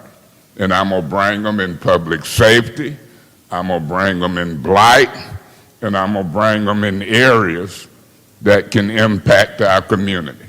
And if it's only one person voting for it, and that might be me, the record gonna be clear. I done tried to fix this budget, make recommendations on amendments, and I'm not playing games with my responsibility. So can you, that same phone number, have somebody call me from the city attorney's office and go over that list of written budget amendments, and so we can tighten them up, and by whatever meeting that we have before the first Monday, we can see if it'll be 3-4 votes. Last budget year, if I'm not mistaken, when we tried to fix the police department, add money for blight, Mr. Brown, it was 4 yes and 5 no. We missed those amendments by 1 vote. Now, I'm going to predict what's going to happen this year. We might miss it again. You know why? Because after that first Monday in June, you're going to see the politicians. Don't let these folks fool you. I guarantee you, if they pass this budget as is between now and August, you're going to see budget amendments pop out the same as what I've tried to introduce. That's the politics of it. People want to hold press conferences and pop out with change orders, budget amendments, for ARPA funds, for public safety, for blight. That's the game. You'll have folks up here with a duty to amend the budget. We control the purse strings, the council, but you'll see people lay back. And if they don't approve them, I guarantee you, I dare them not to try to do it in a political season between June and August to try to help somebody look like a hero. And it's a lot of people in the administration and on this council who want to do that. Know why they want to do it? Because for the last 2.5 years, we've been on a downward slope, facing a $15 million deficit, a lack of public safety, a lack of cleaning up blight, and now we're in the home stretch of folks trying to hold on to their positions, making $80,000, $90,000, $60,000, and they'll try to fool the public by doing stuff at the right time. Madam Chair, do we have any budget meetings scheduled between now and the first week in June? Councilman, I'm so glad that you asked that, because actually I have been in contact with the clerk's office, and the first meeting, because you did request to have a working session, and I did take notes when you were stating that. So we're looking at for Tuesday. This Tuesday coming up. This Tuesday coming up. Because That we is got correct. council meeting Yes, Monday. and I agree that we do have to have working sessions. I believe during the council meeting, I had stated that to you. We do have council on Monday, and then we'd have a working meeting on Tuesday. But Yeah, because that working meeting, if it's posted, because we have to make decisions, I'm hoping it's posted as a special finance committee meeting, or we can't take action unless it's a special meeting. Remember, it's only 3 people on this council who done did a municipal budget so far. Miss Jerry Winfrey Carter, Miss Eva Worthing, when she's here, and myself. So you got 6 council members who never did a Flint municipal budget. Now, the reason I think that's important, because of the dilemma we are in with leadership. It's people that had a ball. I seen Miss Herkenroder using paper to cover up her mouth laughing when folks was arguing on this council. And I don't think it's nothing funny, and the reason I make that point is because this is serious business. Whether it's drive-by shootings, shooting at folks' houses, public safety and budget amendments is very serious. Arguing with your council colleagues to do their work ain't nothing been as funny to me where I'm covering up my mouth, laughing. I ain't gonna turn red, but the point is this. I was taken out of a leadership position, some might say. We this close to me filing in court and seeing what the court say, but in the meantime, we've got a budget to do. In the meantime, somebody gonna try to provide leadership on this council as to how to do a budget. Mr. Murphy, I was very disappointed when I seen the tape when they wrongfully removed me. You said, yes, and your hands went up. I wasn't excited about losing leadership because I try to help people. I try to help this city. But what I'm gonna do is wait to Tuesday to see what type of meeting is called, who chairs it, how much work is getting done on this budget prior to the first Monday in June. Madam So Chair. I've said enough, and what I'll do, if I file in court and we get a ruling, from whatever seat I sit in, I'll try to provide leadership. Ms. Priestley, normally when a person is talking, it says point of order, point of information, but Madam Chair is a wrong interruption. Madam Chair, thank you. I've said what I had to say. I've emphasized the area of importance, and one of our number one responsibilities is the budget, and I'm waiting to see where the leadership will come from. Madam Chair, through you to the city attorney, can I expect a call tomorrow from the legal department on those budget requests, amendments? Actually, I received a text from Attorney Gurley that the amendments had been sent to the city attorney. They've been what? The amendments that you were discussing, they've been sent to the city attorney. They've been forwarded to the city attorney. And so have we got any drafts yet? That I can't speak to. Ask that specific question. When can I get the draft amendments for the budget so I can look at them and see if they include the areas that I think is important so I can bring them to be voted up or down by next Tuesday? Thank you, Madam Chair. Madam Chair, Councilwoman Priestley. motion to adjourn. There's a motion on the floor to adjourn. Support. It's been properly supported by Councilwoman Herkenroder. Madam Clerk, roll call. Ms. Herkenroder, Yes. Mr. Mays, Oh, no, I want the pastor to speak, but no. Mr. Murphy, Yes. Ms. Priestley, Yes. Ms. Winfrey Carter, Yes. Ms. Burns. Yes. The vote is 5 yes, 1 no to The meeting is 5 yes, 0 no. And Pastor, we have another meeting. You can speak in that one. You can speak. And the next one is coming right up.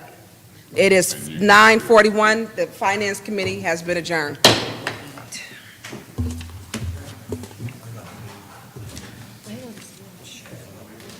know you gotta work. I'm over here shivering. Can you feel me shivering? Are you moving down?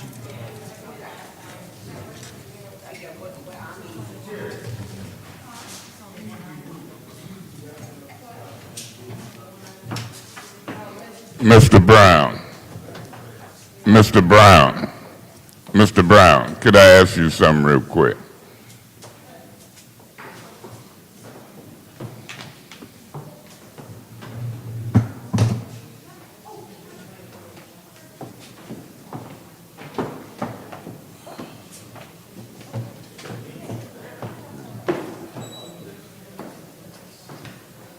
If I ain't mistaken, it was somebody stood before us and asked for a budget amendment on something. Was that you? Last one? Yeah. Last budget amendment was for fuel costs because they've gone up so much, and that was last Monday. Before this council? It went in front of council. Did it pass? No, it was some department head who asked for some type of budget amendment. And it seemed to do with some stoplight engineers or something.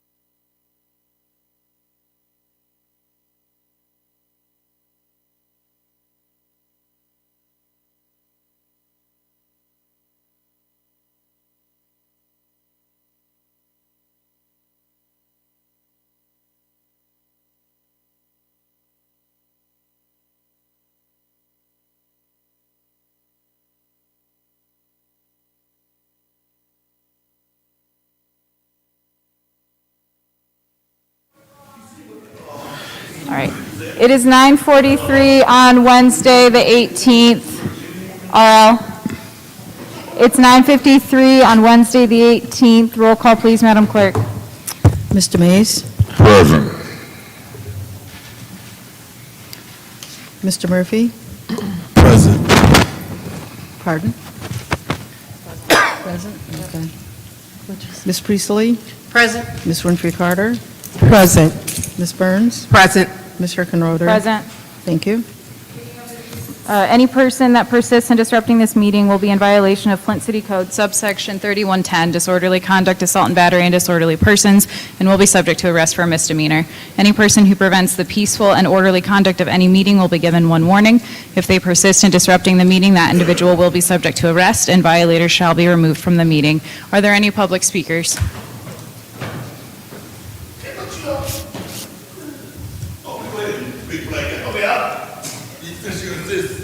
Madam Chair. Hello. Chair. Let me be. Go ahead, Arl. My name is R.L. Mitchell, and to you, Madam Chair, to the city attorney, sir, I want you to tell me, as we the people, is it constitutional to allow a school to get on church property, but they don't believe in prayer? Is that constitutional? I mean, talking about this House of Esther over on Pearson Road. Is that constitutional, just for the record? Mr. Mitchell, he can respond during response. Oh, okay, all right. And what I want to speak about today is about the school in my neighborhood called, in Murphy's neighborhood. Mr. Murphy is just, he got these schools, but he won't push the issue to fix them up. Like Dewey School, that whole school had been turned into a church, a second chance, and now the people's ride by there and shoot piercing bullets through the windows, and everybody act like it's normal. And the mayor downstairs act like he gonna buy them and give them to Land Bank. And you see Suzanne Wilcox, when you ask her a question, she go mute, don't know what you're talking about, right in front of the peoples, and the peoples go all looking like a mule, like they don't. You peoples up there act like they don't know what we doing. You ask her a question, she, I don't know nothing about it, and she, the one that taking the school, doing what the mayor said. And you have, and Madam Brown, Tony Burns talking about don't be talking stuff, and the police talking about bullying, new law, don't talk to people, bullying people, just like Russian. Mr. Mitchell, your time is up. Oh, yes, ma'am, you don't have to ask me twice. Okay, take that. Thank you.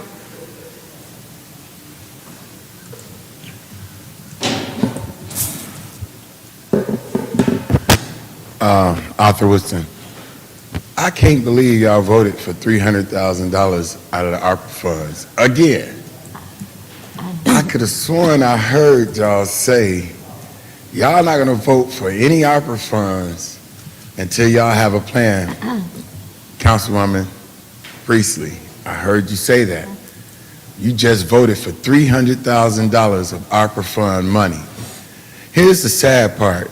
In y'all hearing, y'all heard them say that they allowed Lane to do road restoration where Lane did not even have a contract to do road restoration, and they were able to move the money. All they have to do is call Eric Pocan and tell him that we're not doing the Cedar pump station or the Northwest pump station. That was money that was allocated out of $120 million, and they can move the funds.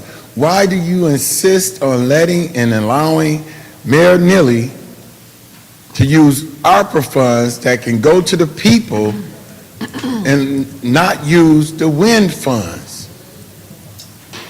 Why don't you all put a motion, a resolution on the floor forget about him being able to spend $75,000. Put a resolution on the floor and say no ARPA funds can be spent, none, not a dime, unless it comes before city council. Because, I mean, it's not fair that he's putting money where he wants to put it, but the people has not been made whole. As like he says, over $1 billion that came here. We know for sure that $99 million that came, and the people has not been made whole. Let's find that $600,000 that the state sent here that somebody done spent. All right, I'm gonna wrap up. That somebody done spent, and they don't even have a program. I'll bring those documents, city council meeting. Thank you. Okay. Thank you. Next speaker. Are there any more public speakers? Please state your name for the record. My name is Greg Rowan. Can you say that again? I'm sorry. Certainly, Greg Rowan. Thank I you. got a little something in my throat right now I'm struggling with, but I'll do my best to be heard. I wanted to speak again about the House of Esther because I think that there were a few things that needed to be said just for clarity. First of all, Councilwoman Priestley, I applaud you for your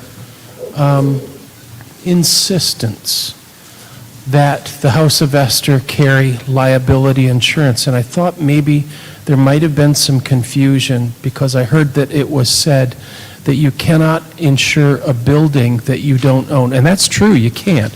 But you weren't asking about building insurance, you were asking about liability insurance, and the two are very separate things.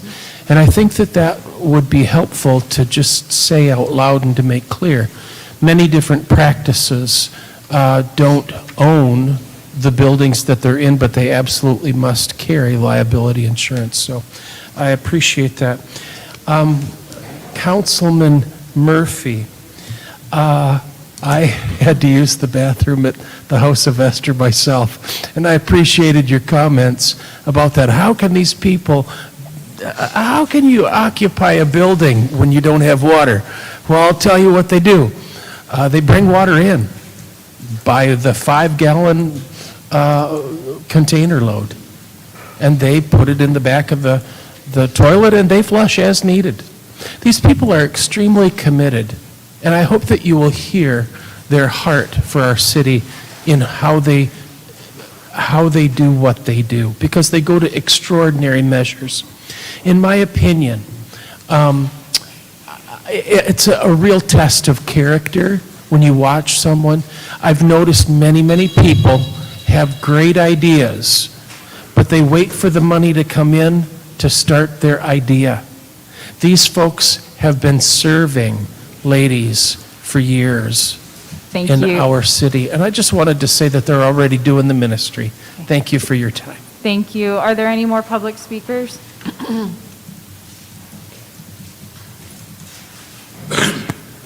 Good evening, Council.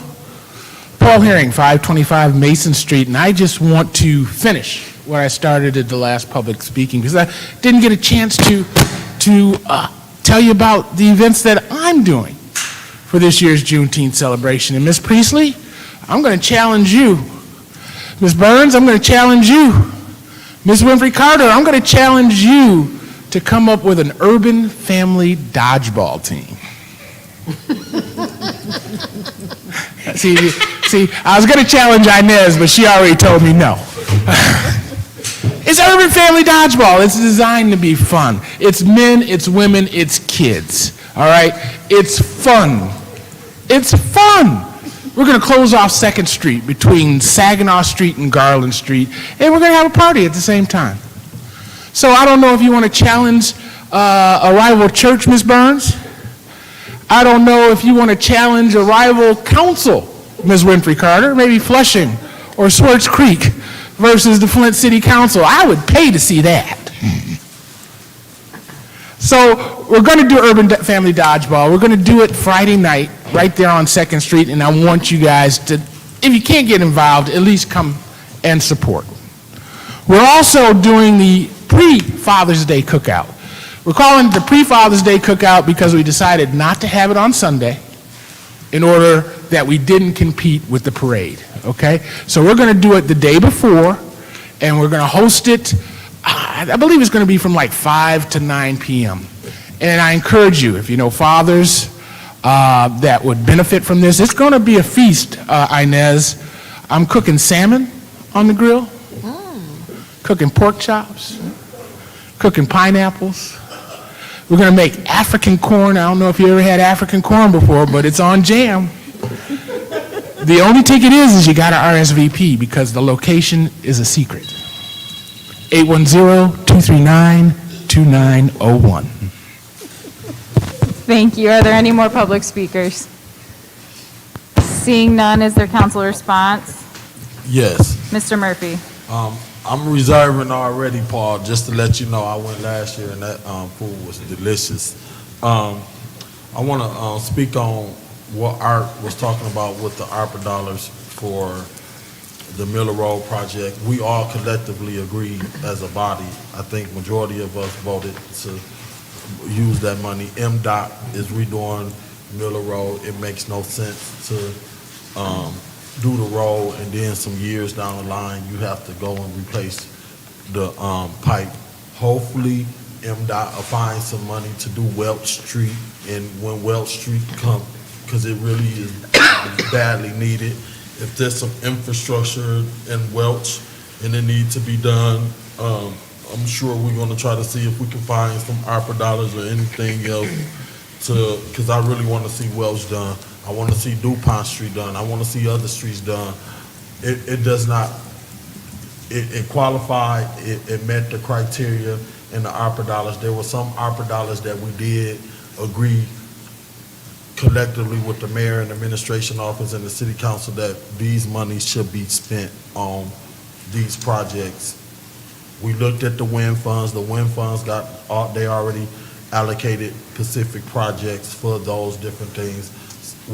We brought Mike Brown them up to talk about the wind funds and all of that. They explained to us, we went into executive session, I think we talked about that, and I won't talk about it on the floor. So we know what we're doing when it comes to why we doing this and why we ain't doing that. And I don't think we should have to just keep going back and forth about why we doing the Miller Road project. It just makes sense to get it out the way. It's gonna make sense to get a whole bunch of other projects out the way that need to get done, whether it's on the east side, south side, west side, or south side. If MDOT bringing in some funding to do the city of Flint, when they do downtown, if we need to go on the ground and replace some pipes downtown, it's gonna make sense to replace them too, so we won't have to do it over again. Thank you. Yeah, Madam Chair. Mr. Mays? Mr. Mays? Yeah, Madam Chair, I would move ordinance 220192. Mr. Mays, we're still in public, or... I know exactly where we at. Mr. Mays, A motion is always in order. Y'all done ruled to suspend rules and remove me when stuff wasn't in order. I had the floor, you gave it to me. A motion is always in order. I move 220192 and 220193 to council. Ordinances. I so move. there's a motion on the floor. Is there support? Madam Chair, Ms. Winfrey Carter? I'll support that motion. Is there any discussion? The motion has been moved and Yes. properly supported. Mr. Murphy? Yes.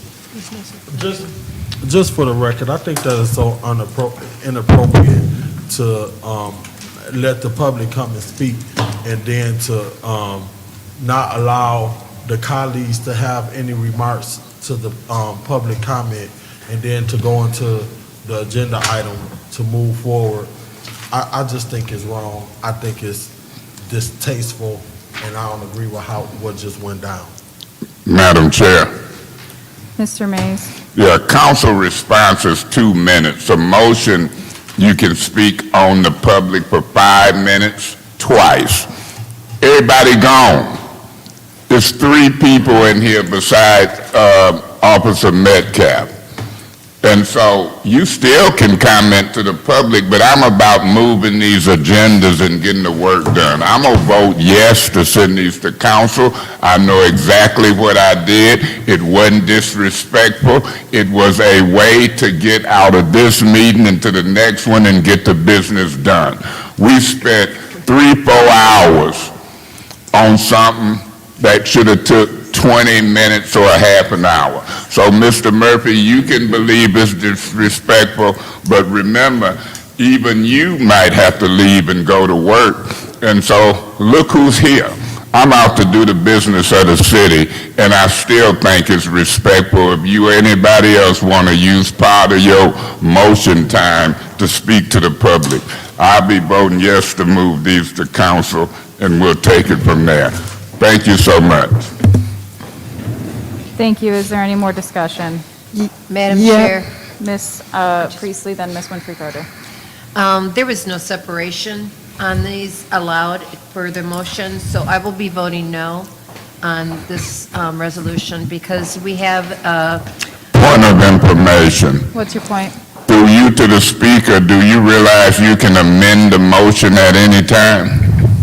Point, actually, yes, that is correct, but also you can divide the question. That is a valid request. Then I will divide the question. Okay.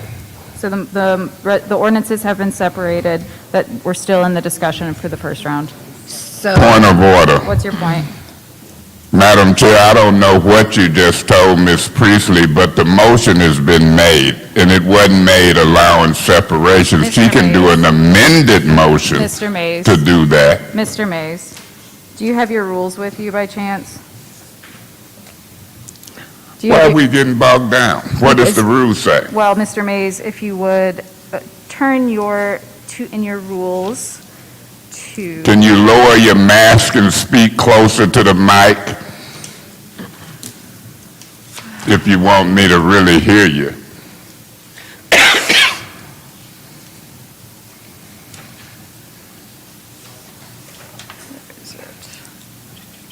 Why are we getting bogged down in this rules? Well, You just Mr. Mays, amended to asked a separate. question. Mr. Mays, you asked a question. It is in the rules. I cannot find the exact rule at Well, this then- exact moment, but any council member may divide the question upon any request, which is what Ms. Priestley just did. Point of information.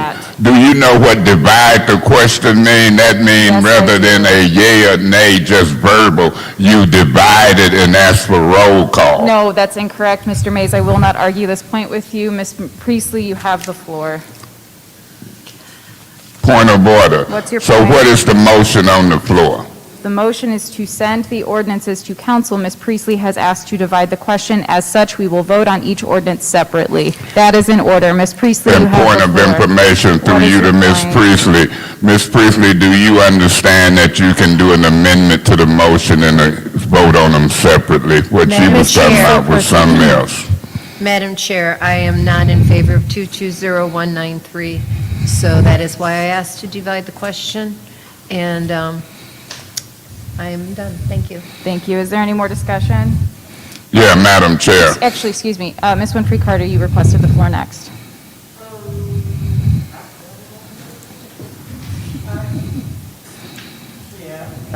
Okay. Anyone else like to speak in the first round? Okay. Mr. Mays for the second round? Yeah, Madam Chair. That's what gets us bogged down. Now, I'm telling you what I think I know. A motion can be amended.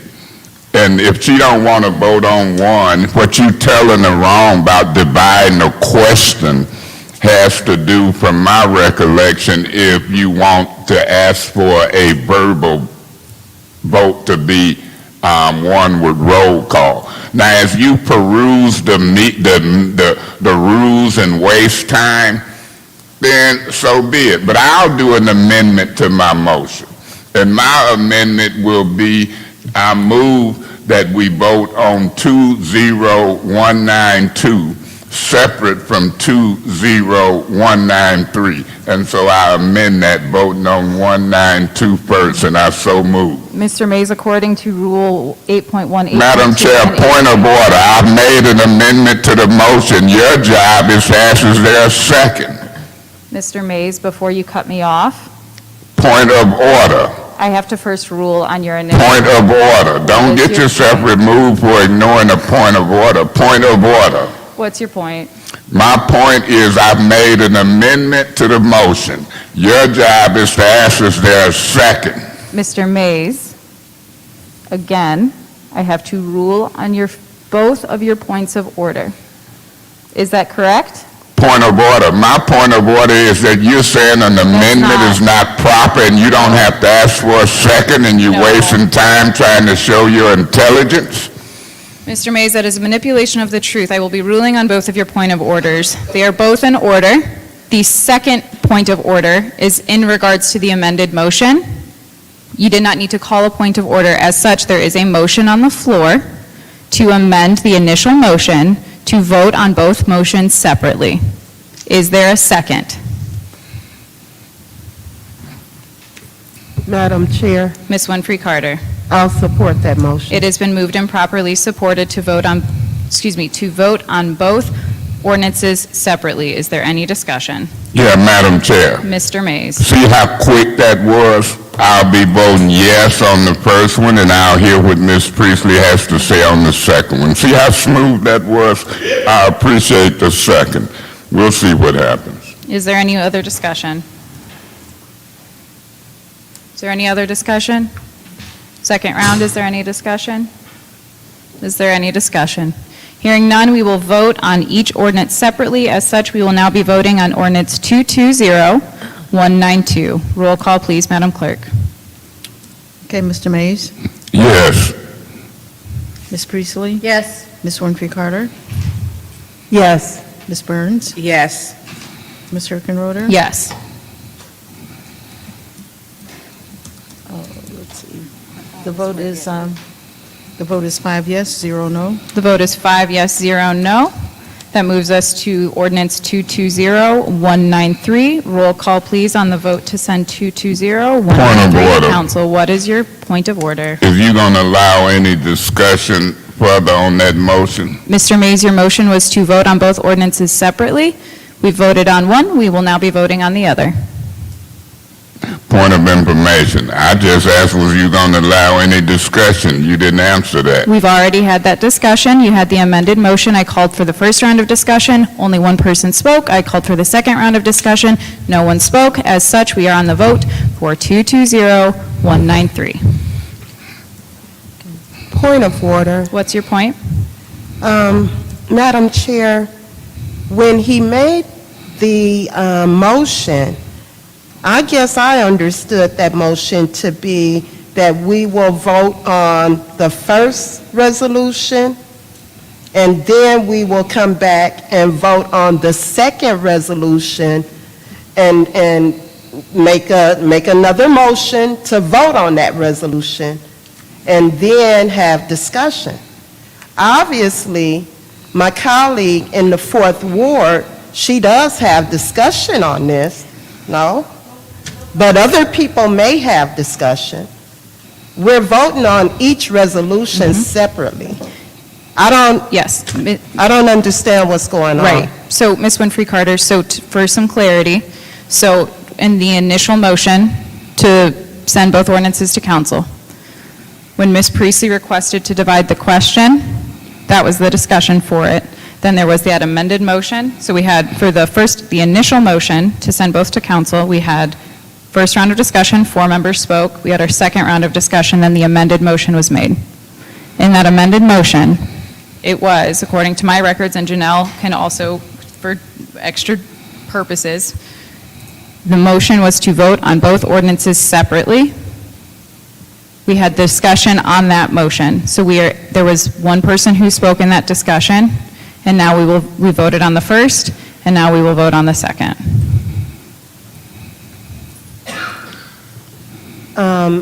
You know what, Madam Chair, technically, I'm just going to say this, technically, during committee meetings, really, we never vote master resolutions during committee.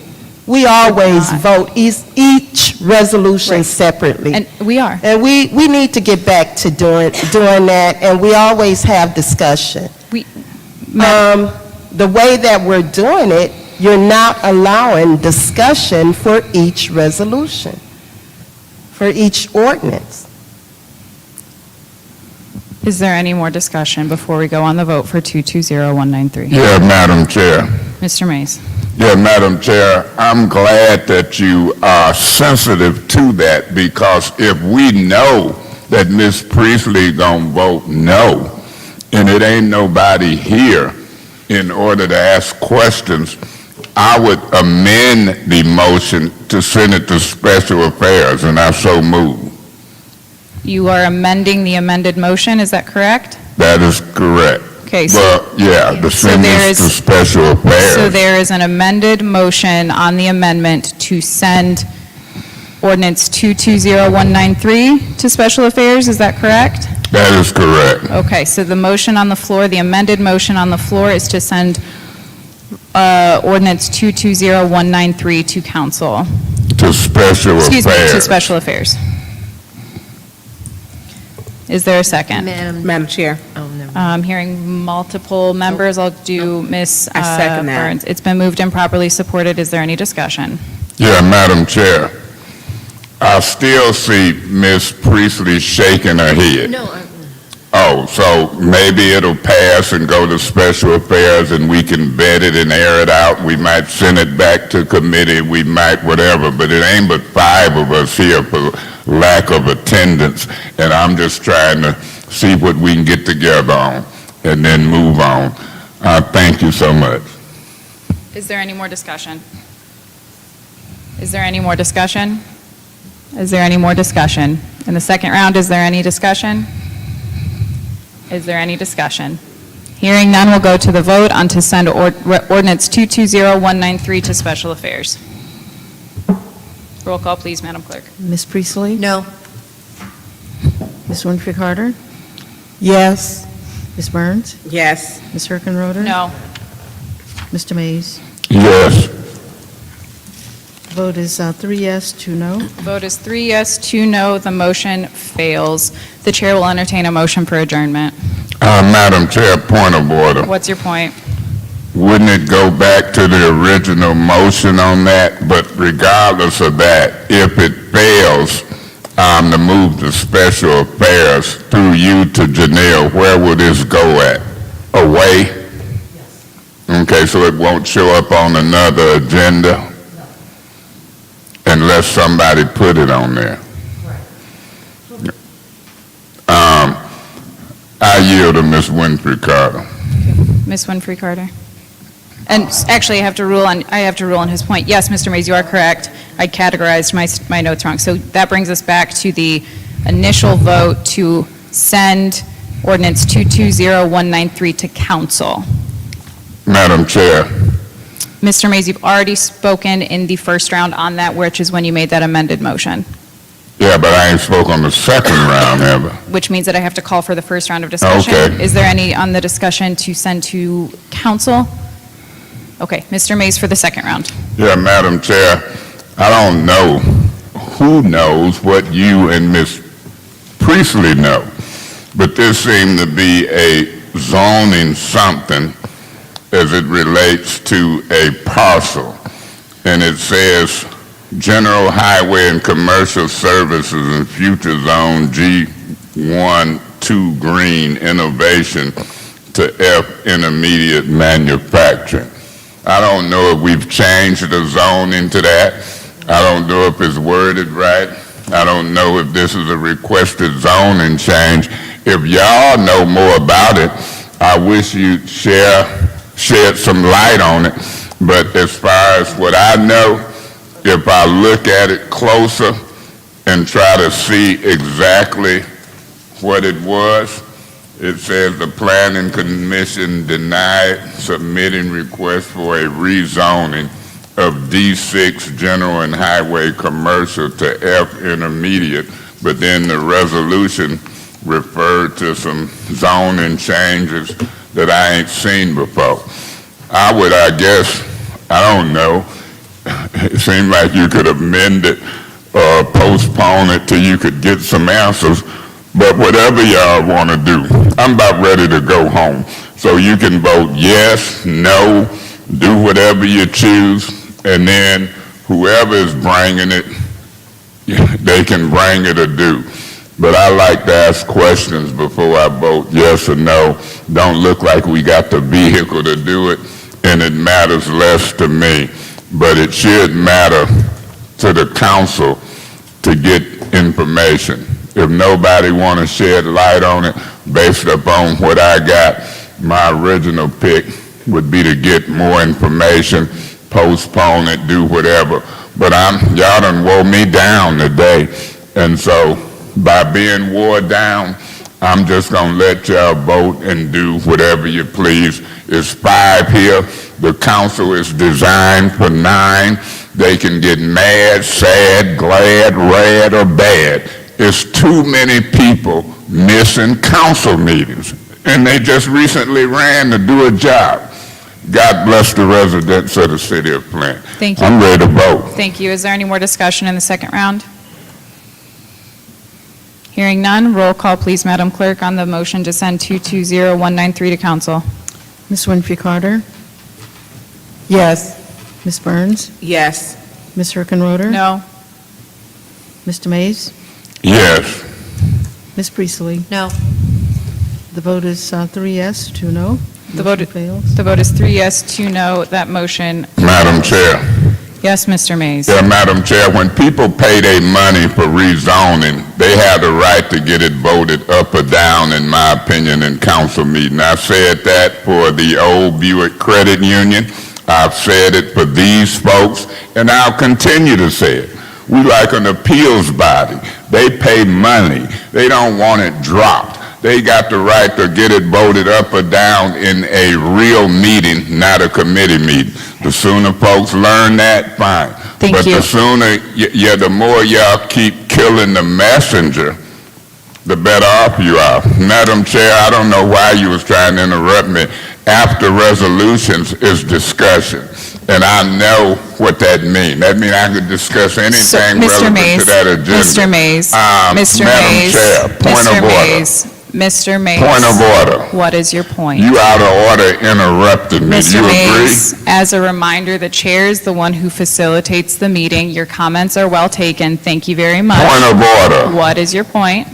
I had the floor. The Mr. chair don't Mays. just take the floor. Mr. Now Mays, if I'm you gonna move to would adjourn please- because you ain't getting it. You Okay, done there's a been motion on the floor always for thinking adjournment. you Is know there the a second? rules and you Madam don't. Chair? Now remember when I was chairing and y'all overtalked me, Pardon. voted illegally, Mr. and Mays. tried to remove me. I Mr. ain't studying you. Mays. I had the flow. You can't interrupt me, and if you want to waste more time, I'll appeal you. You're not gonna sit and try to vilify me and dictate to me what's happening when I got the floor. Mr. Talking about the Mays. chair get to relegate. I appeal your ruling. Mr. Mays, I haven't made a ruling because you... Well, then why did you interrupt me in the Because you first made place? Mr. Mays, you made a motion for adjournment. Ms. Point of Priestley has order. seconded. Why What's did your you point? interrupt me in the first place? Mr. Mays, you made a motion for... Point of adjournment. order. Why What's did your- you interrupt me when you gave me the floor in the first place? Is it a show of flex and some superiority? It was unnecessary. The motion for adjournment has been moved and properly supported. Roll call, please. Ms. Priestley. Watch this. You so smart and I'm so stupid. Did you do good a roll call for me, Ms. Brown? Point of order. What's your point? Why are you calling Ms. Herkenroder stupid? No, I say she must think I'm stupid. You misheard it.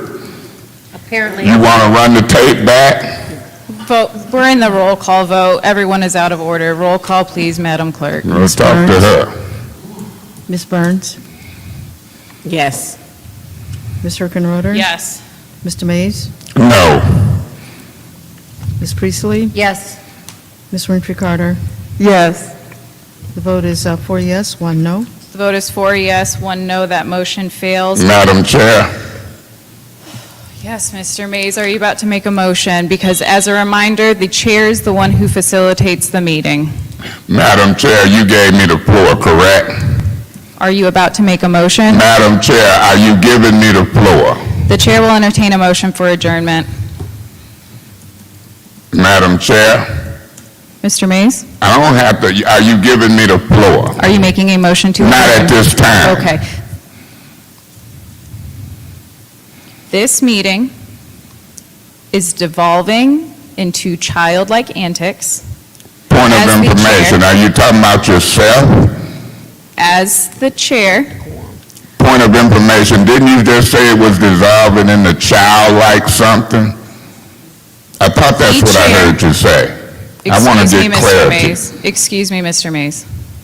The chair will order this meeting adjourned at 10:29 on May 18th. I object to that. There is an objection to adjournment. That means that we move to a vote. Madam Chair? Mr. Mays, Yeah, Madam Chair, we can vote, but the point I'm trying to make is you keep saying the chair facilitates the meeting. When you give me the floor, the chair is out of order to interrupt me when I'm in any kind of discussion. Now, Mr. you Mays. might not want the point of job. order, Mr. Mays. Point of order, Mr. Mays. That is incorrect and false information, which you are misleading this council intentionally by. The chair is able to interrupt a speaker if they have given them the floor during an unmoderated time, which is what you do consistently. If the meeting is not being moved along, it is the duty of the chair to continually move that meeting along. I will not argue this point with you. As you like to say, you have been on council for 8 or 9 years. As much as you continue to discredit me and my parliamentary understanding, the chair will entertain a motion for adjournment. Point of order, Madam Chair. What You is your just point? interrupted me with a point of order, correct? What is your point? My point is that you gave me the floor. We could have been out of this meeting, but you keep believing Point that of you order. could. We could have been out of this meeting, but you voted no intentionally to delay more city business, and that is a fact. The chair will entertain a motion for adjournment so that we may Madam continue Chair, didn't the you city just give me the business. floor and interrupt me with a point of order? If I did, I do not remember or do not Well, recall. you did.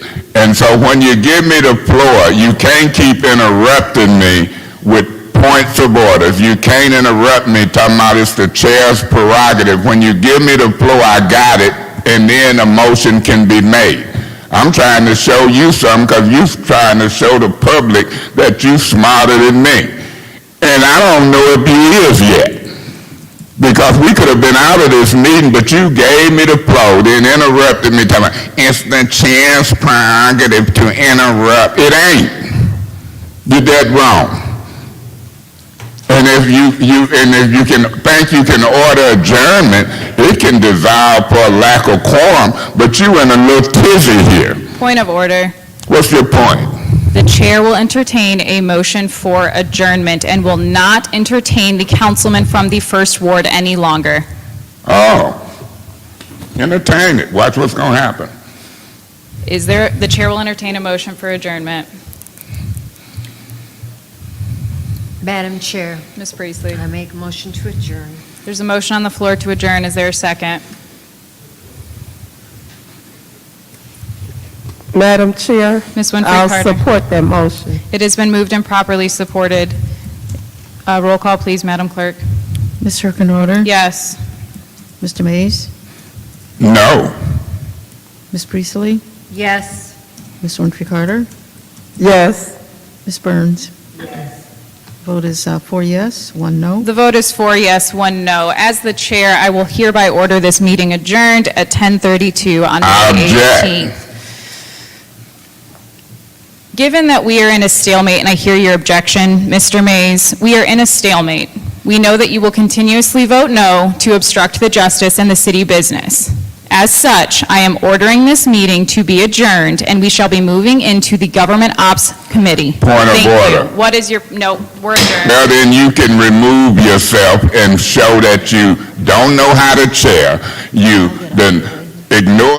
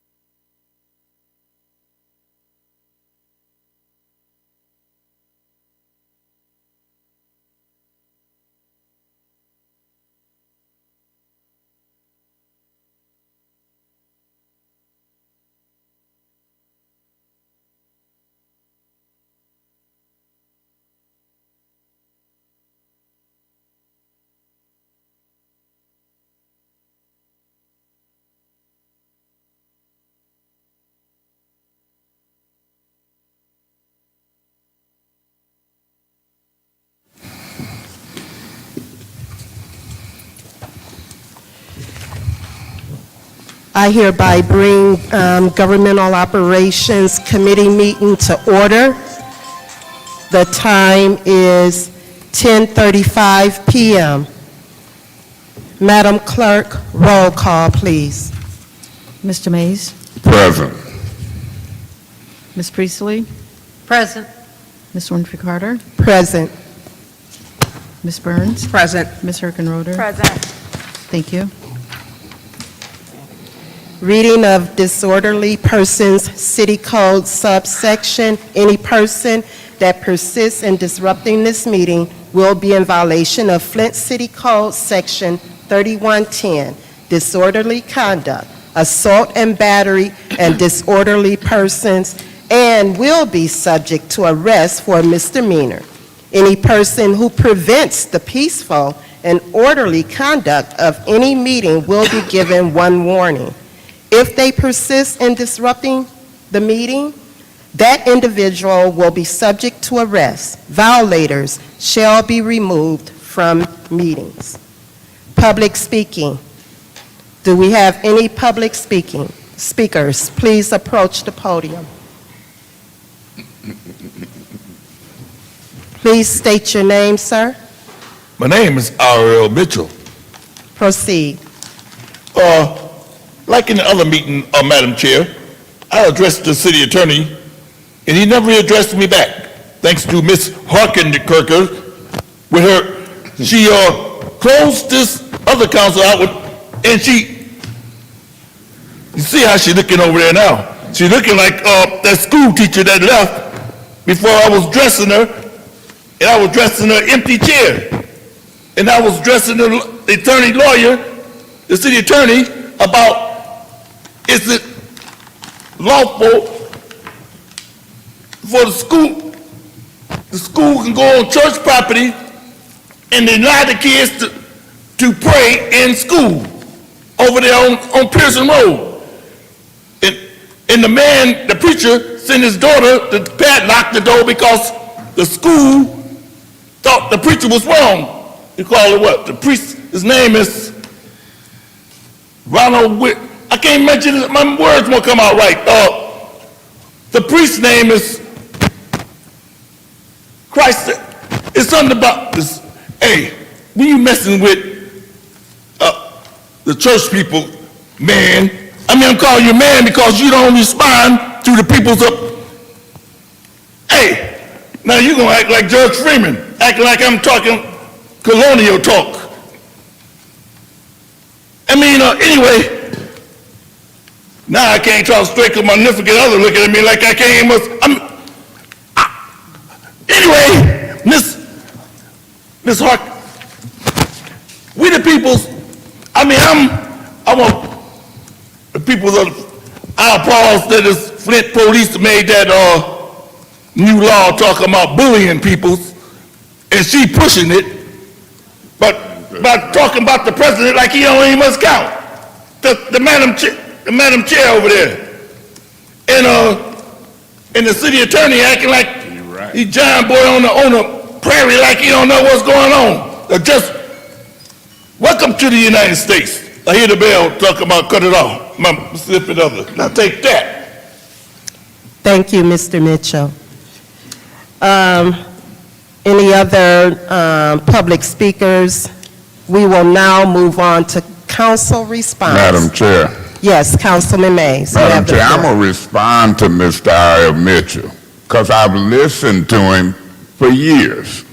And people might not understand what he's saying because of how he breaks it up into sentences, but he knows clearly what he's saying. He just spoke to Ms. Herkenroth on how she was treating me. Clearly, we hear it. I go to the corner store folks talking. I go to the grocery store folks talking. This community is talking. What happened here was unnecessary. And I don't know if Ms. Herkenroth believes it or not, but maybe she in a corner of town to herself. But people is talking. I listened to Liddell Lewis, we in government operations, and that was public comment. After I left or got put out of here wrongfully, she said I called her MF and Bs. That ain't even true.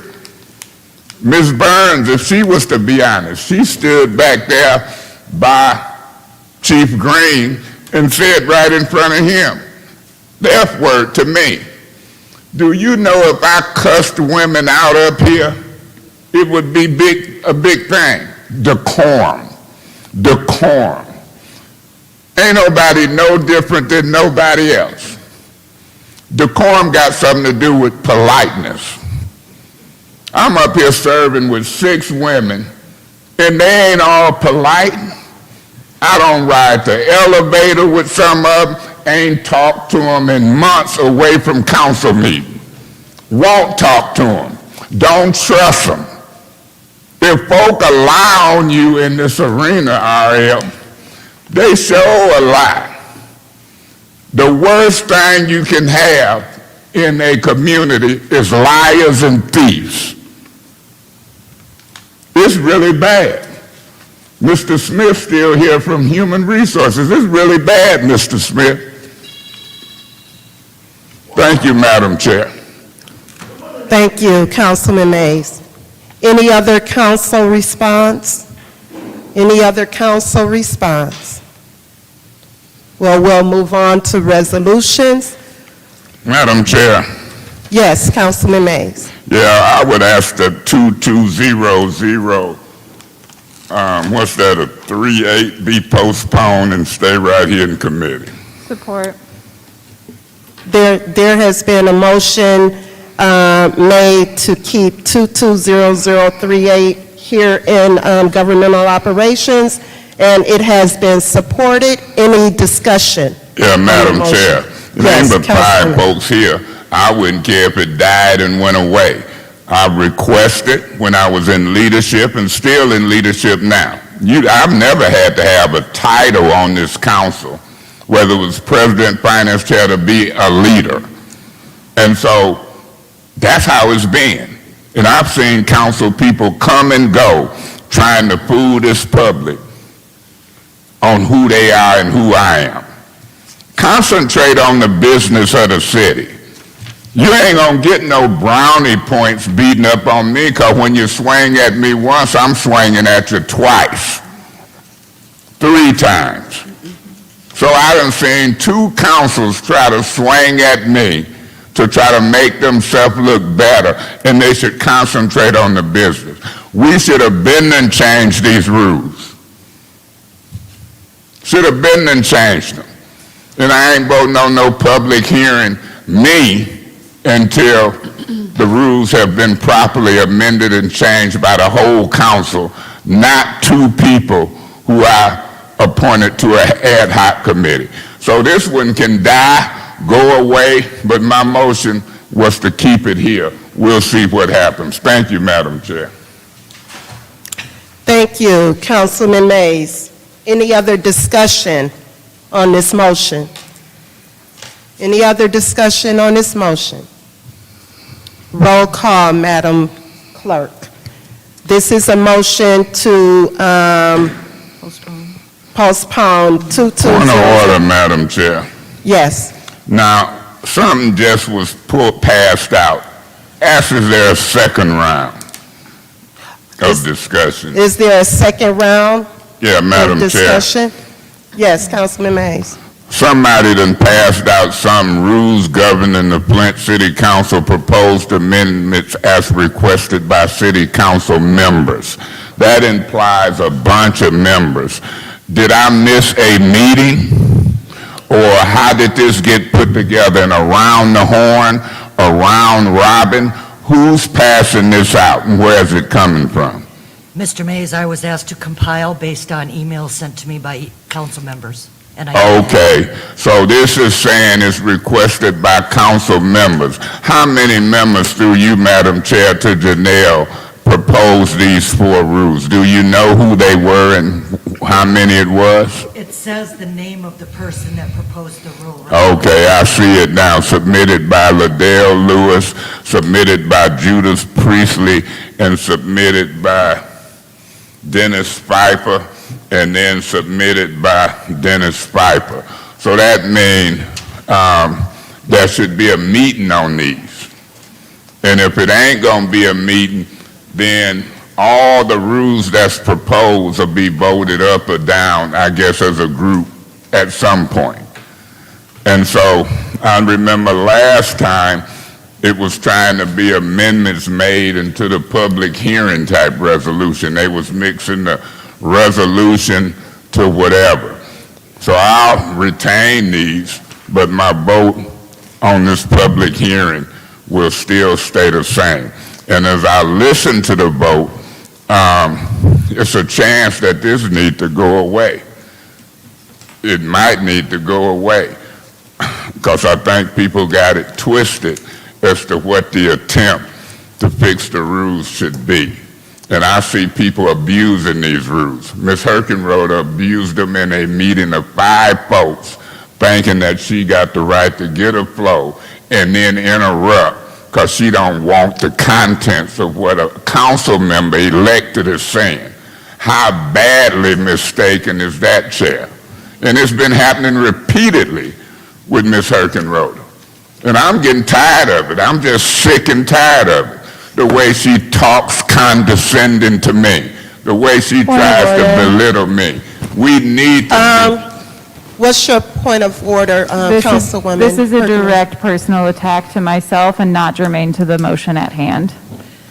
Councilman Mays, can you keep what you're saying germane to the motion?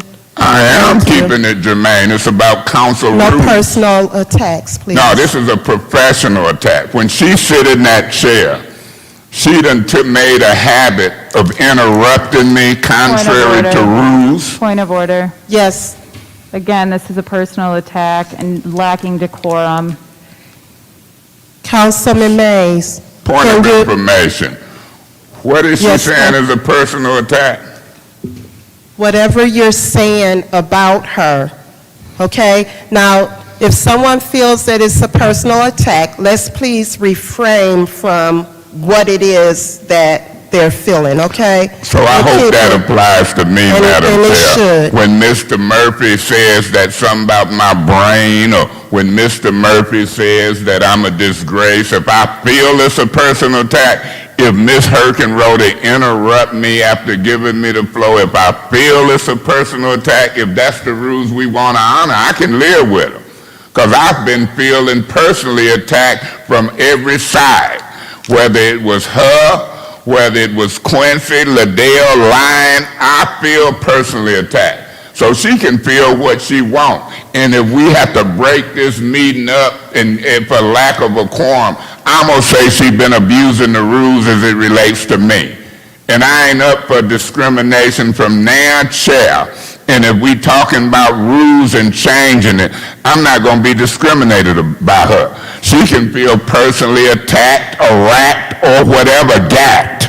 But I don't see her treating Priestley like that. I don't see her treating Worthing like that. Maybe not even you or nobody else. What is your point, Councilwoman Herkenroder? The conversation from the councilman in the first ward is not germane to the motion at hand. Councilwoman Herkenroder, now, I do have to say this. He's talking about the rules, and talking about being treated fairly. Now, is that going to be one of your rules, Councilman Mays? Councilman Mays, Janelle, are you keeping time? Yes, ma'am. Okay. Councilman Mays, can you please kind of wrap it up so that we can move into this meeting? Sure I will. Because you don't get but 5 minutes on a motion.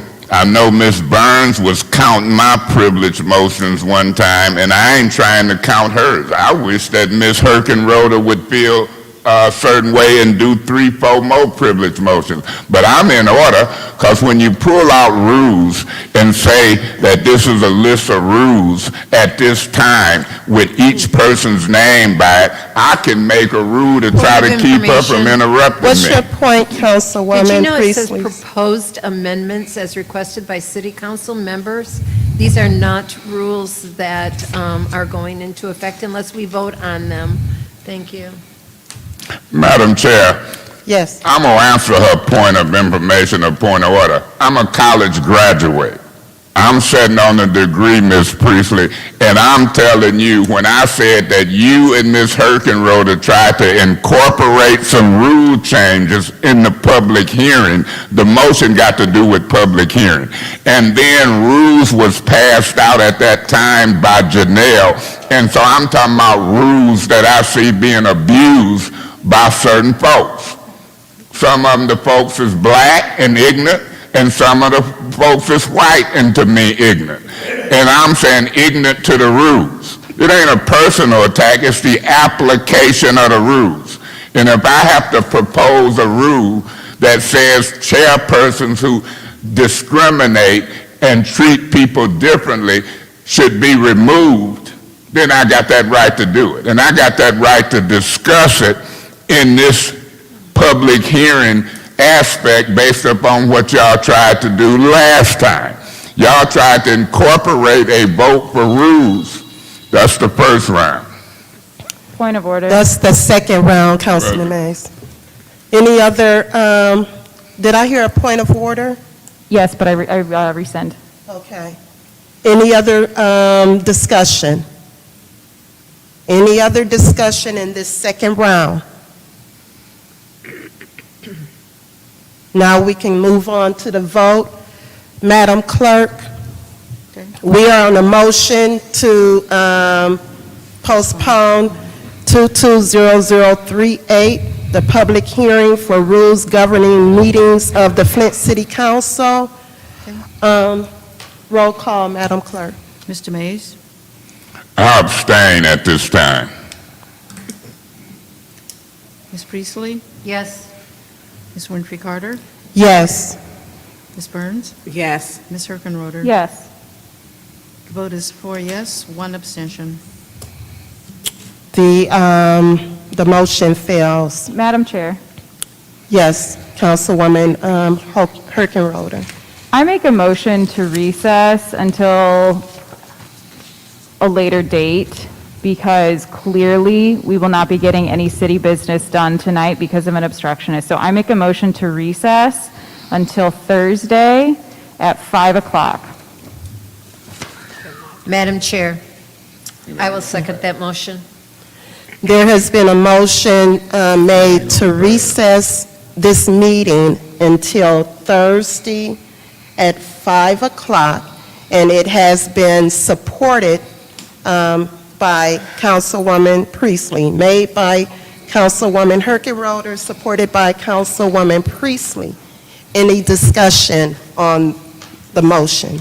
Yeah, Madam Chair. Yes, Councilman Mays. I'm not going to vote for it. Somebody got a charitable gain in me license on here.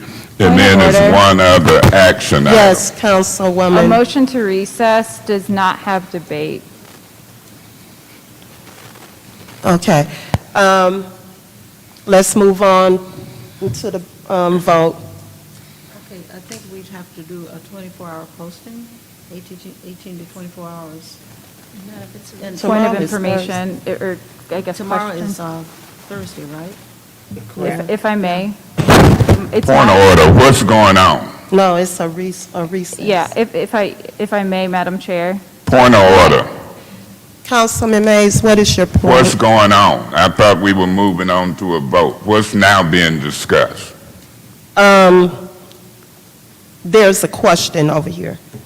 My point would be if my discussion is just shut off and it's wrong, everybody's is, we should be on a vote according to what I heard. Point of information. Yes, Councilwoman. Through you to the city attorney, it is my understanding that with the Open Meetings Act, if it's a ridiculous. recessed meeting, it does not need to be posted. Can you clarify? Point of order, what is being asked and discussed? She's asking the city attorney does a He didn't have recess. the floor. She did a point of information. That's out of order. My point of order, point of information is to the speaker. He was never the speaker. Councilman the Mays, ones- Councilman Mays, please let me Okay, facilitate the meeting, just let okay? y'all do rules different. No, let me facilitate the Okay, meeting. all right. Thank you. This is ridiculous. Go ahead, The rules apply City clerk. differently to Okay, me than others. even though it's a recess meeting, we still have to still officially notify the public. Now, in that regard This is also, ridiculous. you have a special affairs meeting on Monday to take care of business that you were unable to take care of tonight. So in that regard, It's a different you know, treatment of course, of that's posted. Point of order. Yes. I cannot hear the clerk over my colleague in the first ward. Councilwoman, please listen. I- No, you know I what? can't- Let me facilitate the meeting, please. Okay? I can hear her. You can hear her. Madam Chair, I can't hear. I Madam Chair, cannot. can I'll talk Councilman louder. Mays, you know what? Guys, listen. It's 11 o'clock, okay? I'm not going to do this week. It's 11 o'clock. Let's move this meeting forward. I'm trying to facilitate this meeting. I'm trying to be fair. I don't want to have to go back to the last Wednesday in governmental operations. So, Clerk Brown was speaking. Can we please listen to Clerk Brown right now?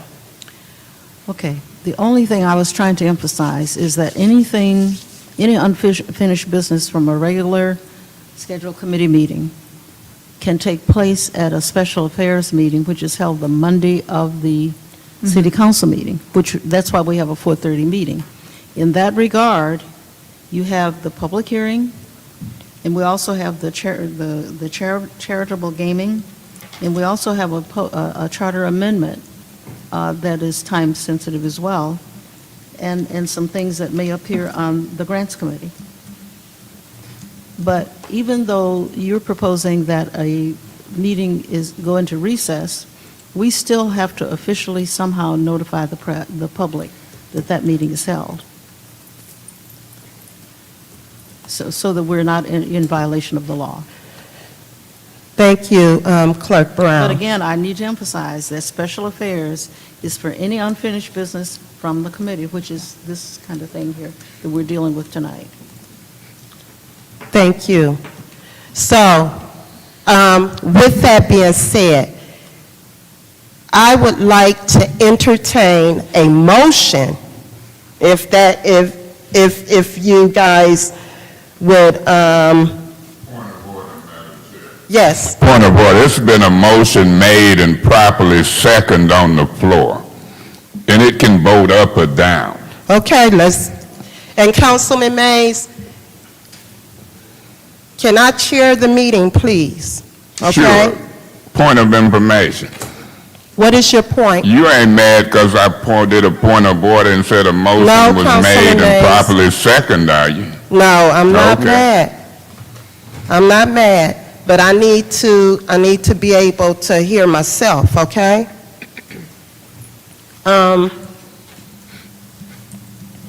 We can vote on this, and then let's proceed. Roll call, Madam Clerk, This is on the roll call for which one? for the recess. Till Monday, till Thursday? Yeah. Okay. Ms. Priestley? Yes. Ms. Winfrey Carter? No. Ms. Burns? No. Ms. Herkenroder? Yes. Mr. Mays? No. The Okay. vote is 2 yes and 3 no. 2 yes and 3 no. That motion failed. Madam Chair. Yes, Councilman Mays. I would move 220188 to council. There's been a motion to move 220188 to council. Is there support for that motion? Support. Who supported it? Councilwoman Herkenroder. Motion has been made for 220188, charitable gaming licenses for On the Rise, and it's been supported. Any discussion on that motion? Any discussion? Any discussion on the first round? Any discussion on the second round? Well, we can vote. Roll call, Madam Clerk. Ms. Winfrey Carter? Yes. Ms. Burns? Yes. Ms. Hurkenroder? Yes. Mr. Mays? Yes. Ms. Priestley? Yes. The vote is 5 yes, 0 no to move 220188 to council. The vote is 5 yes and 0 no to move 220188 to council. Madam Chair. Yes, Councilman Mays. Yeah, Madam Chair, Resolution 220189, a proposed city charter amendment, millage renewal, citywide police services ballot question, November 8, 2022 general election. I would move the council. 220189, a motion has been made. Is there support for that motion? Madam Chair. Councilwoman Priestley. I second that motion.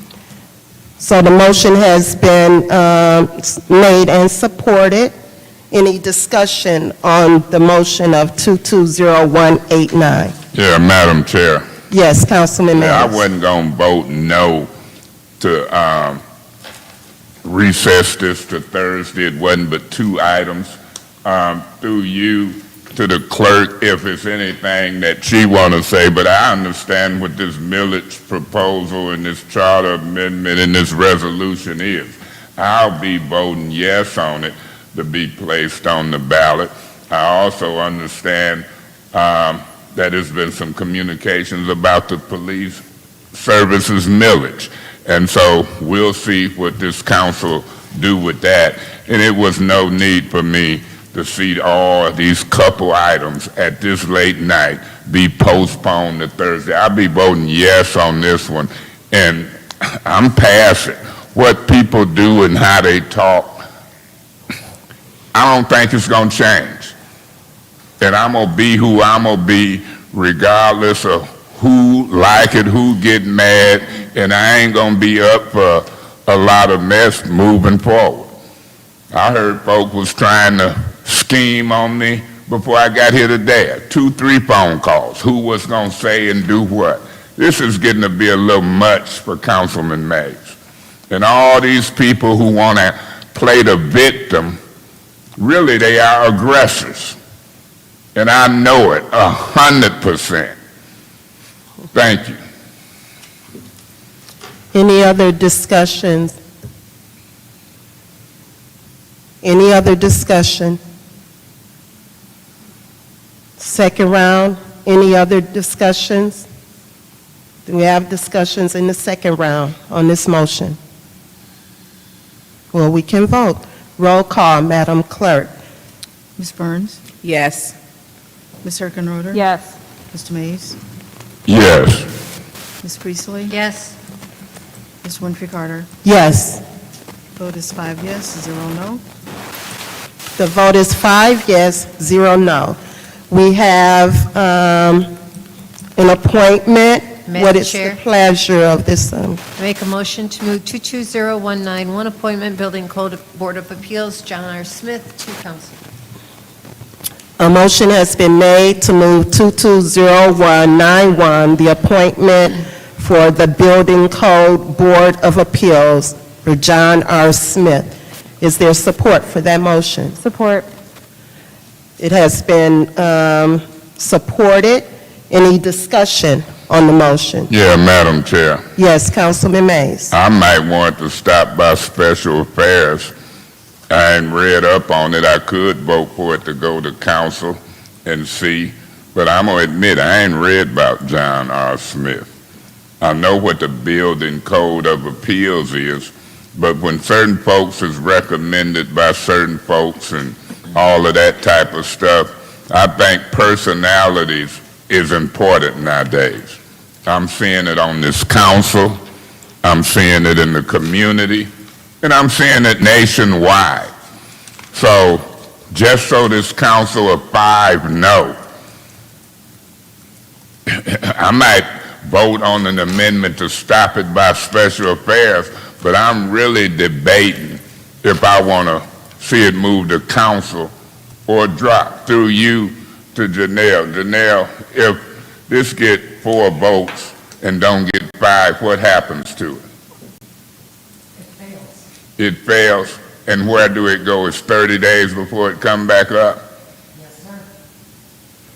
So I think people might want to hear what I'm saying as it relates to this appointment. I'm suspicious of certain administration appointments. I'm suspicious of certain appointees. I heard what Attorney Kim been saying to this council when he was getting appointed. I don't trust certain members of this administration, the mayor and others.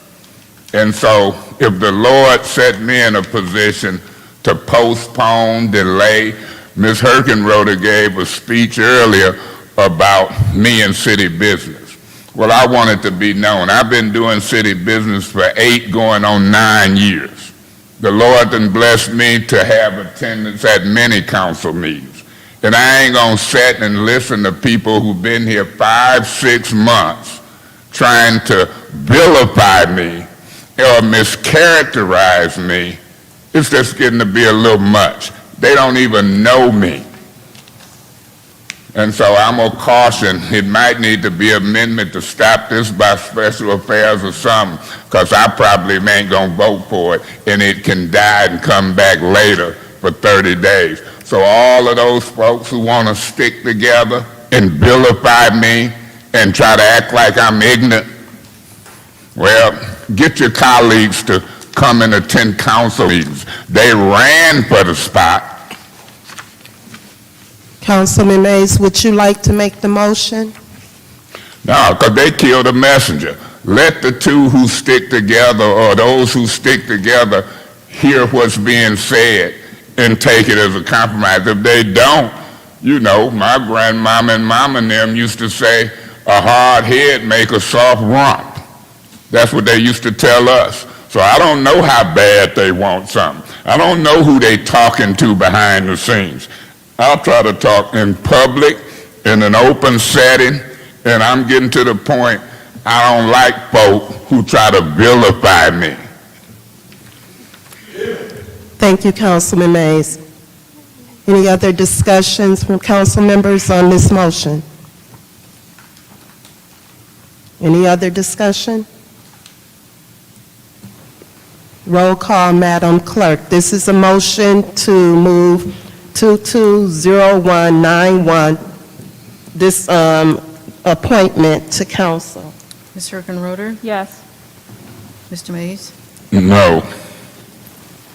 Ms. Priestley? Yes. Ms. Winfrey Carter? No. Ms. Burns? Yes. The vote is 3 yes and 2 no. Failed. Madam Chair, the point of order, did you call the vote? The vote is 3 yes and 2 no. Madam Chair. It failed. Yes, Councilman Mays. Madam Chair, I want to say this real quick. Governmental operations mean something. It's a very important committee, finance and governmental operations. This government ain't been operating right. This council haven't been operating right. I listened to this council put a motion on the floor, I think you was here, to remove me from my elected office for 30 days because Attorney Kim said so. But I think it's 1-603 of the charter. Any elective office, removal or forfeiture, if she get up and breaks the quorum, Ms. Herkenroder, I want it to be known that any elective office requires a public hearing. So Ms. Herkenroder has joined the crowd. Madam Chair, I guess you'll adjourn this meeting for lack of a quorum because Ms. Herkenroder. This meeting is adjourned for lack of a quorum. Governmental operations adjourned at 11:10 p.m. And grants, I guess, won't happen for a lack of a quorum. And so I'll set for 2-3 minutes and see what happens with grants. But I'm going to highlight these lack of quorum folks and absenteeism, including Herkenroder. She pissed